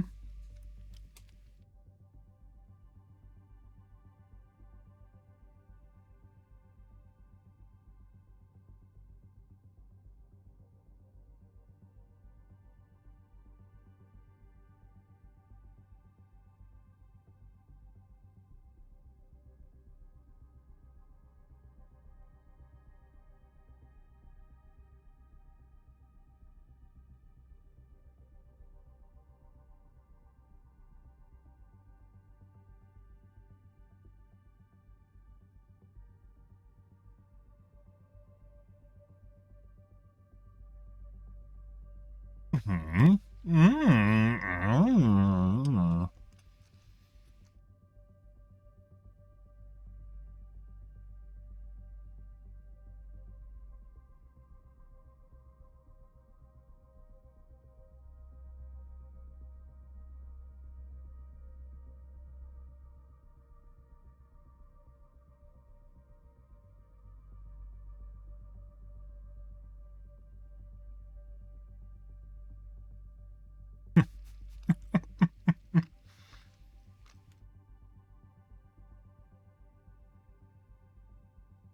If you played World of Warcraft, guys, we finished streaming the expansion pack. I played it for about a month.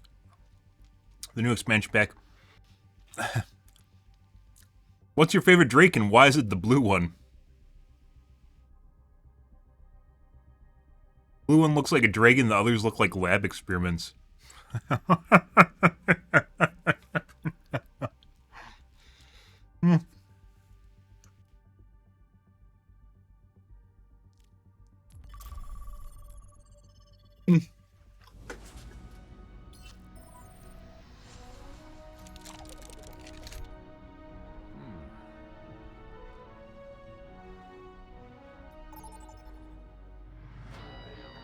Welcome to Jakarta.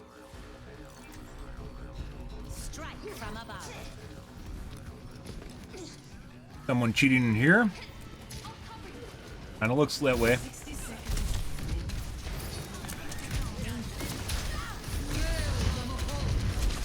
take him to the wasteland. I think I just saved the Moira.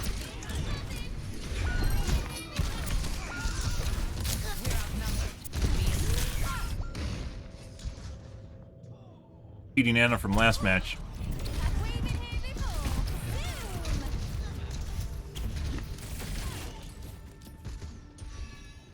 Let's show him some seconds What's up? remaining. Goodbye. Hmm. No time. Let's get it done.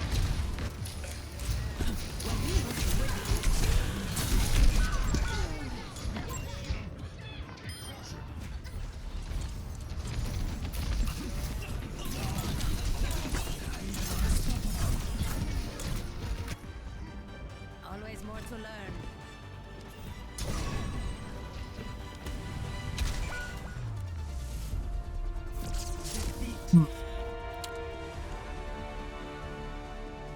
Only here for a little bit, so I don't know exactly what's going on here. Play of the game.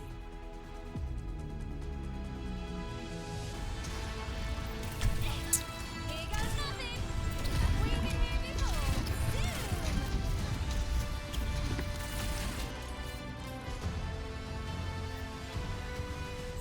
As far as like characters people cheat at, it's usually Soldier, Widow, and then Tracer. Tracer when they're feeling spicy, or if they have a good cheat, they'll play Genji.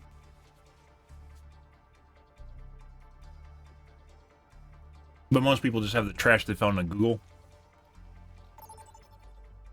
Usually the case. Traveling to New Queens. Prepare for battle. Select your hero.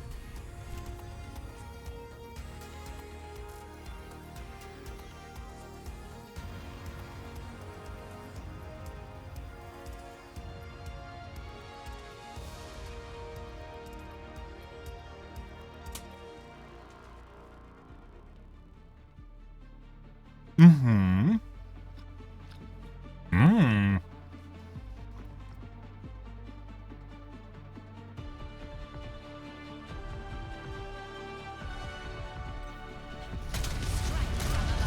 Let's see.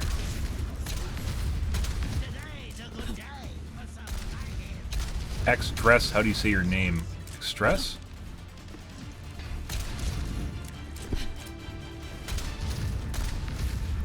How else would you say it? 5, 4, Johnson. 2, 1. Okay. Objective commence in 30 seconds. They don't even know.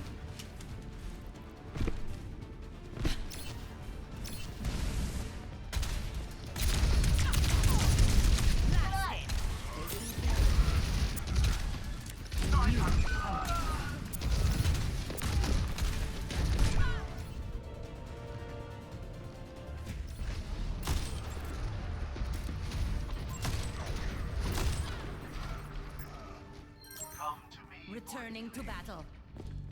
Really don't know how people are as stupid if it took less than 5 minutes to find a cheat, then Blizzard already knows that it's dog shit. Untrue.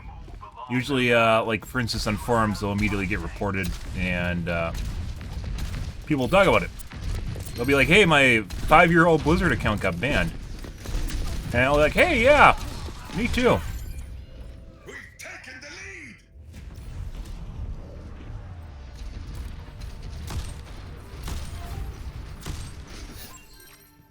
Shake it off. Hey, me too. And that just kind of shows what sorry state the game's in. Is if you can find cheats, public cheats on forums. Yeah, that work.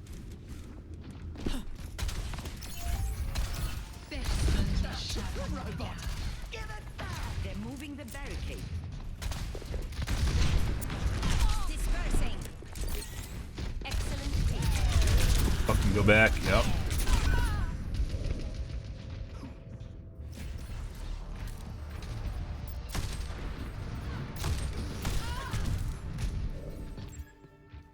The skies await. Did her infravision turn off at the end there? Aerial positioning underway. Might have just been the leaves. Sniper detected.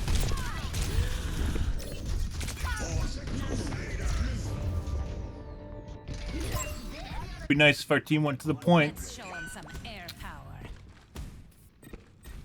Ah, thanks, Reinhardt. Positioning. Okay.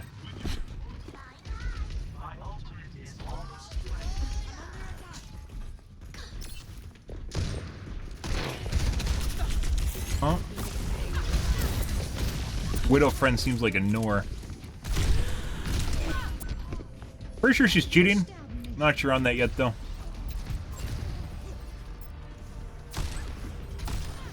Aw. Okay, my head's in the game. But yeah, you would think. You'd be like, hey, there's no way you can just find a cheat on a forum and it works, right? And that's the shittiest place a game can be in, is if that's true.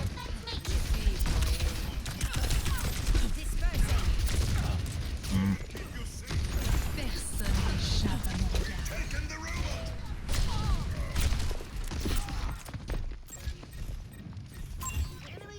I require healing.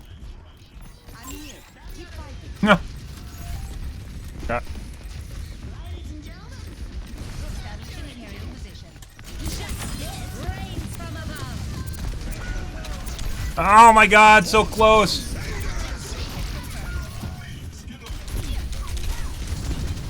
Jesus fucking Christ. Did Ryan die? Did he just walk away? All systems nominal. I think our Ryan just walked away.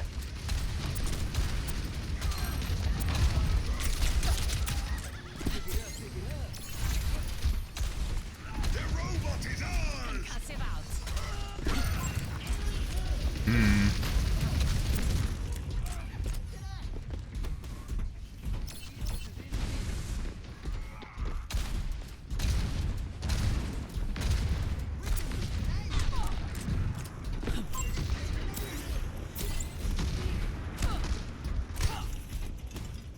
Sniper detected. Oh. Oh, bitch! I wanted to punch her.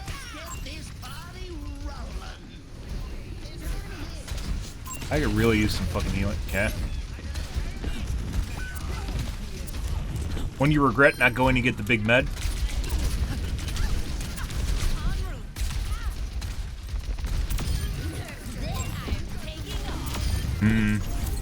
Mercy, it's gonna res? No.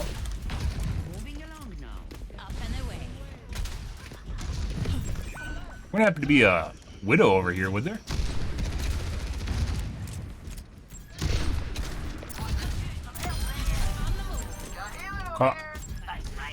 Uh-huh. Ah, not where we want to be, guys. Good.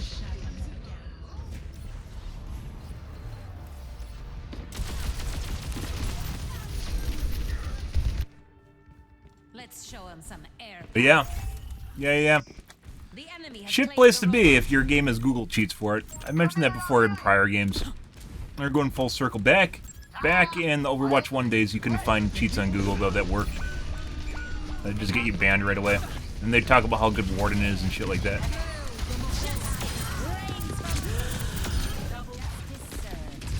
Fuck is the... There she is. And a headshot. Uh-huh.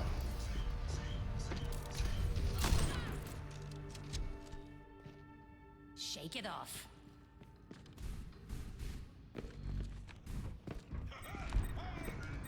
En route.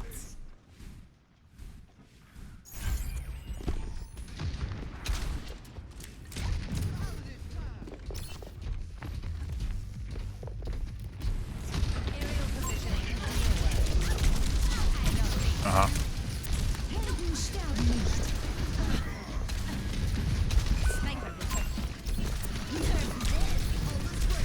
I'm not gonna be able to make that. I did.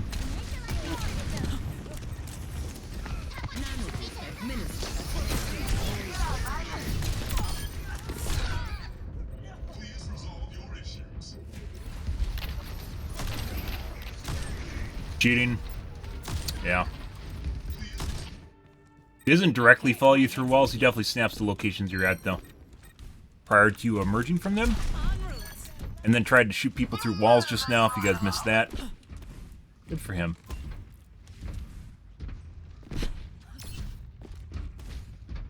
Exactly as his name implies. And by the way, just because someone cheats doesn't mean they're going to be super amazing at games. One of the reasons they usually do cheat is because they're bad at games.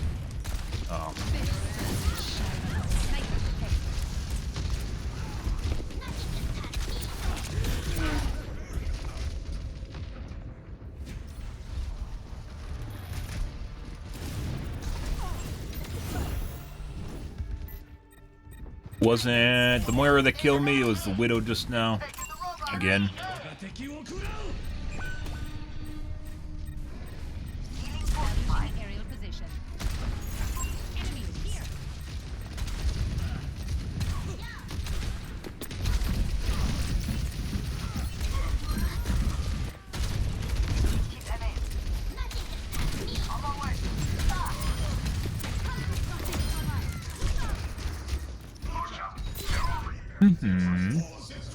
Knows exactly where I want him. He just wants that line of sight. Yep. Good for him. All systems nominal. Like, usually what will happen is when people are cheating, they just want that immediate dopamine, so they want to drag you into an open, easy-to-shoot-you area. If you can deny that, usually it wastes a bunch of time. Ah, yes.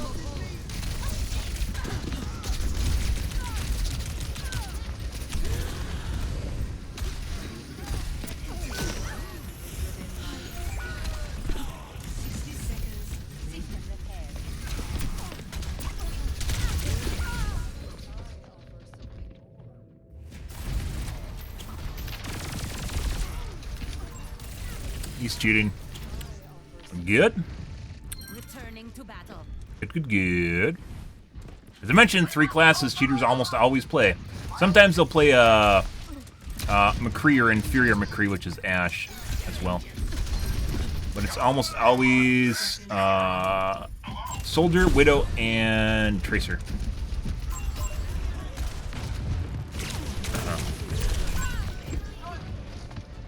Almost like they're required to play these 3. Yeah. It's 100% cheating, as I mentioned. It's just more confirmation at this point. That's like a hard lock. That's not even like a small, like it. Sometimes like the little bit better ones will look like they bounce around in your chest, but it'll be like, you'll notice them more so when there's a high velocity maneuver. So you move really fast. I don't know what she was doing. They headshot me? Oh.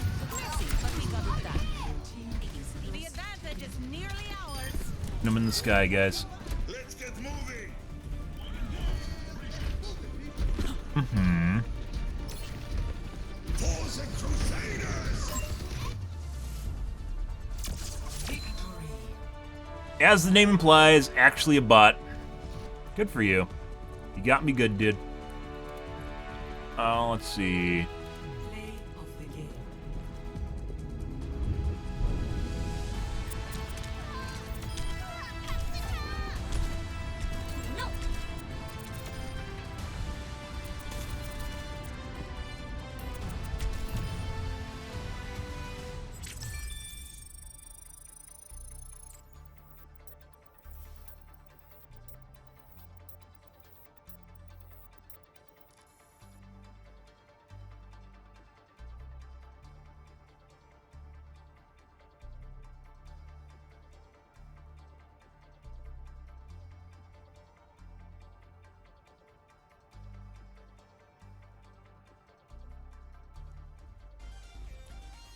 Now traveling to the south.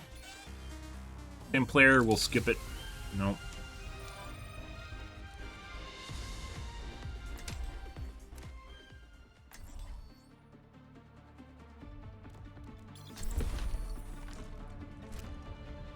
Mm-hmm. Strike from above. I have power. Push your limits. Nothing breaks that I cannot mend.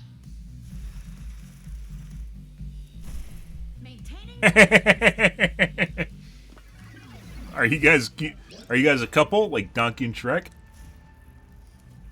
5, 4, 3, 2, 1. Round 1. Capture. Stay away of your meat. Thanks for the assist. Immediately tell the E couple.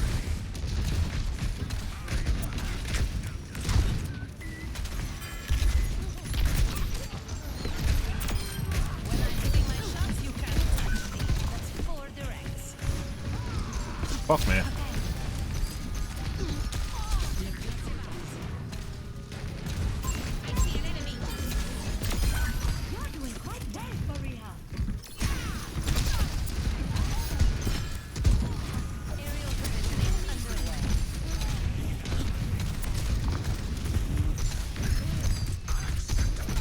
Ooh, oh my god.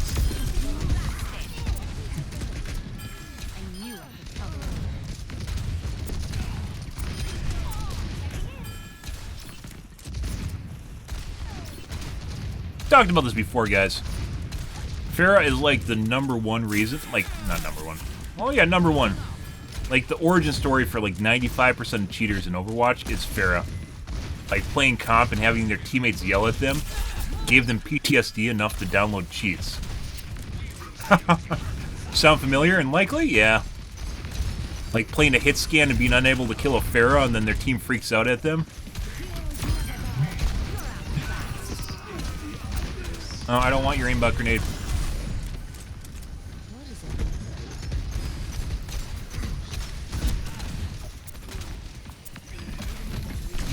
Was that someone commenting on Sigma's ult?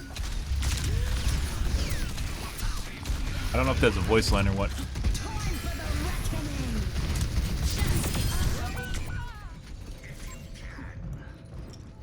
And I didn't want to point out him, I want to point out the Zen. He's almost dead. I don't stay down. Managed to kill all my teammates.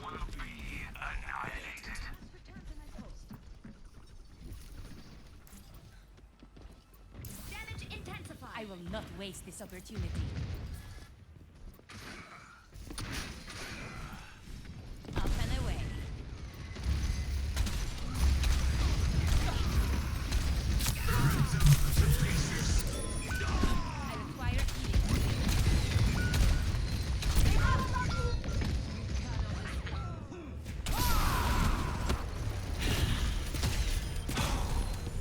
I don't know what the fuck her Moira was doing, but okay.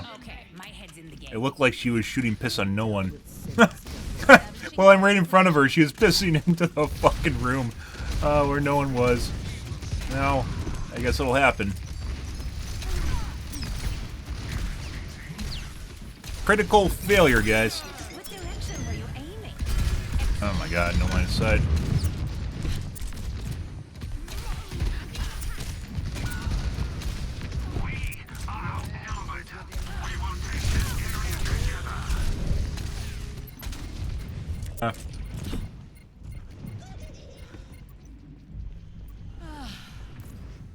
Thanks for that heal.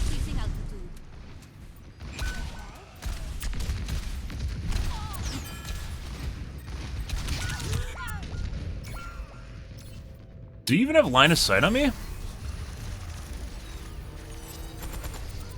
It was for the fucking Mercy! Either that or he's cheating. One of the two. Okay. Yeah, so he realized what the fuck just happened. God. I don't think I can make it. Go, Mercy!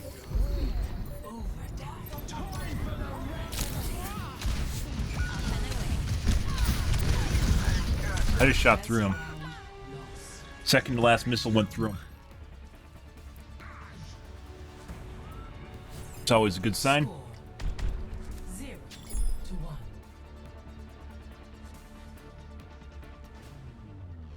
Yeah. This will not be won without sacrifice. Be ready.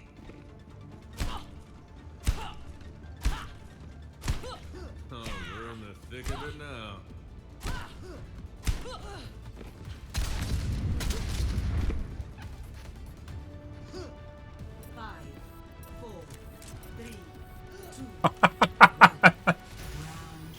She wasn't sitting exactly on the chair. Had to fix that.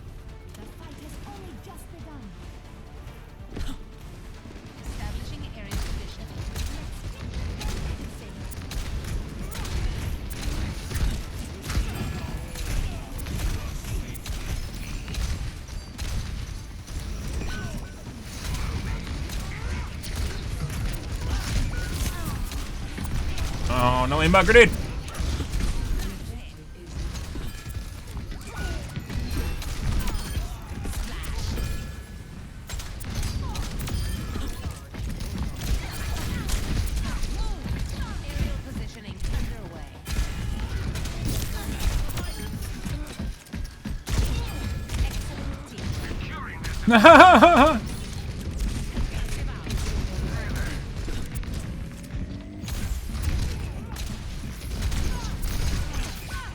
Ate that one to the brain.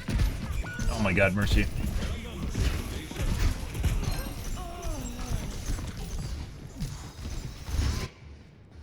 Always more to learn.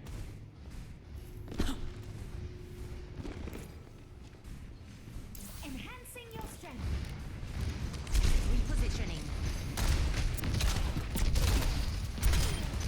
Enemy over here. My ultimate. Justice reigns on. Star's almost aligned. I think one of those guys is almost dead too. You get grenaded? No, you want to use it. I need to go for medkit. One moment, please. Oh, we don't have time.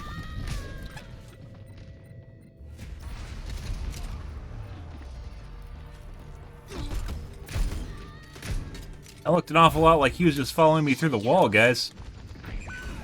You know.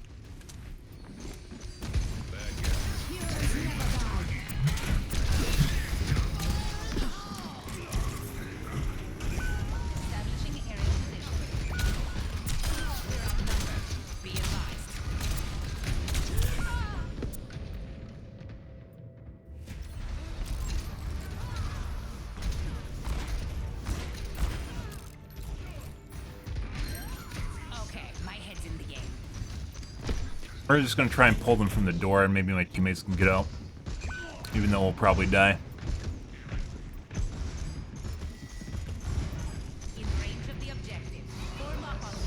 Like so. All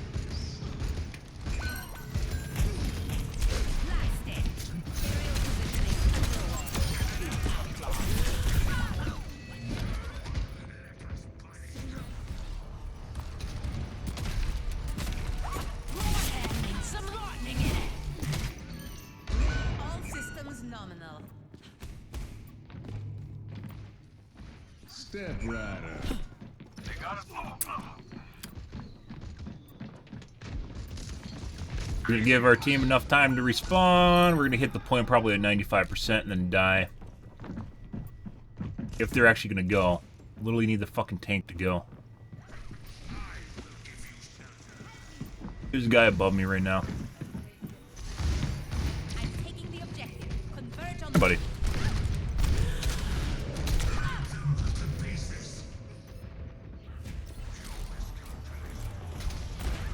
Mm-hmm. the skies await. Cop. Good.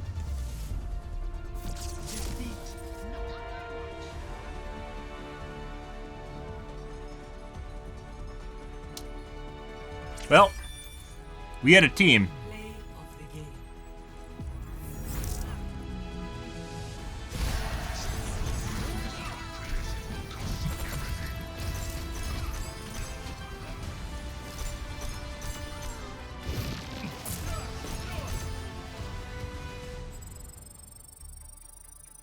Not exactly sure what happened to the rest of my team, but you know, like I was the only one that basically did anything. They just all got steamrolled except me?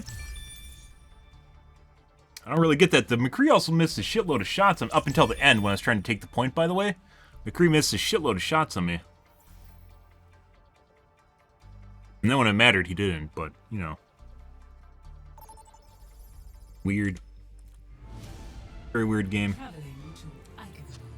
Prepare your defenses. Select your hero.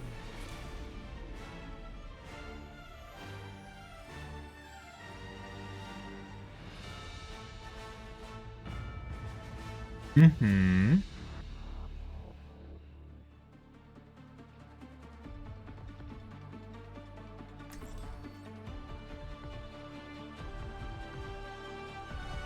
Strike from above.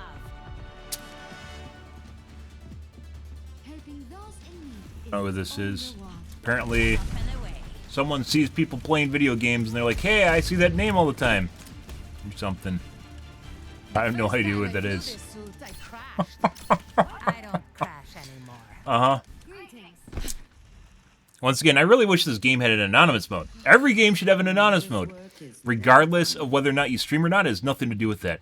I've been gaining, like, when I'm not actually streaming, I've been getting people that hate on me because I play Pharah, and they notice that I play Pharah a lot. Like, because I've basically just been playing Pharah. That shouldn't be a thing. You shouldn't get people that literally loathe you because you play a certain character. That's the whole reason that they hid your profile stats in the first place. So there wouldn't be people just doing dumb shit and looking for reasons to hate people because they're actually just bitter and sour individuals.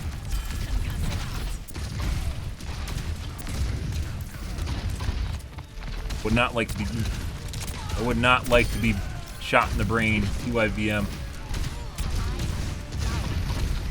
No. No, I want to kill the Mercy. Guy does not miss.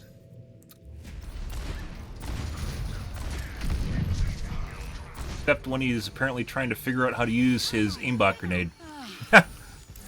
Which is tractored to the player.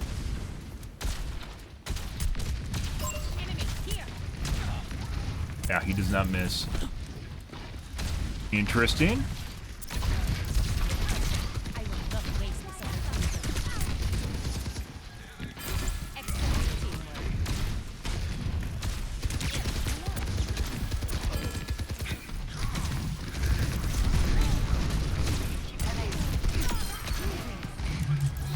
Play some Peaksy? Play some fucking Peaksy? I love Peaksy!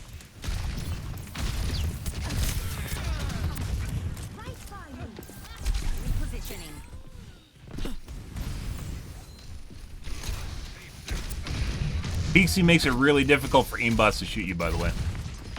Which we do the reverse of Peaksy when you're using the top of a door frame. It's the opposite of Peaksy. Although with the wall here,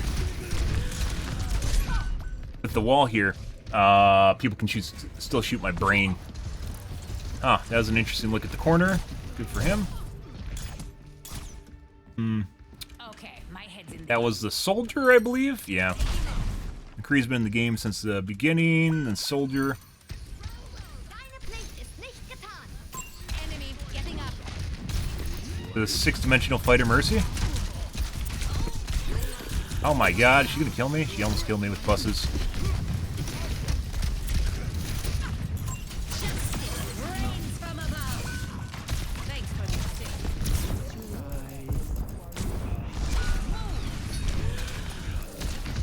Wait, you had to reload?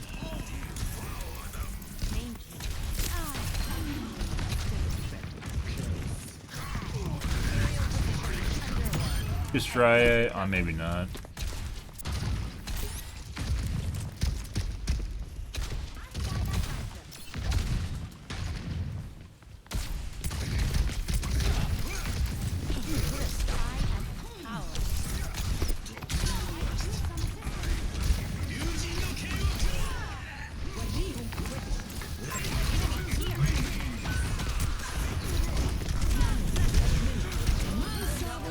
Holy fuck.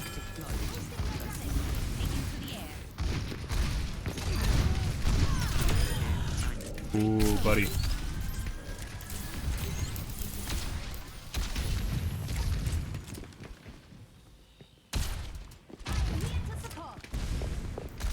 Oh, we might die in one shot. Only a matter of time.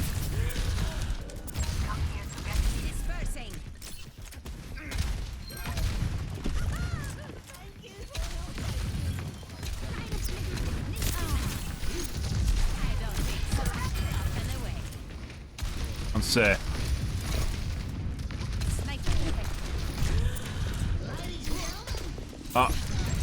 The Pharah get, or the Mercy get criticized for just healing me.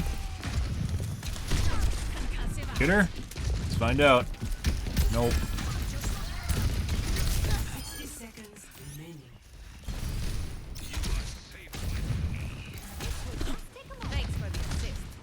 Still creeping around. Got her.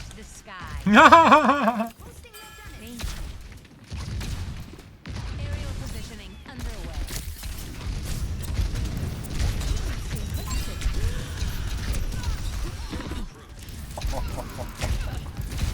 Oh, buddy.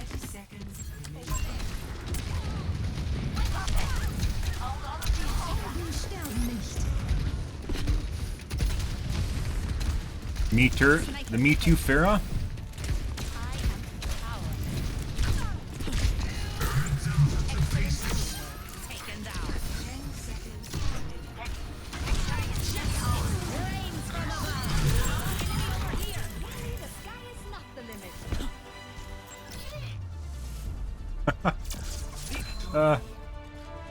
Pretty good.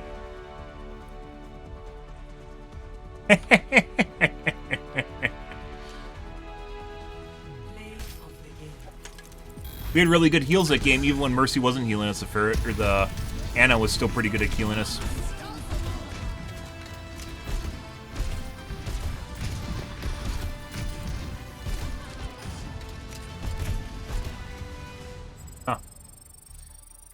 That's one of the weirder games, guys. Good for us. And the accuracy wasn't even up that far up, too, either. I was hitting mid-air shots.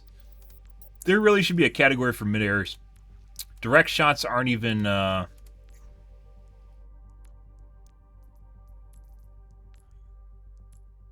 Direct hits include ground shots. So, like, if you hit someone on the ground, this wouldn't be a mid-air at all. There's no mid-air kills. Or hits, not kills. That's something I'm very interested in, is mid-air accuracy. Welcome to Ishvaransa. Prepare for battle. Select your hero.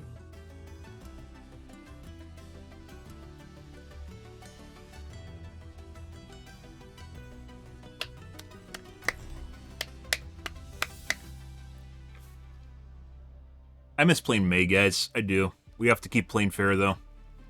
It is our God-given duty at this point in time, or whatever entity you believe in.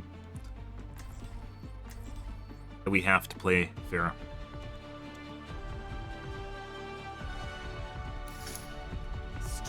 I do want to go back and try 8K at some point too, and we haven't done that, mainly because things have felt pretty good. Yesterday they're kind of weird, and now it seems like they're kind of back to normal. Whereas having a lot of problems yesterday with hit regs, shot registers, time to fire delay, big deal.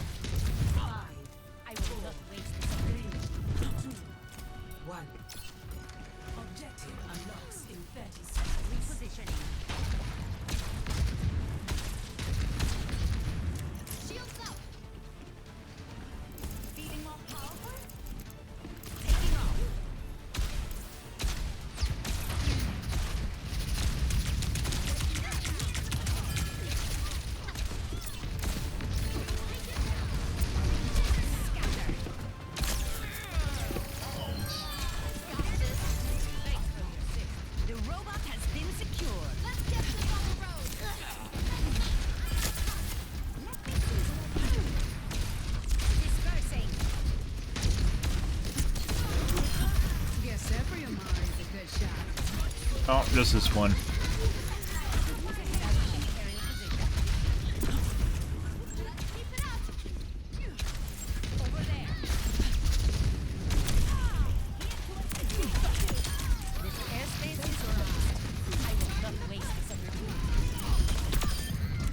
Oh, oh, did they put us on the good servers tonight? What the fuck's going on here? Oh, some of these shots feel crispy, guys. Not something I normally get to enjoy. Normally I'm fighting this game constantly.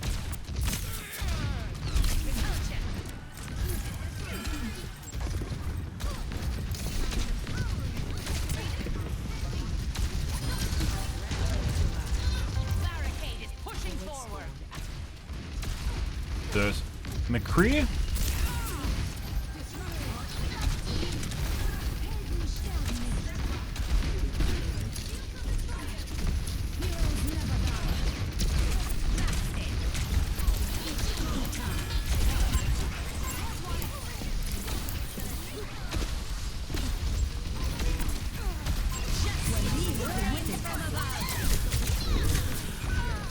Tried to hide, guys. Didn't happen.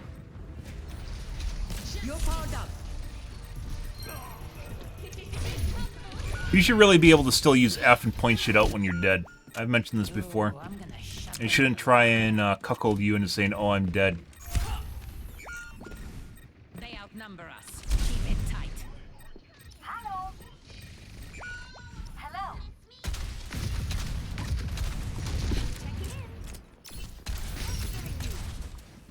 I will not waste this opportunity.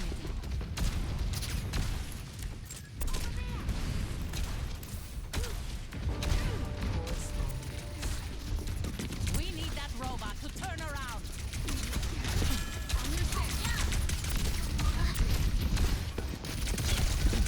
I don't think so.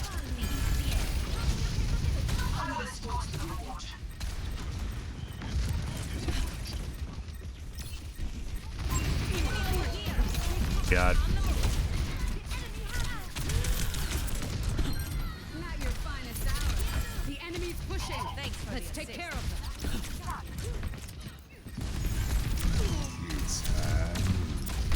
Yeah. Unfortunately, out-healed my damage with the Mercy. I had to hit like literally three aerials in a row in order to actually kill him, and I only hit 2.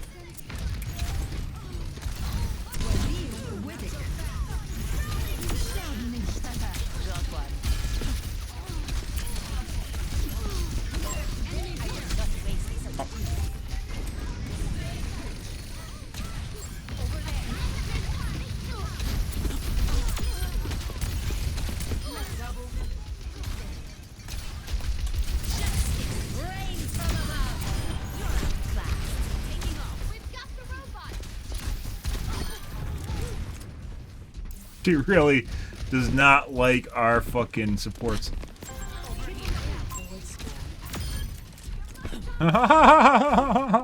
Holy shit. Whenever you see supports like killing each other, it is brutal. It's like watching puppies fight with each other or something, only not in a fun way.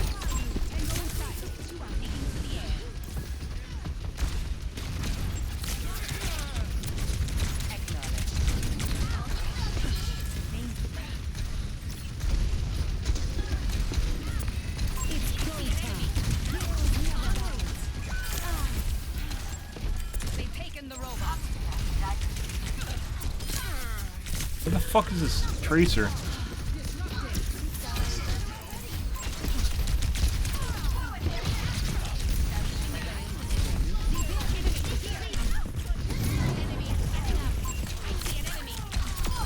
Holy shit, we're on points with directs tonight.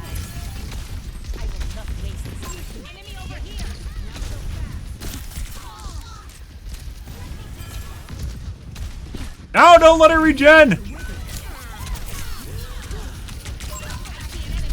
Jesus fucking, this is why I don't like killing Mercies. Now she's even harder to kill. Fuck that.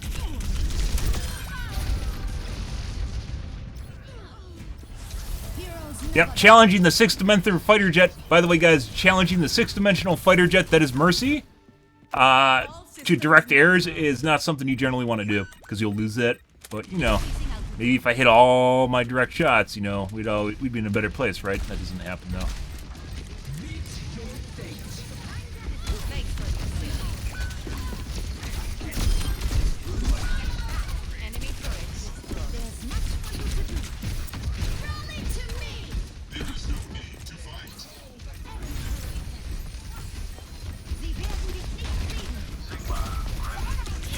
That was a mistake. I should just stay with the team. The moment I left, we lost pressure, and then they just fell back.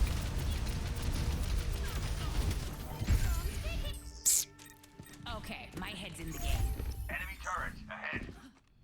Enemy team is pushing forward. Like, sometimes, guys, this game feels fucking fantastic, and then other times it literally feels like my shots are delayed by a quarter second, and that's too much time to do anything meaningful in the game besides spam. My shots right now fucking feel spot on.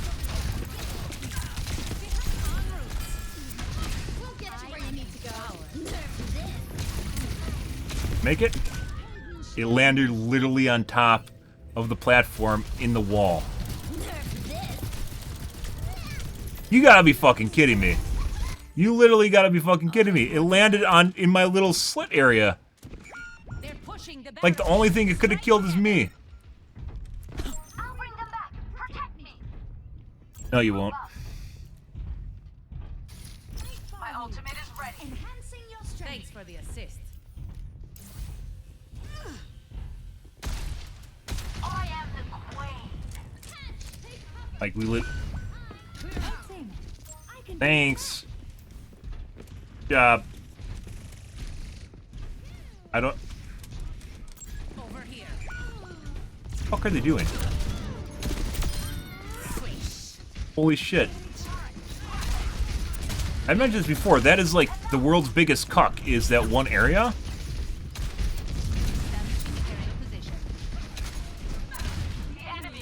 Is that side area. When you go over there, you just, like, it just splits your team, and then people die. It only should ever be used as a shortcut.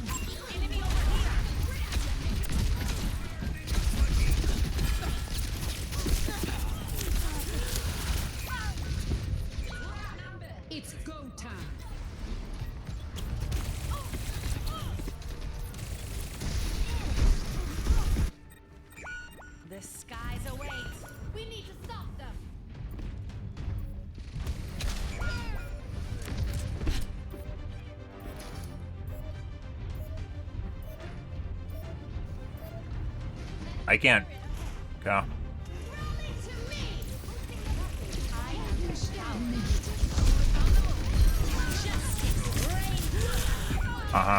That's the whole reason I didn't do this, because I knew that was going to happen, so.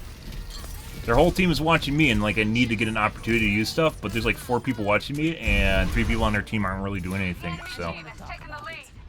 Oh. Very unfortunate.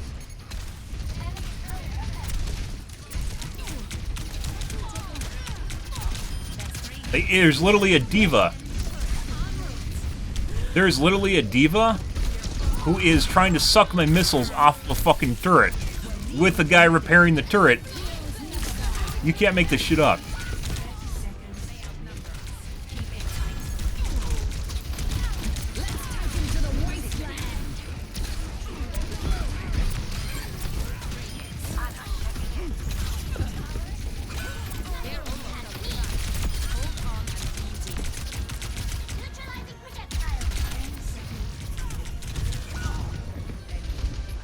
I knew she was gonna go for the fucking turret. Somehow was literally right on top of me and couldn't hear her, couldn't see her. She made no sound because she doesn't have jets like Pharah. So.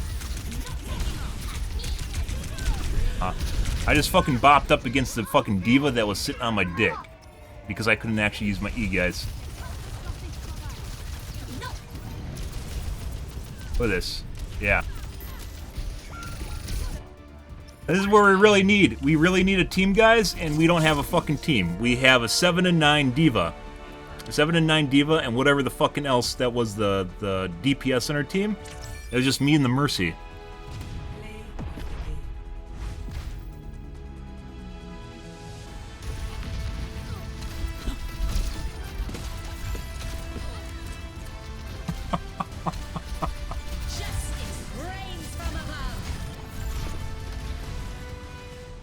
What dumb shit. If you have time to have a diva protecting a turret with a diva field, there is literally something wrong with the team comp, okay? Let's just throw that out there. If you have enough time to have 3 people microwaving a turret, there is something desperately wrong with your team comp. Like, not even a contest. And like just literally just having, like, they literally, all they had to do, guys, was just literally just like stack on top of me over and over and over and over again, and then basically I'd eventually die, because that's what happens, and exactly what happened at the end of the match. My last death was me with a diva stuck to my ass in the air, so I couldn't use a concussive missile to bot myself away from a wall. Yeah, so, and for some reason, diva when she's in the air is immune to CC effects, so you can't push her. And then it just led to me just literally between a rock and a hard place, and I died. Fucking hilarious. Like, our DPS literally needed to do something about the Tracer and didn't. And our 2 supports needed to do something about the Tracer and they didn't. Mercy was healing me, that left the other support who could have played Moira and instantly killed the Tracer, but they didn't. Or even fucking Bridget is a good counter to Tracer and didn't do that. So.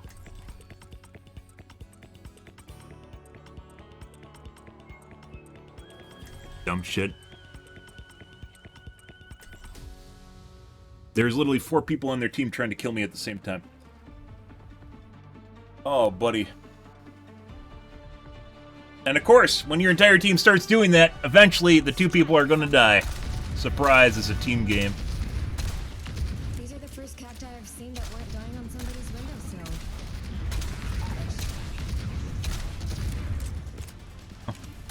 It's pretty good there for a while before they got their shit together and started killing me over and over and over again with their entire team. So, yeah. You were one of Anubis's jailers. You should have destroyed it.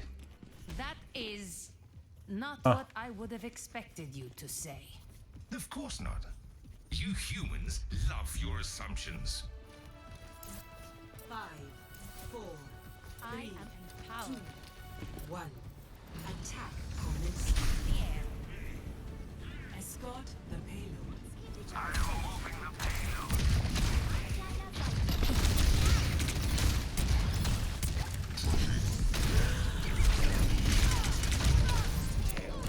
We have a fucking hamster with an aimbot? Find out.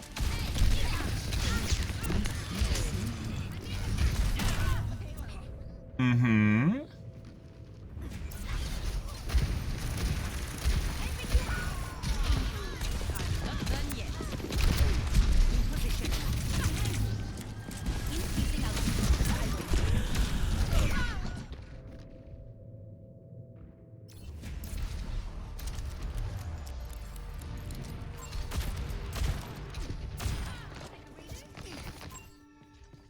Okay, my head's in the game. Progress like this.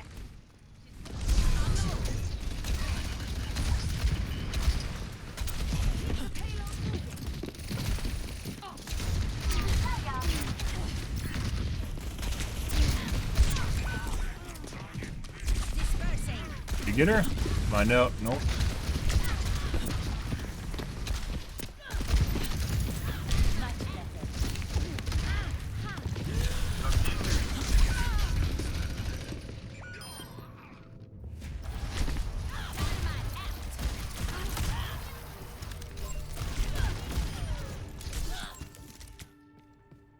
Returning Somewhere in this game, we have 2 healers. Believe it or not.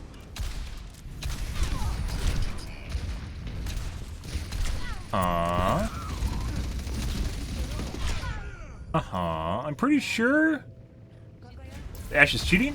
Yeah. Yeah. So he's just fucking sitting in the open waiting for his aim to do work just by being, zoomed in. So basically this is a cheater, and it's gonna be tough to deal with this without teammates, but that's the way it's gonna be, so.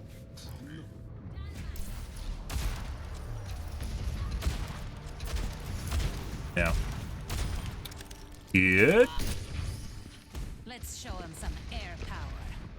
I mean, we got 2 games in a row without cheaters, so it's about time, as it goes. Also, the hamster, I think, is cheating too. The majority of our health is being lost when the hamster rolls out of ball form and does like 2/4 of my health. Same time. Always more to learn.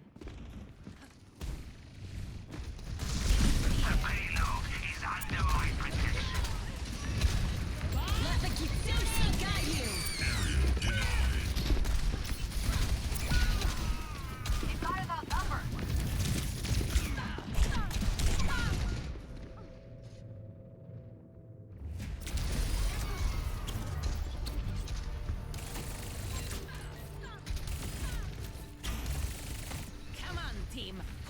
嗯哼。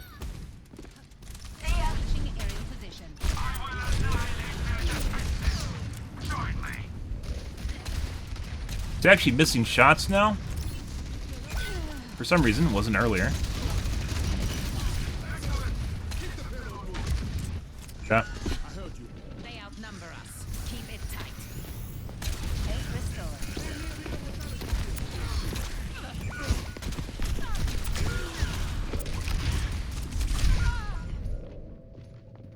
Ah.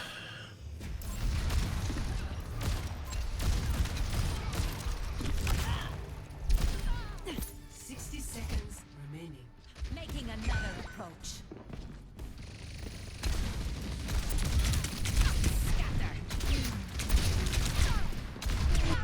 Unfortunately, I think maybe on the underside of the cart.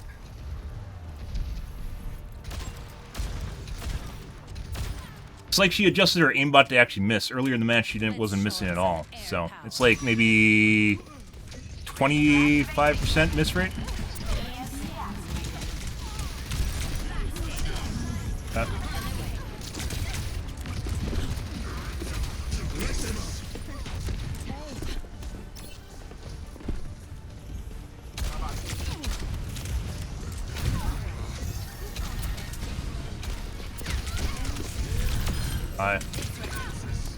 I don't care at this point. We've been hanging on to it forever.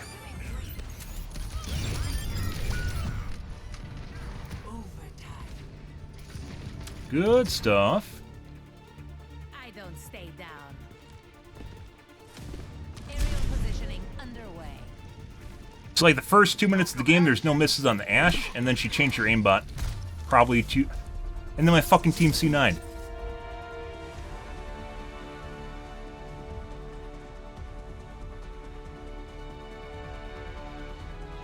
Dumb shits. All right. Oh.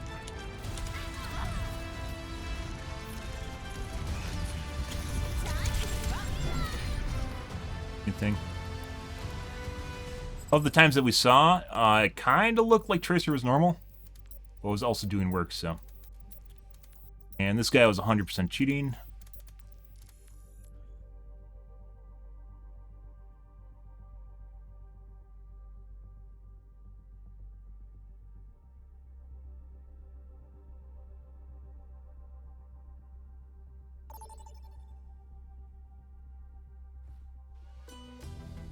Welcome to Esperanza.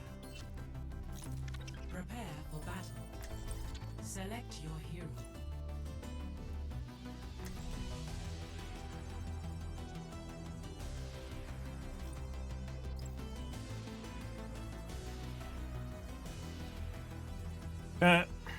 Next game. Like I said, it's pretty good because we got like 2 games in a row where no one is cheating, and then we back to the same shit.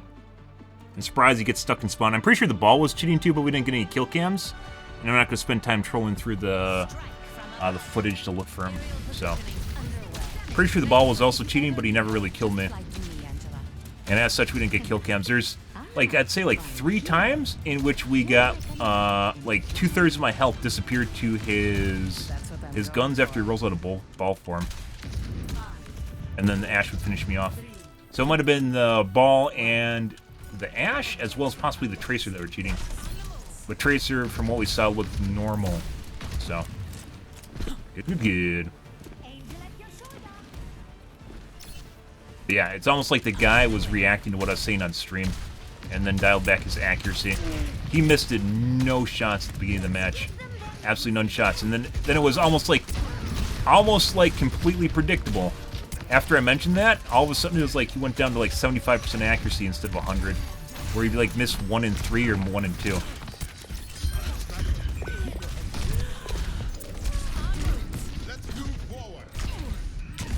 Stutter? All paper change.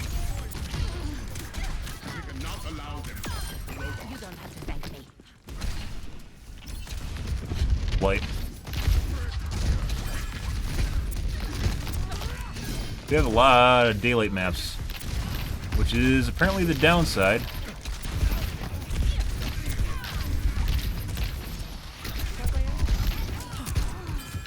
Wait.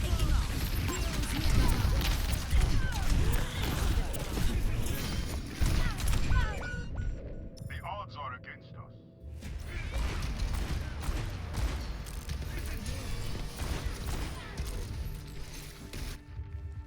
Returning to battle. I stand with you. We might have to go back to magenta. We'll see though.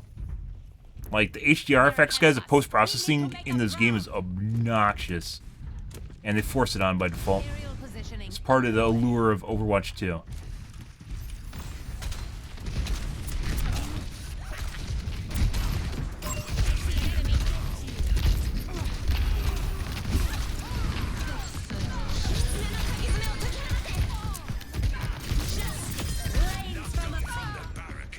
Time for the reckoning.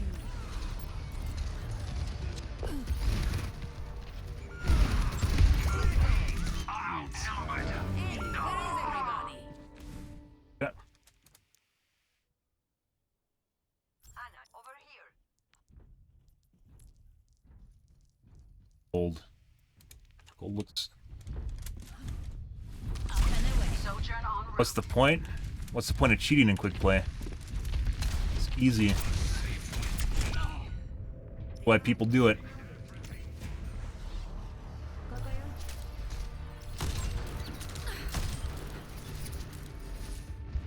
We need that robot to turn around. Really feels like it has to be magenta.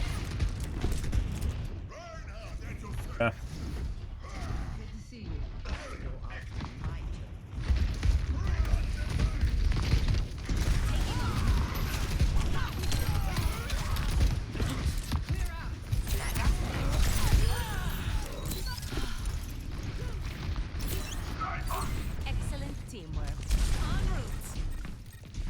I don't think gold is going to cut it, though. It's too dark. This game has a lot of problems with dark and light colors. So there has to be something like that is weird, like magenta.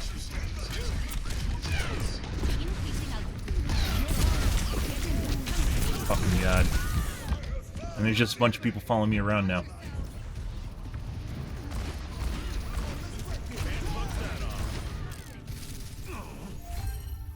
Shake it off. Early on in the match, that guy missed a shitload of shots, as well as the Widow, and now they aren't really missing. The Widow's kind of missing, but the McCree is no longer missing. There's so much you could tell in this game by accuracy.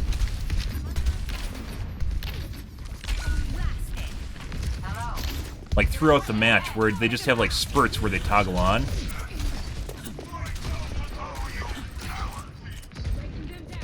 It's Okay. I'll look for a med kit, I guess. There is one back here somewhere. I don't know where it is. I don't really care. What's the fucking point in playing this right now? I don't know. Personne n'échappe à mon regard. Time for the reckoning! Let's show him some air power. One of these days. They're pushing the barricade. Strike together. Why would you ever say good game to something like this? It's pretty insane. So Widow might have been cheating, but the McCree's definitely cheating. And again, nice level 1 account. Speed 1.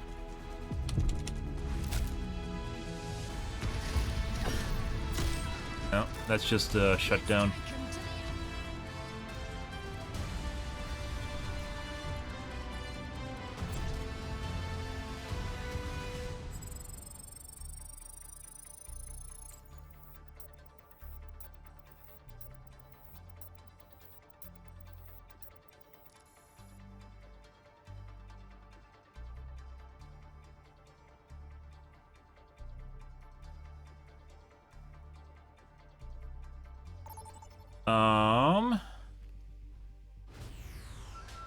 Now arriving at Lijiang Tower.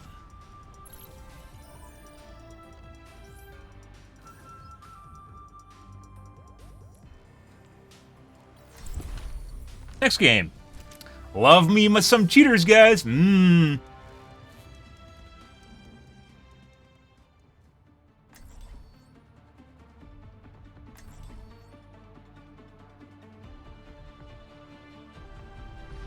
Strike from above. Oh, yeah. There is always room for improvement.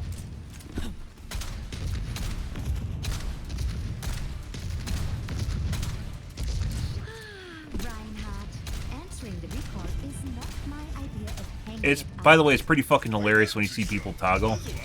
Like I mentioned before, guys, like Pharah is the origin story for like 95% of cheaters in Overwatch, where they have PTSD from playing against Pharah and can't handle playing a hit scan without killing her instantly. Fuck me. Together we will not fail. And like their sole goal in life is to try and get you to switch characters, which most people are trained to do at this point. I don't think that's gonna work.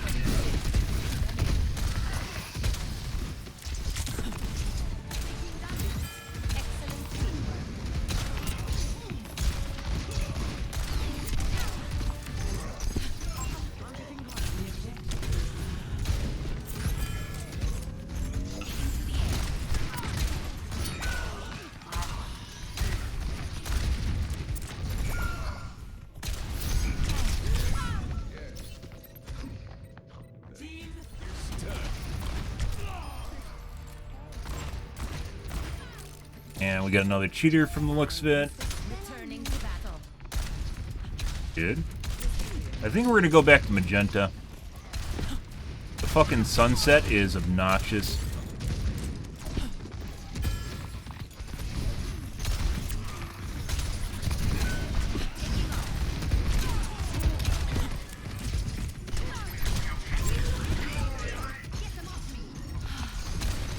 Standing open.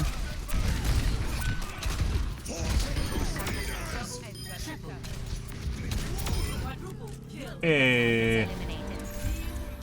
Stop looking at me.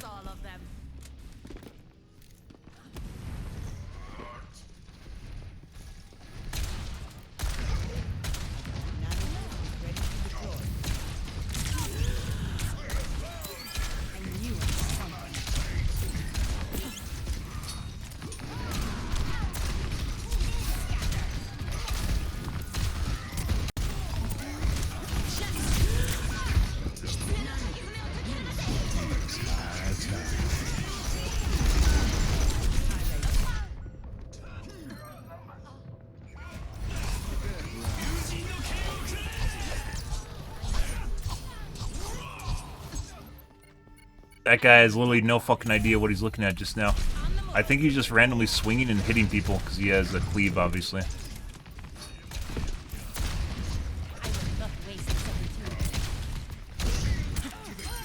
I believe that's our, that's the tank from the last game.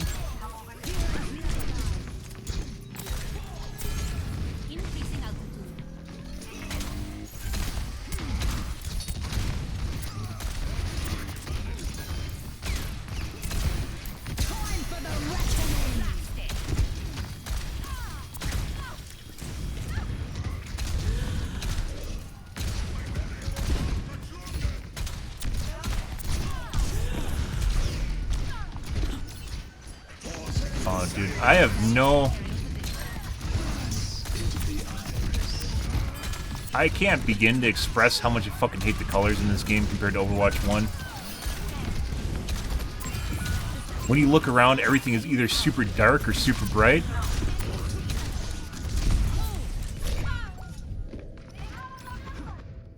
Yeah, gold doesn't work. It's too... Anything that looks grayish just doesn't work at all. It has to be either super bright... Yeah, this guy's cheating. It has to be super bright or super dark.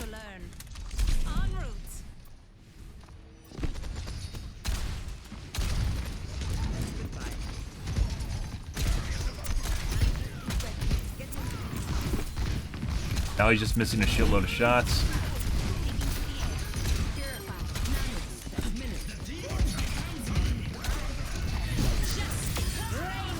Yeah, it's almost like it's blending in with the background. This doesn't work at all.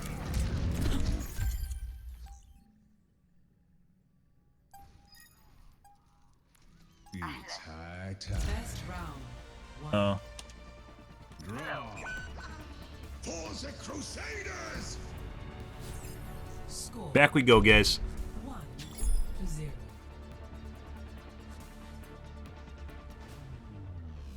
Yeah, so that McCree goes from hitting basically every shot and cracks shots around corners and like looking at you through walls and shit to missing all of his shots. So I guess maybe he just gets really lucky. I'm pretty sure not so. At least they're trying to hide shit now. Earlier this week it wasn't. This week still? Yeah. Earlier this week there wasn't even like they weren't even trying to hide shit. It was really bad on Monday.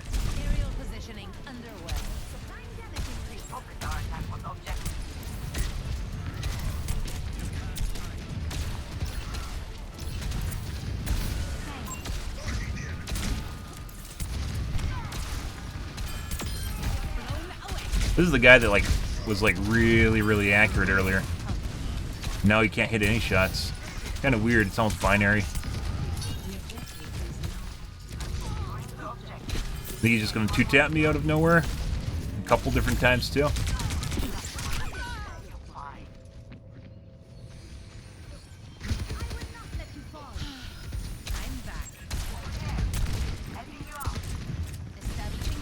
Yep. Bye.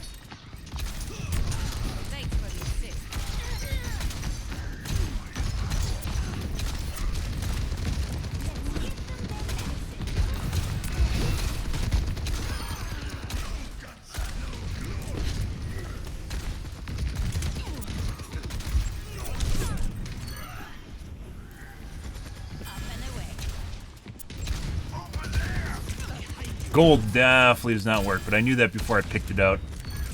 Like, everything has this fucking sepia filter on it, and like gold and orange all look like the filter.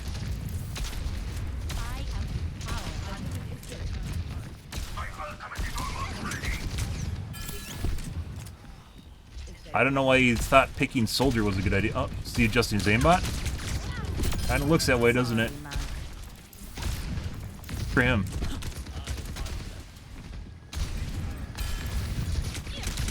I love when people just stop moving and then look like they're doing something random in the open. Kind of makes you wonder, and then their gameplay changes a little bit.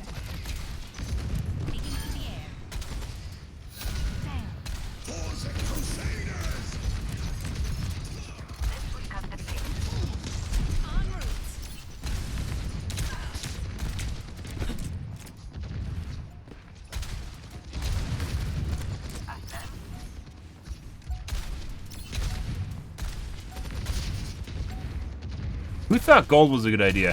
Who suggested gold in the chat? Which one of you guys suggested gold? They literally look like the fucking walls. My god.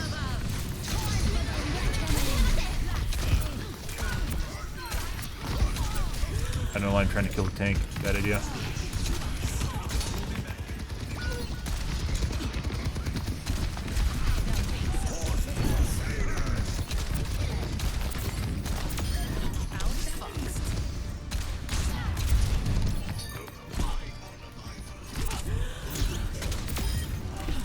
Holy fuck.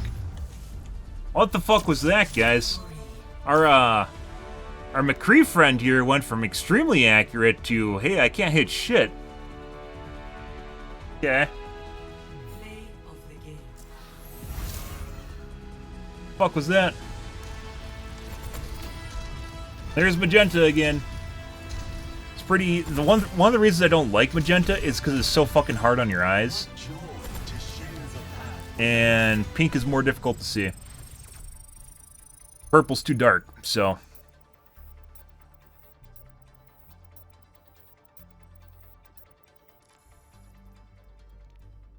Okay. Well, we had a fucking roller coaster of games here tonight, guys. Very weird. We definitely had some very obvious cheaters tonight as well, but that'll happen. It seems like the weekends are the worst in this game. I don't know why, but the weekends are definitely the worst as far as cheating goes in this game. Normally in games, it is weekdays, usually from in the 4 a.m. hour, so the hardcore hours are the worst for cheating. In this game, it is Friday night and Saturday. Well, mainly Saturday morning is a big one. Friday night, Saturday morning, and a little bit into Saturday. Basically, when the kids have off is when the game turns to shit. Yeah. I don't know, guys. We're going to keep going at it, though. We had some pretty good games here tonight, regardless, up until two things that happened there. We got matched with shitters in that one game where we're doing really well, and then basically turned into a 4v2 with the fucking Mercy. And then we got a bunch of cheaters in a row. So that'll happen, as it turns out. And pretty sure this guy's cheating. And it's almost like he was responding to me saying, I think he's cheating, and he's extremely accurate. And then all of a sudden he became inaccurate, and then he couldn't kill me anymore. And then he couldn't really do anything, and that's where the game ended. I guess, maybe he wasn't cheating, right? Seems very, very weird that people seem to adjust to what I say on stream, but I don't know. Yeah, tonight, guys, or tomorrow, later today, will be more Overwatch 2. We'll be continuing with this. I do want to go back to 8,000 DPI, which I will attempt to do so in the future, but right now I've been kind of going with it because it seems pretty good. Like, we've had some games where it justly feels like my projectiles are literally, it's like a quarter second late. Like, when I fire them and when the shot comes out, it's like a quarter second. And that is absolutely fucking horrid. Yeah. I don't know. It's usually on the Goo 4 server, but it was a lot worse when I had QoS on, which is kind of weird because QoS is supposed to really help with it, and apparently it wasn't. Yeah, we're going to do some more tweaks into the future and see where it goes, but I think we're pretty good right now. And do want to try 8,000 DPI again, but I want to get a feel for this first before I change things up again as well. But I am out here for this evening, guys. If you're new to the stream, enjoyed the bullshit, enjoyed the fun, you enjoyed the cheaters, make sure to follow button in the top right-hand corner. I usually stream every day from evening to late night, GMT-6, so 8 to 9 p.m. Central Standard Time, to about 1 to 2 a.m., give or take. Depends on what's going on in my life, what's happening, etc., guys. The usual shenanigans. Yeah. Good. Alrighty, guys. I am out here for this evening. Thanks for watching my stream as always, and I hope you guys have a wonderfully fantastic Saturday night and Sunday morning. Have a good day, guys.